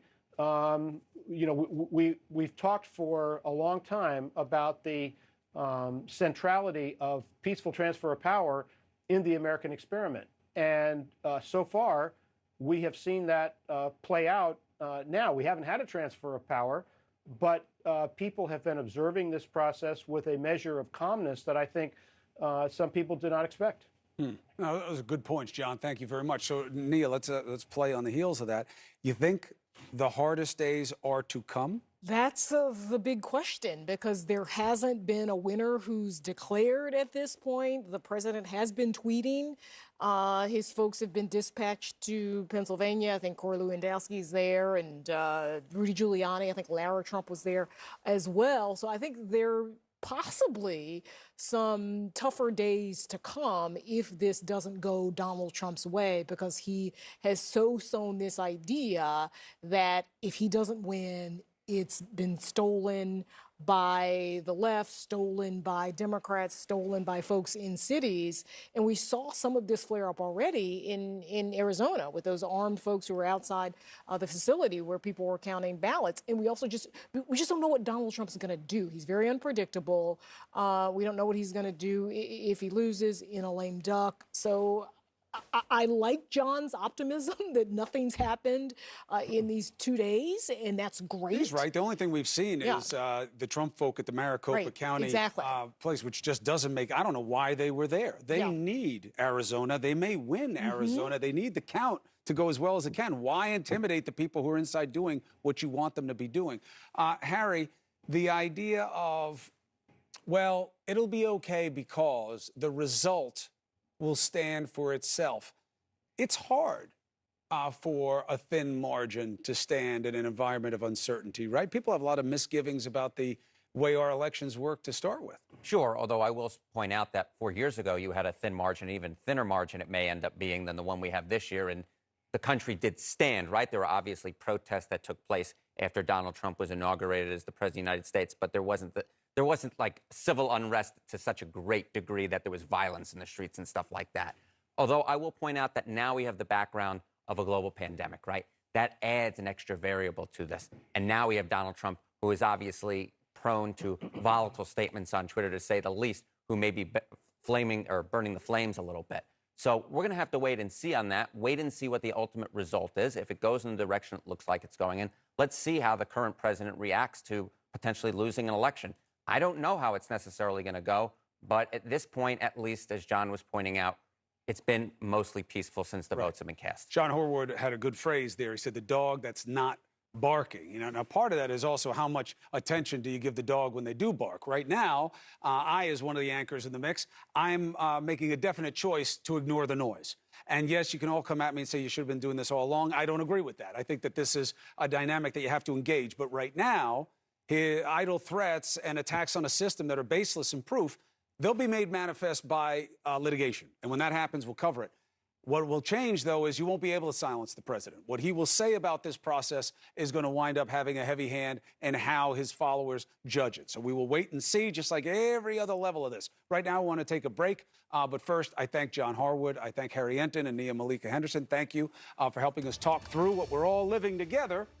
More results, more context, and one step closer to some type of conclusion about where our country is headed next.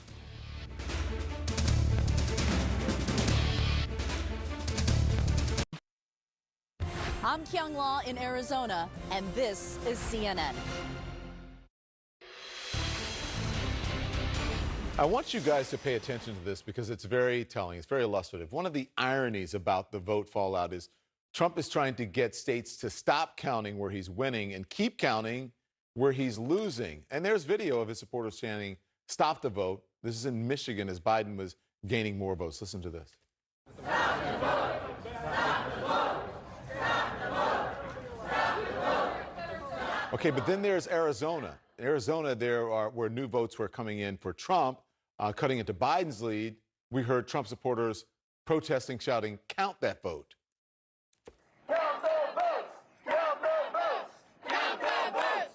Count their votes! So let's talk about all this. With us now, former presidential candidate Andrew Yang, also S.C. Cupp with us here, obviously from CNN, and John Avalon as well Hello to both of you. Good morning, evening. It's good to see you both. Whatever it is. And see, I'm coming for you because I want to know how Republicans are feeling right now.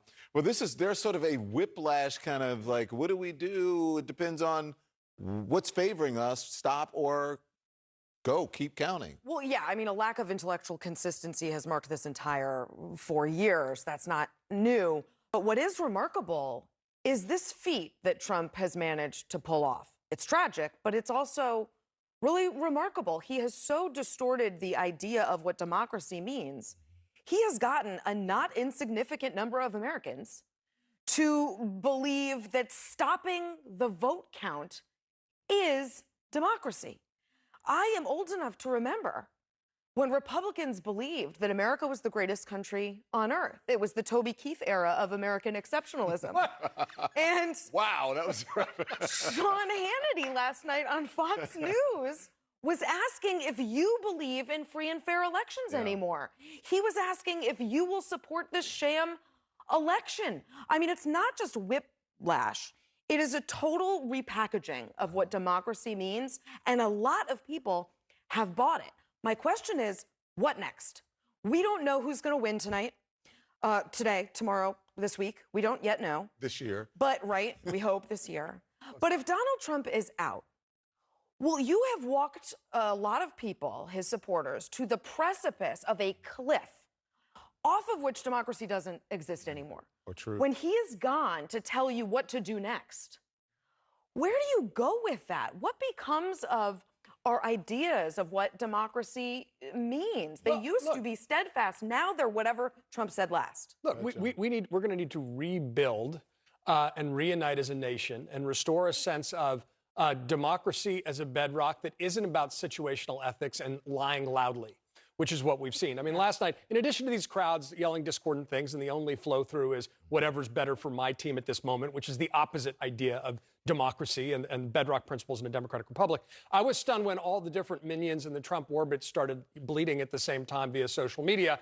Trump won Pennsylvania with exclamation points, based on nothing. But it was clearly the diktat they'd gotten from top down. And it reflected kind of the approach of this administration. Lie loudly and get enough people to believe you. Because based on nothing. He hereby claimed, yes, John, that he had won a number of states last night on Twitter. But the thing is, there could be 4 more years of this. And you know, as she says, we're on the precipice of going over the cliff, right, of our democracy. But what if can we stand 4 more years of non-reality, sort of, what is a democracy? What is a real republic? Can we take 4 more years of that? What happens? Well, polarization is here to stay, but I remember running against Joe in Iowa and New Hampshire, and the question on everyone's mind was, who can defeat Donald Trump? And it turns out that Joe Biden can defeat Donald Trump. That's the way the numbers are heading. I feel a world better today than I did. You're a lot happier than you were last night. My first question was, you look worried, you look nervous. But you're in a much better spirits. The math has trended up, Don. Let's put it that way. But it's not over yet. And I agree that Trumpism is going to be here for quite some time. He got 5 million more votes this time than he did in 2016. So on an absolute scale, it's actually grown. And you have QAnon-friendly new members of Congress who are going to be getting sworn in January. That's the detritus that he's left. When and if Trump is gone, the ideas he left behind and the mechanisms for dealing with polarization, tribalism, and angst and anger, those remain. Yeah. And he's left these, white elephants, and the Republican Party will have to decide, do we demolish them? Or do we try to find a new Trump to sort of take his place? I think the latter is. We'll see. I'll tell you why in a second. But look, Gollum always turns on its creator, and that's the problem that we're dealing with. But let's not lose sight of 2 things. First of all, Joe Biden, and the numbers are trending in his direction, is if you take out the expectations game that Democrats feel bad about, right? Because they looked at the map and they said, this is going to be a landslide. And instead, he's likely to win more votes than anyone who's ever run for president. Biden. He's likely to flip a couple of considerable states in his realm, and we're still counting. We should commit to the counting and not have any outcomes, with the message of national unity. You've heard it again last night. I mean, the core campaign speech is, I'm running as a proud Democrat, but I'll be an American president because you have a duty to care. It's a nonpartisan office. That's a repudiation of Trumpism. Well, this is a generalization, but for the most part, here's what I'm hearing. I'm hearing Democrats saying, I'm glad that this is turning out the way, let's hope it is Joe Biden, obviously. But what they're saying is, because Joe Biden knows these people in Washington, and he wants to work together. He's going to try to get them to work together. But then you hear, especially on other channels and conservative media, the elites, and they're making fun of the folks on CNN and making fun of it. And I hear Democrats saying, we got to come together. It's time to come together, and somehow I wish the other side would work with us. Not everyone, but that's the general consensus that I'm getting. So something's got to give, and something has to change in this country, because otherwise we're going to just blow each other up. Well, it's one reason why many people were hoping for a mandate. There were many folks in the House who thought that the Democratic majority was going to grow, and instead they lost 6 incumbent seats in the House. They thought that they could get the Senate, and it looks like they're going to fall a little bit short. So you're going to have a divided government no matter what. And that's not what you need when you're trying to recover from an historic pandemic, a loss of millions of jobs because of the recession. So the disappointment is very, very real among Democrats. And the fact that 68 million Americans decided to re-up with Trump, deeply disappointing for many people. Don't you think Democrats know? Because, listen, there are Republicans who are opposed to how this particular president has divided the nation. Most of the ones in power are not saying anything about it. Don't you think Democrats will be more open to, okay, listen, people, this must stop. We've got to work together somehow, more so than the people who have just sort of sold their soul to the metaphorical. Democrats rightfully believe we need a very robust agenda. And the problem is that you're going to have Mitch McConnell, the Senate Majority Leader, playing the obstructionist role that we're all familiar with from the Obama years. One thing that I do think we need in the worst way is a stimulus package. It's a second relief bill. Mitch said yesterday that he thinks it should pass before year end. I think this might have helped Democrats nationwide, because everyone knows that Democrats are the party of government helping you out, and many people around the country have been very upset about the fact that there has not been a relief bill known in months. to many Republicans now as socialism. It's not really, but but I think that's the irony. It's socialism, the disappointment. Hang on. Roads and libraries and whatever. That's somehow socialism, but we all need them. But anyway. That's a robust American government. I mean, just to pick up on your point, and then I'll pass the ball to SC. Look, Trump won on the economy, but this has not been a fiscal conservative approach. Yeah, he cut taxes, but he's increased spending dramatically, and the deficit and the debt with it. And if a Democrat did it, they'd actually be called a socialist. Instead, Donald Trump's seen as some, defender of economic freedom. Well, the anger and the disappointment that Andrew talks about in the Democratic Party is real.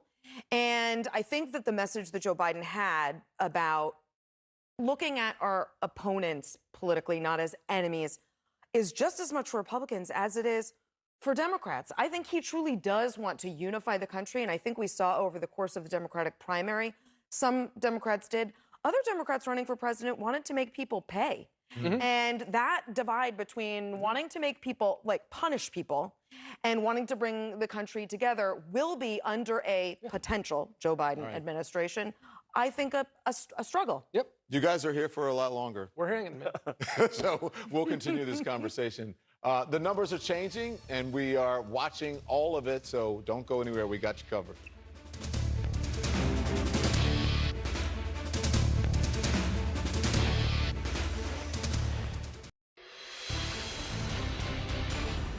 One of the big pieces in the what happens next puzzle is any potential litigation. Kristen Holmes at the voting desk. What do we see on the potential horizon? Well, look, Chris, the Trump campaign and the RNC has continued to try to bring litigation before the election, and we knew there was going to be litigation post-election. And one thing to note before we even go through the cases is that we've spoken to numerous legal experts about these cases that have been brought or filed or pending, and all of them say that it is too thin amount of evidence and it does not affect that many ballots to decide a presidential election. So just keep that in mind when we go through this. So Starting in Pennsylvania, this is about that ballot extension we saw in the Supreme Court before the election. Pennsylvania officials had put in place a 3-day extension on ballots to allow for those mail-in ballots to come in and still be counted because of all the issues with the coronavirus pandemic mail system. Now, those conservative judges had left the door open.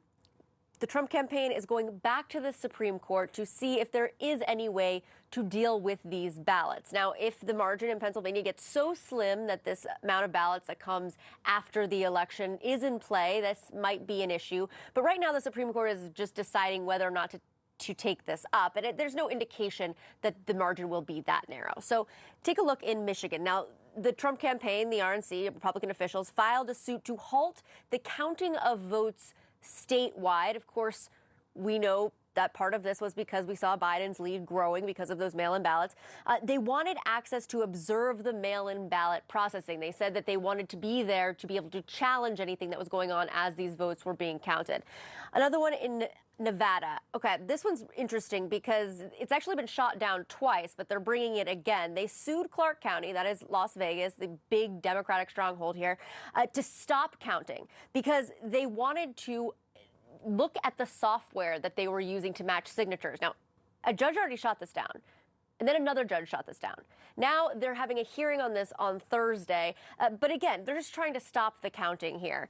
And then in Georgia, now this one was brought by 2 Republican officials and some poll watchers there. They say they're filing a suit over a small amount of ballots that they were trying to process, but apparently were slipped into a pile that was already ready to be scanned before they were processed. But again, please let me be very clear.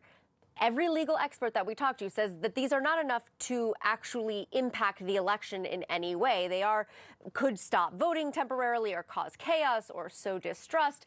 All of those things are real. But in terms of actually deciding the election, there's no indication that any of these could do that. Chris? Well, that is a very good analysis. You know, one of the problems here is that unlike with other litigation in general, you don't have to worry about frivolous lawsuits. You know, when you file federal lawsuits, if it's an unsubstantiated thing and it seems to have been done with not really malice, but knowledge that there was no basis, sometimes you're vulnerable to sanctions, you know, and other financial penalties. That won't be a problem here for the president. And look, this is his strategy. This is somebody who sues as a tactic. And it sends a great political message for him, great defined as a good step towards more chaos. However, we're going to have to evaluate them. I think the best instruction is to ignore the noise going on around them. Let's see what the lawsuits actually are when they get filed. That was a really nice summary. Thank you very much. Let's take a little break. When we come back, we're going to look at the paths to victory. All right? There aren't as many as there were. What are the variables? We have them next.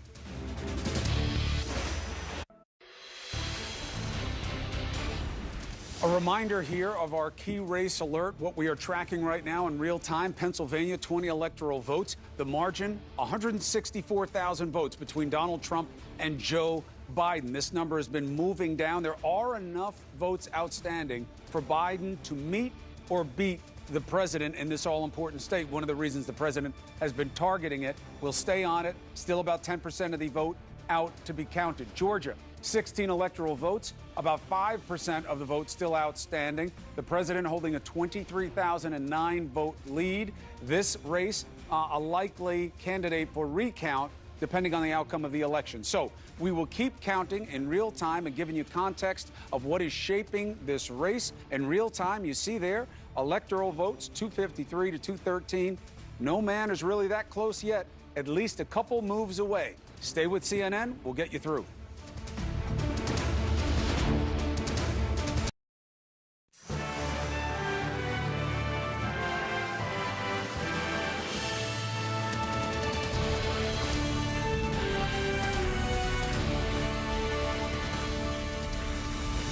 Welcome to 5 a.m. in the East, 2 a.m. in the West. Maybe you're waking up. Maybe you're thinking about whether or not to go to sleep. Either way, Chris Cuomo and Don Lemon got you. Welcome to our special live coverage. Election night in America continue.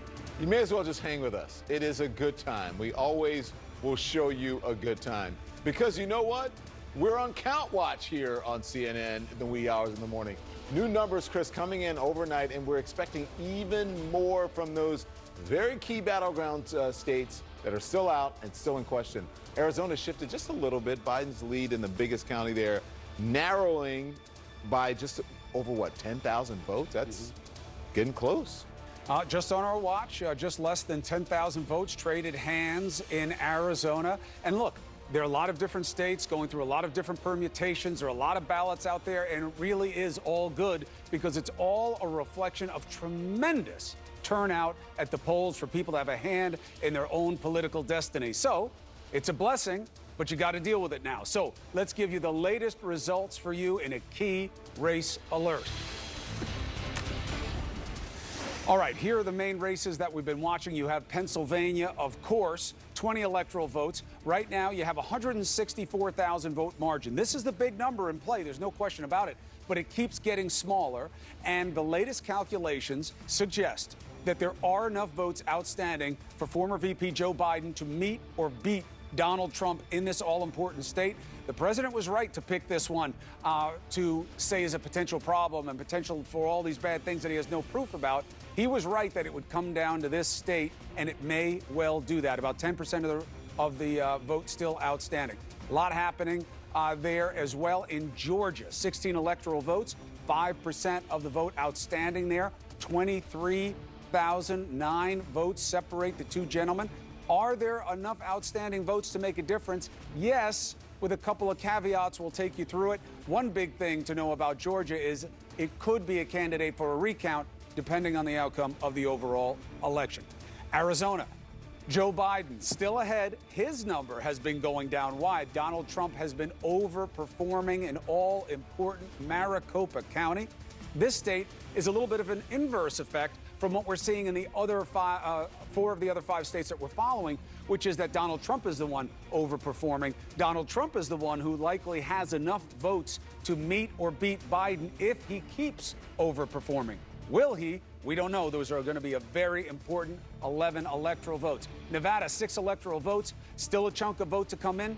This is a short story. Why? We're not getting nothing until later this morning. That's what they told us there. They count all the votes before they release any of the next batch of results. A thin margin there. Now, North Carolina, another quick tell. The president's ahead by 76,000. He has been for a while. There is a little bit of an opportunity for more vote to come in that could change the state of play here, but this is where it is. It may be a likely candidate for the first of these 5 to get projected. 15 electoral votes there. Let's look at the big map.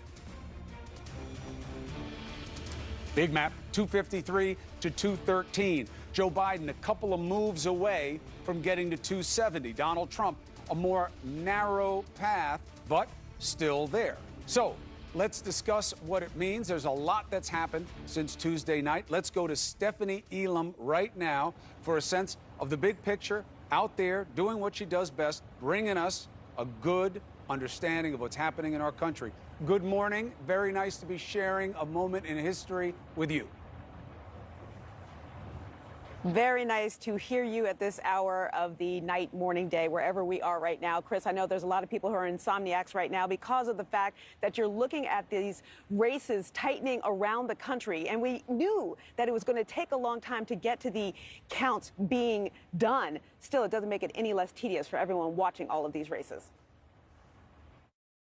With the race for the White House still too close to call, the focus is now on a handful of battleground states still counting hundreds of thousands of mail-in ballots that will decide whether President Trump or former Vice President Joe Biden win the election. I'm not here to declare that we've won, but I am here to report when the count is finished, we believe we will be the winners. Biden asking his supporters to be patient, saying his campaign sees a clear path to 270 electoral votes. Every vote must be counted.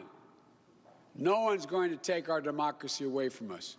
Not now, not ever. We, the people, will not be silenced.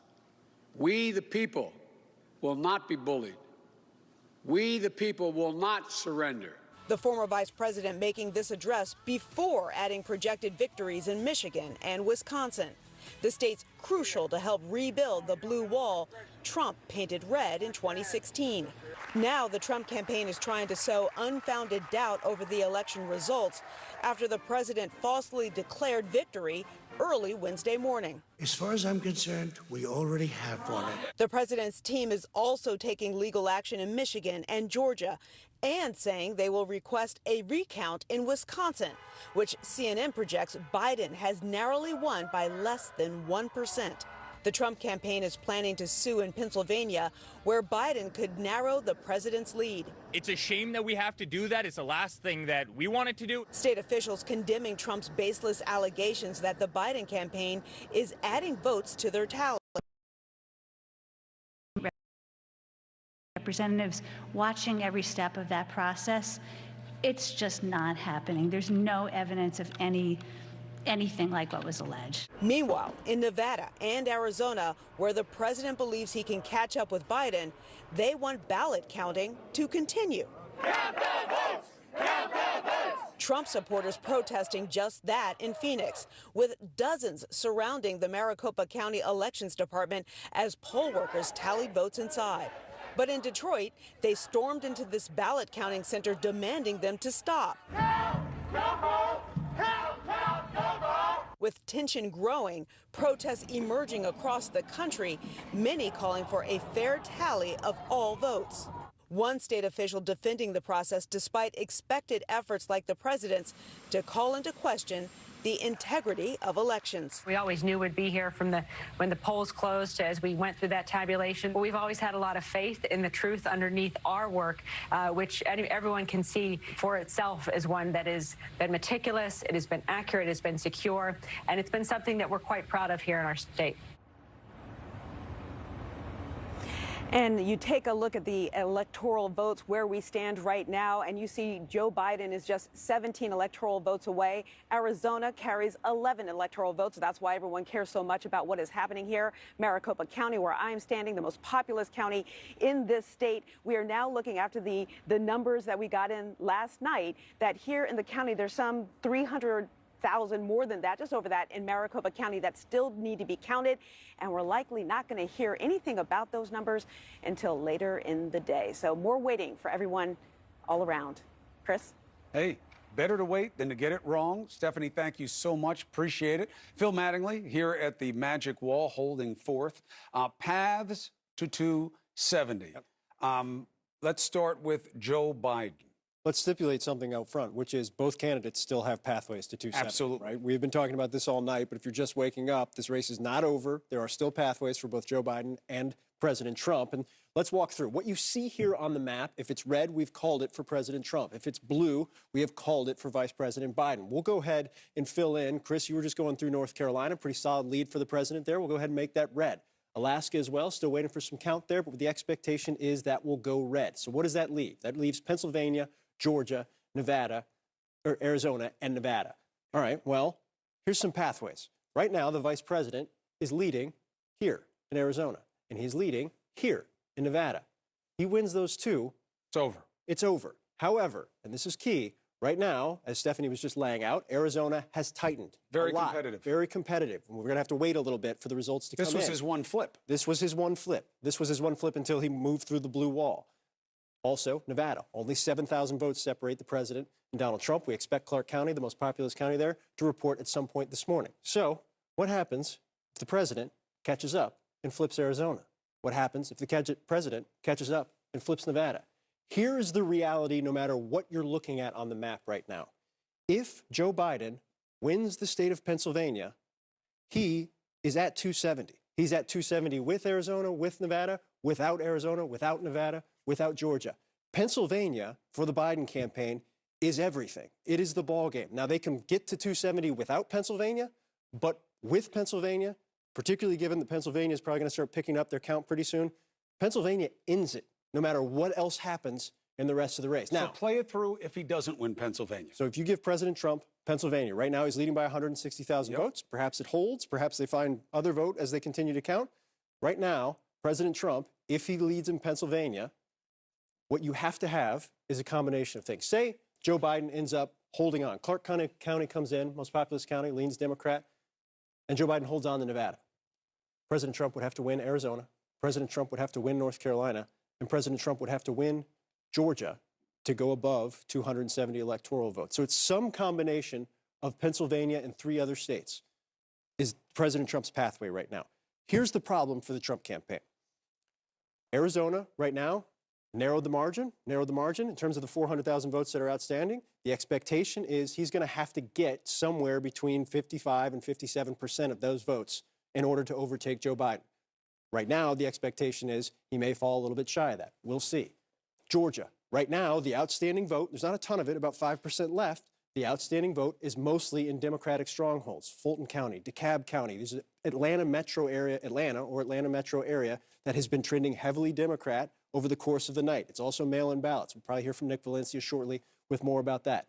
Pennsylvania is the biggest problem. Let's bring in Nick and get some context. Yeah. And believe it or not, I actually have a question for you that I have not asked you yet. Okay. Now I'm nervous. I wouldn't believe it either, but it's true. Nick Valencia, thank you so much for holding forth from there tonight. Thank you for giving our audience and us, frankly, such a great window into our fellow citizens who have volunteered to do such an important job, such a grind, so meticulous, so tedious. So thank you for showing this democracy in action. What's the latest word you have about when that county will bring in the rest of its count?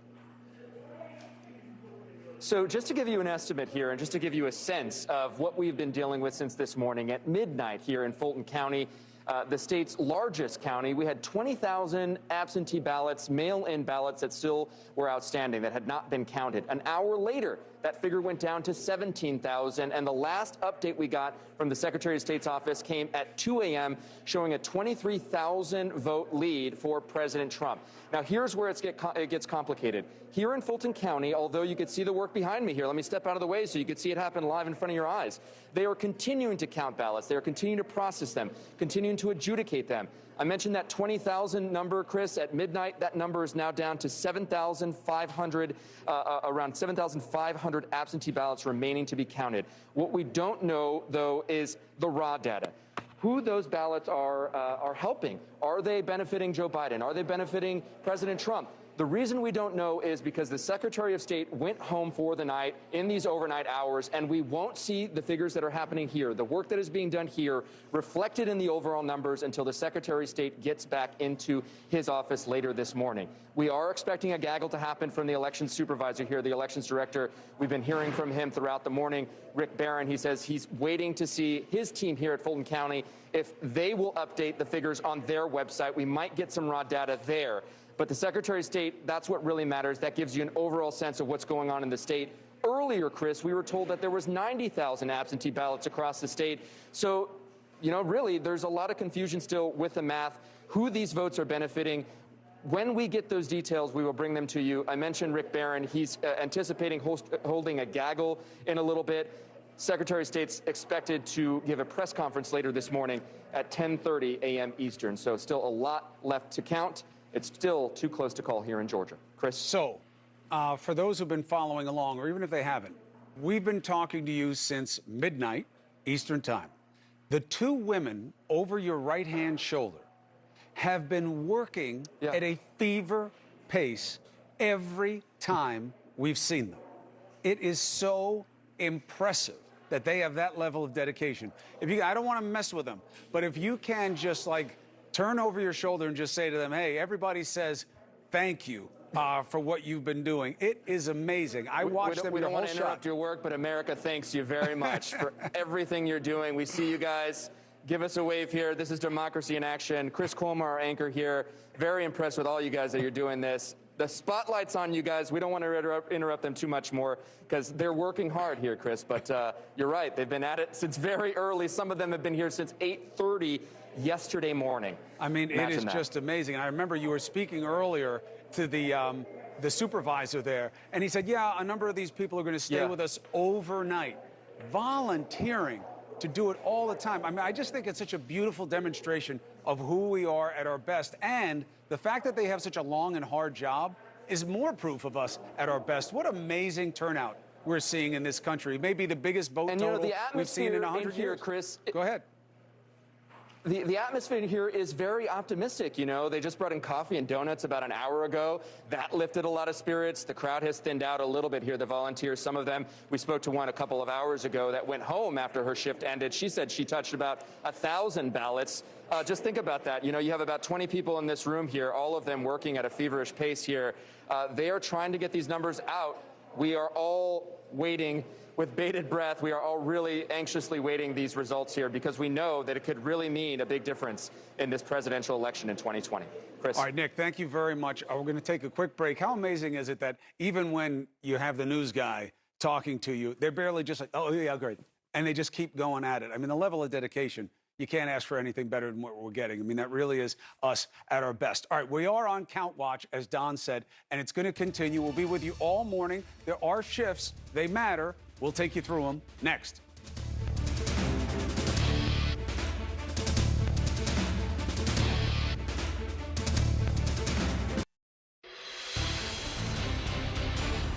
Welcome back, everyone. Let's get some perspective on the battleground states. We're joined now by Michigan Democratic Congresswoman Debbie Dingell. Congresswoman, I appreciate you joining us. Thank you so much for being up early or late with us, whichever it is. I really haven't been to bed in 3 days, so it's just great to be with all of you. I was going to say, join the club. You're among a lot of folks who haven't been to sleep. We hear so much, Congresswoman, about the blue wall, the Democratic blue wall. The vice president, former Vice President Joe Biden, flipped Michigan. Dems have part of that blue wall back. How significant is this? Well, I think it is very significant. You know, Michigan's always closer than everybody thinks it's going to be. I almost got killed by several people when I said Michigan had tightened last week. But we're a state that's a very diverse state. But we did deliver it in the end. I think it's women that delivered it. You know, when this election's done, we got to really look at what happened across the America. Wait. I want to talk about that, but you said you think women really delivered it, and then we can talk about looking back. Why do you women say that? delivered for Joe Biden. No question. You know, I've really started thinking about this more in the last few days when the Million Women's March, the weekend after the inauguration, I was there in the morning and came home to 20,000 women in the Diag in Ann Arbor. And in the end, women have been forced out of the workplace. They've got childcare issues. They're the ones on the front line. I hate using the word suburban women because at a canvass 2 weeks ago, these 3 women in their 70s, never done anything political, probably voted Republican all their life, passed out voter guides for me, but said they hate the word suburban housewife. They're not. They're women who care. Those are the example of the women that delivered me.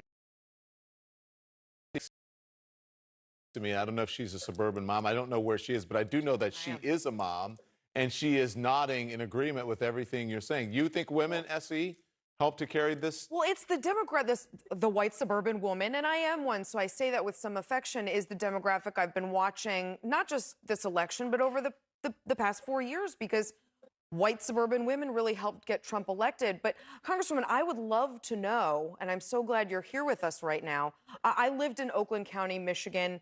I know that a lot of those women came out for Biden. I'm wondering, though, if you can tell me if other counties, less Democratic counties, also saw that kind of suburban woman drive for Biden. Is that something you're seeing reflected in exit polls yet? You know, we're still looking at all of the data. There were Kent County, Grand Rapids. You certainly saw it there. And around, I mean, not all women who voted for Donald Trump 4 years ago came back, but enough did to deliver that vote, because I'll tell you who didn't deliver it. And this was sort of the point I was going to go to down before I was going so fast. Union workers did not come home in droves. They're the ones that helped elect Donald Trump 4 years ago, and many of them still voted for Donald Trump. Why do you think that is? Because we as Democrats do a terrible job talking to just working men and women. I had one of those little Trump caravans come in and surround me a couple of weeks ago. But as you know, my personality, I don't run away. I talk to them. And, we had an intense conversation for 20 minutes. They think Democrats look down their nose at them. They think promises were made that weren't kept, which actually isn't true. The steel plant was closed in my district 1,500 jobs the week before Christmas. But I really think Democrats have got to do a better job of just connecting with building trades, UAW, steel workers. They don't think we really care about them, understand them, and they think, I could go on, but I won't. It's early, late, whatever. Well, we also have John Avalon here with us and Andrew Yang. And I know, John, we often have this conversation about the Democrats and speaking to middle-class people, the working-class people, as we call them, Johnny Lunch Bucket or what have you. And she said Democrats didn't come home. I mean, the union folks didn't come home. Do you believe that, John? Well, look, I think, Congresswoman Dingell would have the insight. I mean, 4 years ago, Congresswoman, I remember you were the one raising the warnings about Macomb County, which used to be the archetypal swing county in the country that Stan Greenberg wrote books about. And you were saying, watch it, don't take it for granted just because Clinton's on the ballot, and Bill Clinton famously flipped it last time. I'd be interested to know what happened in Macomb this time, and what other shifts did you see in those so-called pivot counties, areas like Grand Rapids? What's the underlying data you're seeing in Michigan from this race? Well, Macomb County still voted. I think Andy Levin, who represents it, thought that they might have a stronger Joe Biden vote. There were some changes, but there were some very strong Donald Trump areas. Mm-hmm. My downrivers are the Macomb County. Mm-hmm. Macomb County got some attention. We don't give attention to the downrivers or some of the other areas like Macomb County. There are areas like that throughout the state, and those are ones they still went for. My downrivers went for Donald Trump again. Wow. I got to run, John. But listen, Congresswoman, I want to thank you. Andrew Yang didn't get to say anything, so he'll just say hello. Say hello to the Congresswoman. Good morning. Morning, and I could not agree more that we need to do a better job of talking to working men and women around the country. That there's a gap there that we need to bridge. That was a little bit more than hello. Sorry. That's okay. Hey, you guys, keep America awake while we watch all this. Yeah, and we need a little levity, but we have some serious business. We got to do the business of the American people so that they can get to figure out who actually is ahead and who's going to win this election. So. Thank you, Congresswoman. We appreciate it. You be safe. And we're going to be right back.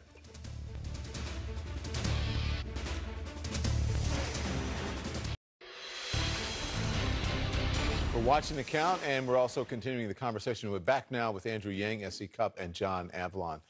Interesting conversation with Congresswoman Dingell. Yeah. You heard what she said. She said Democrats don't do a good job of speaking to working-class people.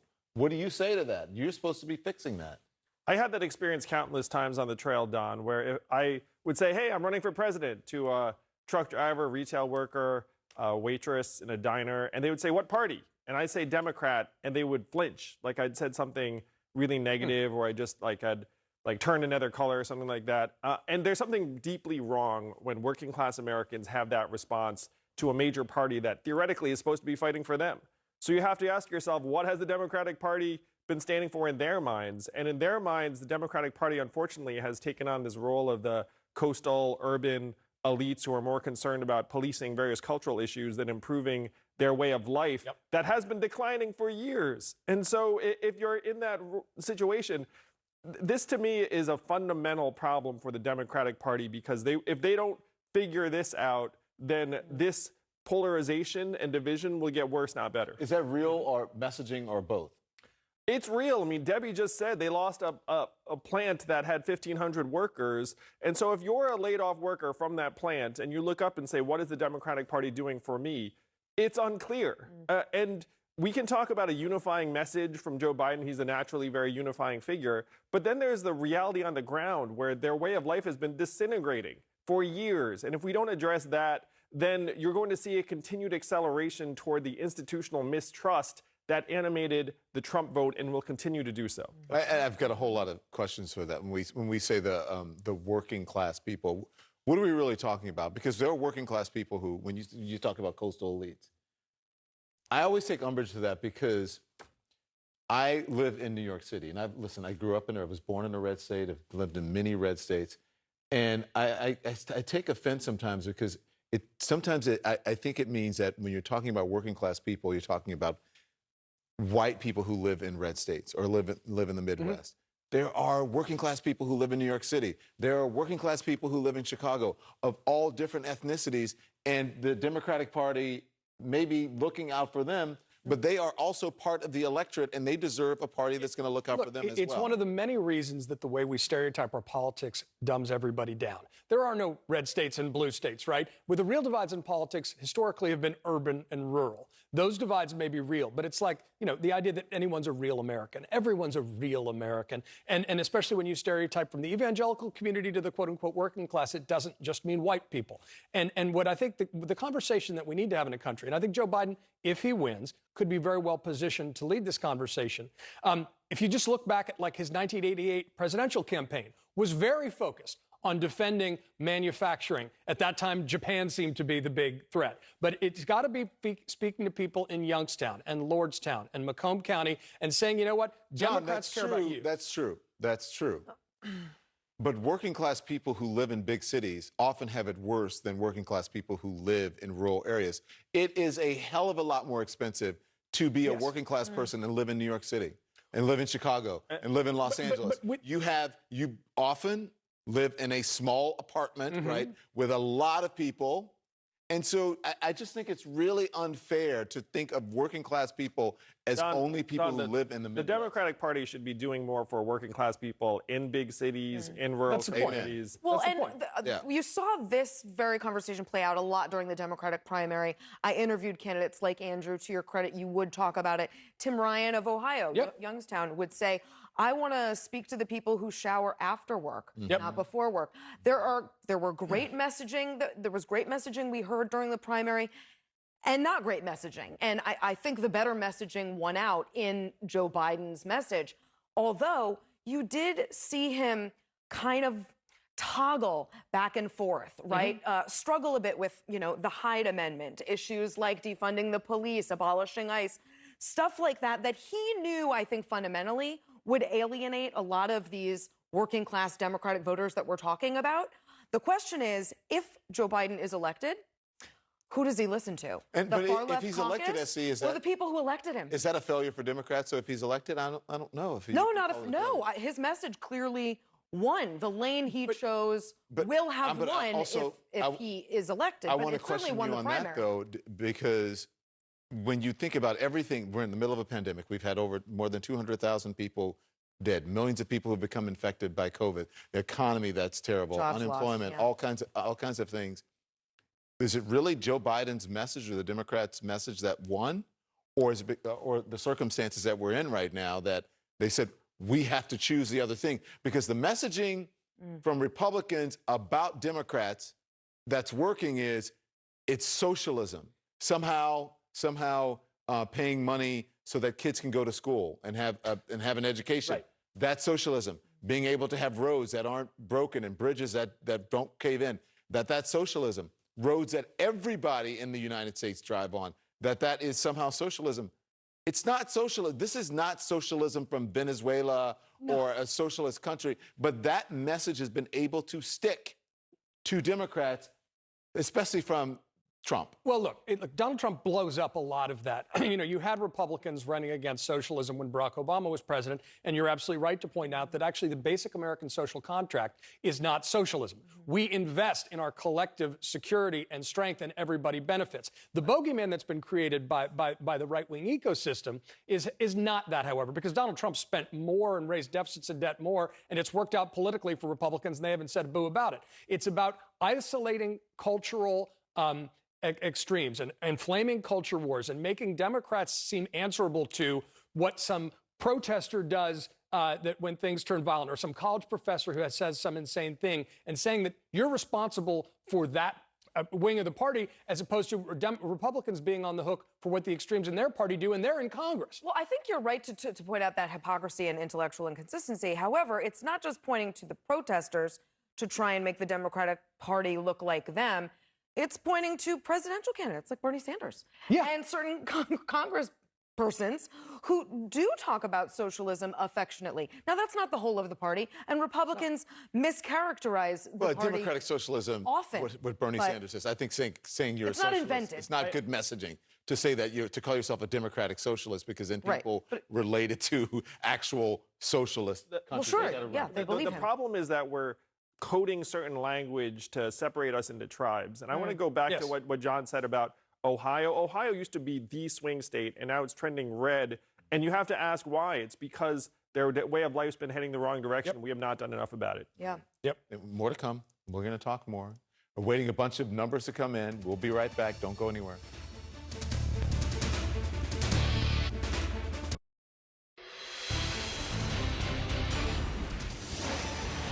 $253 to $213. That is the state of play within the Electoral College, okay? We are a couple of moves away. Could be not right now, but probably sometime today on Thursday or tomorrow. The states will bring in enough votes where people will start making projections. And that would be a pretty economical process by historic standards, especially when you look at the volume of votes that we've had to deal with. You know, nobody's talking about the popular vote because it doesn't decide anything, but it does deliver a sense of mandate and reach within this country. And we may well see the most votes ever and the biggest stretch of win for somebody ever if things keep trending the same way, and that beneficiary would be Joe Biden. So as we continue our hunt, I am here with the man, Phil Mattingly, Magic Phil and his wall, here to find where the votes are that we're waiting for. Pennsylvania. I just got a letter from the president. I'm one of his trusted supporters, you know, and I get emails from him on a regular basis. Personal. And it said, breaking news, we won Pennsylvania. This isn't an opinion, it's a fact, because his campaign manager says he did. So there you have it. The rest of us are waiting for what we call data. And we're looking for votes right now. And in the current state of play, we have about 10% of the votes still outstanding. And what does that mean as a function of where they could be? So let's top line it first. You talk about there may be a couple moves before things are actually decided, given the fact Joe Biden's at 253 electoral votes. If Pennsylvania goes towards Joe Biden, there's only one move. That's 20 electoral votes right here. That gets him to 273. However, you take a look at the margin right now. Donald Trump is leading in Pennsylvania by 164,000 votes. However, the biggest margin in the mix. Biggest margin in the mix. You go through all the 5 major states that are outstanding right now that are still too close to call. This is the biggest one by far. However, take a look at this. Take a look at what has happened since midnight, November 4th. Donald Trump at that point up by 548,000 votes. Let's move down to 2 a.m., moved up to 709,000 votes. Now start tracking and watch. Goes back down to 589,000 votes. Then 3 p.m. on the 4th, 435,000 votes. Then 276,000 votes. Then at 9 p.m., 195,000 votes. What am I trying to tell you here? Joe Biden has been, with regularity, progressively eating away in major chunks at Donald Trump's lead. Now, you made a key point when you were talking about the sheer volume of the vote that is coming in. Much of that vote has come in vote by mail. In the state of Pennsylvania, count vote by mail after you count the election day vote. That is why it's taking how long it has taken up to this point. And that is why this state initially was very red. It was leaning very heavily towards President Trump. You saw the margins, and why those margins are shrinking right now is the vote by mail is heavily Democratic. That has been the case almost across the entire country. So Joe Biden, via vote by mail, that has been skewed heavily Democratic, has been eating away at margins. So the big question now, with 11% outstanding, is does Joe Biden have enough vote outstanding to make up 164,000 votes? It doesn't mean is there 164,000 votes outstanding. Is there enough for him to make it up with margins? The short answer is yes, and I'm going to show you why. We will start with the biggest county in the state, the Commonwealth. Sorry, Jake Tapper would get mad at me. The Commonwealth of Pennsylvania. That's Philadelphia County, home, obviously, of Philadelphia.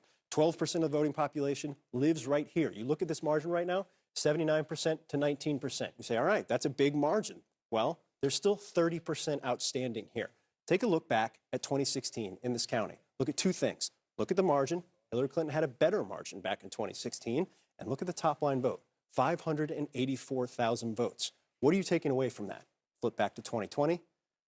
Joe Biden's at 457,000 votes. There's record turnout in these states right now, and he's about 120,000 votes behind Hillary Clinton. That means there's a lot more vote to come in Philadelphia County, and that margin is likely to change. What we have seen in vote by mail as it has come in is it is skewed heavily towards Joe Biden in this state. So we expect this to come in big for Joe Biden. You can start moving around these. Let's take a break. Yeah. Let's take a break, and then I want to keep doing this. And you think I forgot? An hour and a half ago, I told you there was a question I know. hadn't I've been asked you waiting yet. for that. I Oh, hoped well, you I forgot forgot it, but now I remembered. So we're going to take a break. When we come back, we'll keep going through where we're looking in this serious business of Pennsylvania, when we expect to get more information. Stay with CNN. You want to know what the question is? Yeah. And I'll tell you.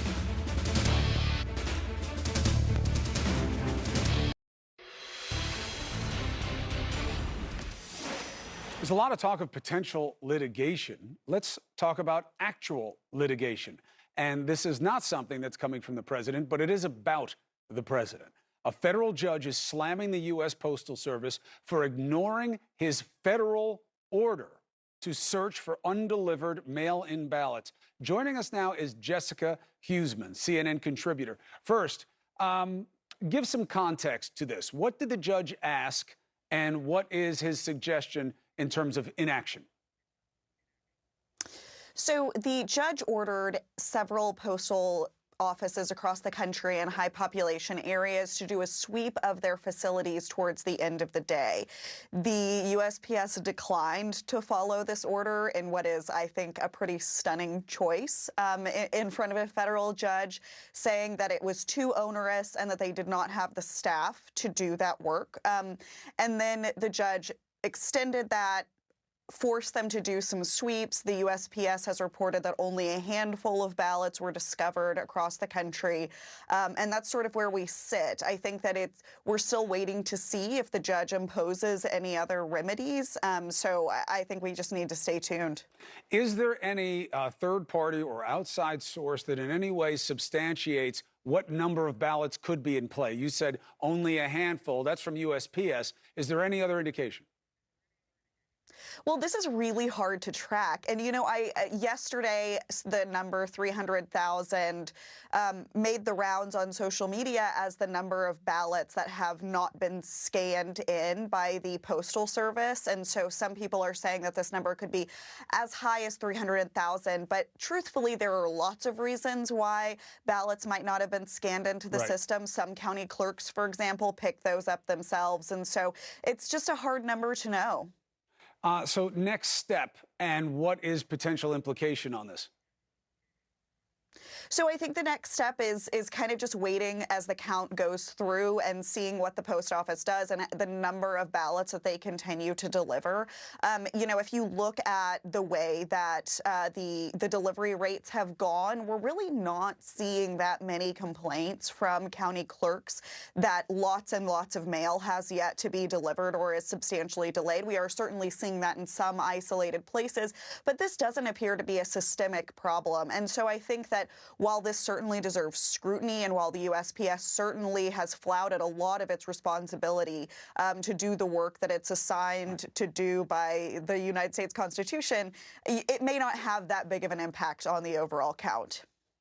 Jessica Huseman, thank you very much. Prepare yourself for a phone call to come on tonight to Cuomo Primetime to cover this, because we have to keep eyes on it, pending what happens with the election. Thank you very much, especially at these hours. And guess what? Thanks so much. Absolutely. We just had a change of the state of play in Georgia. Let's take a break, and we will take you through the new numbers. The race is closer. Stay with CNN. The Shark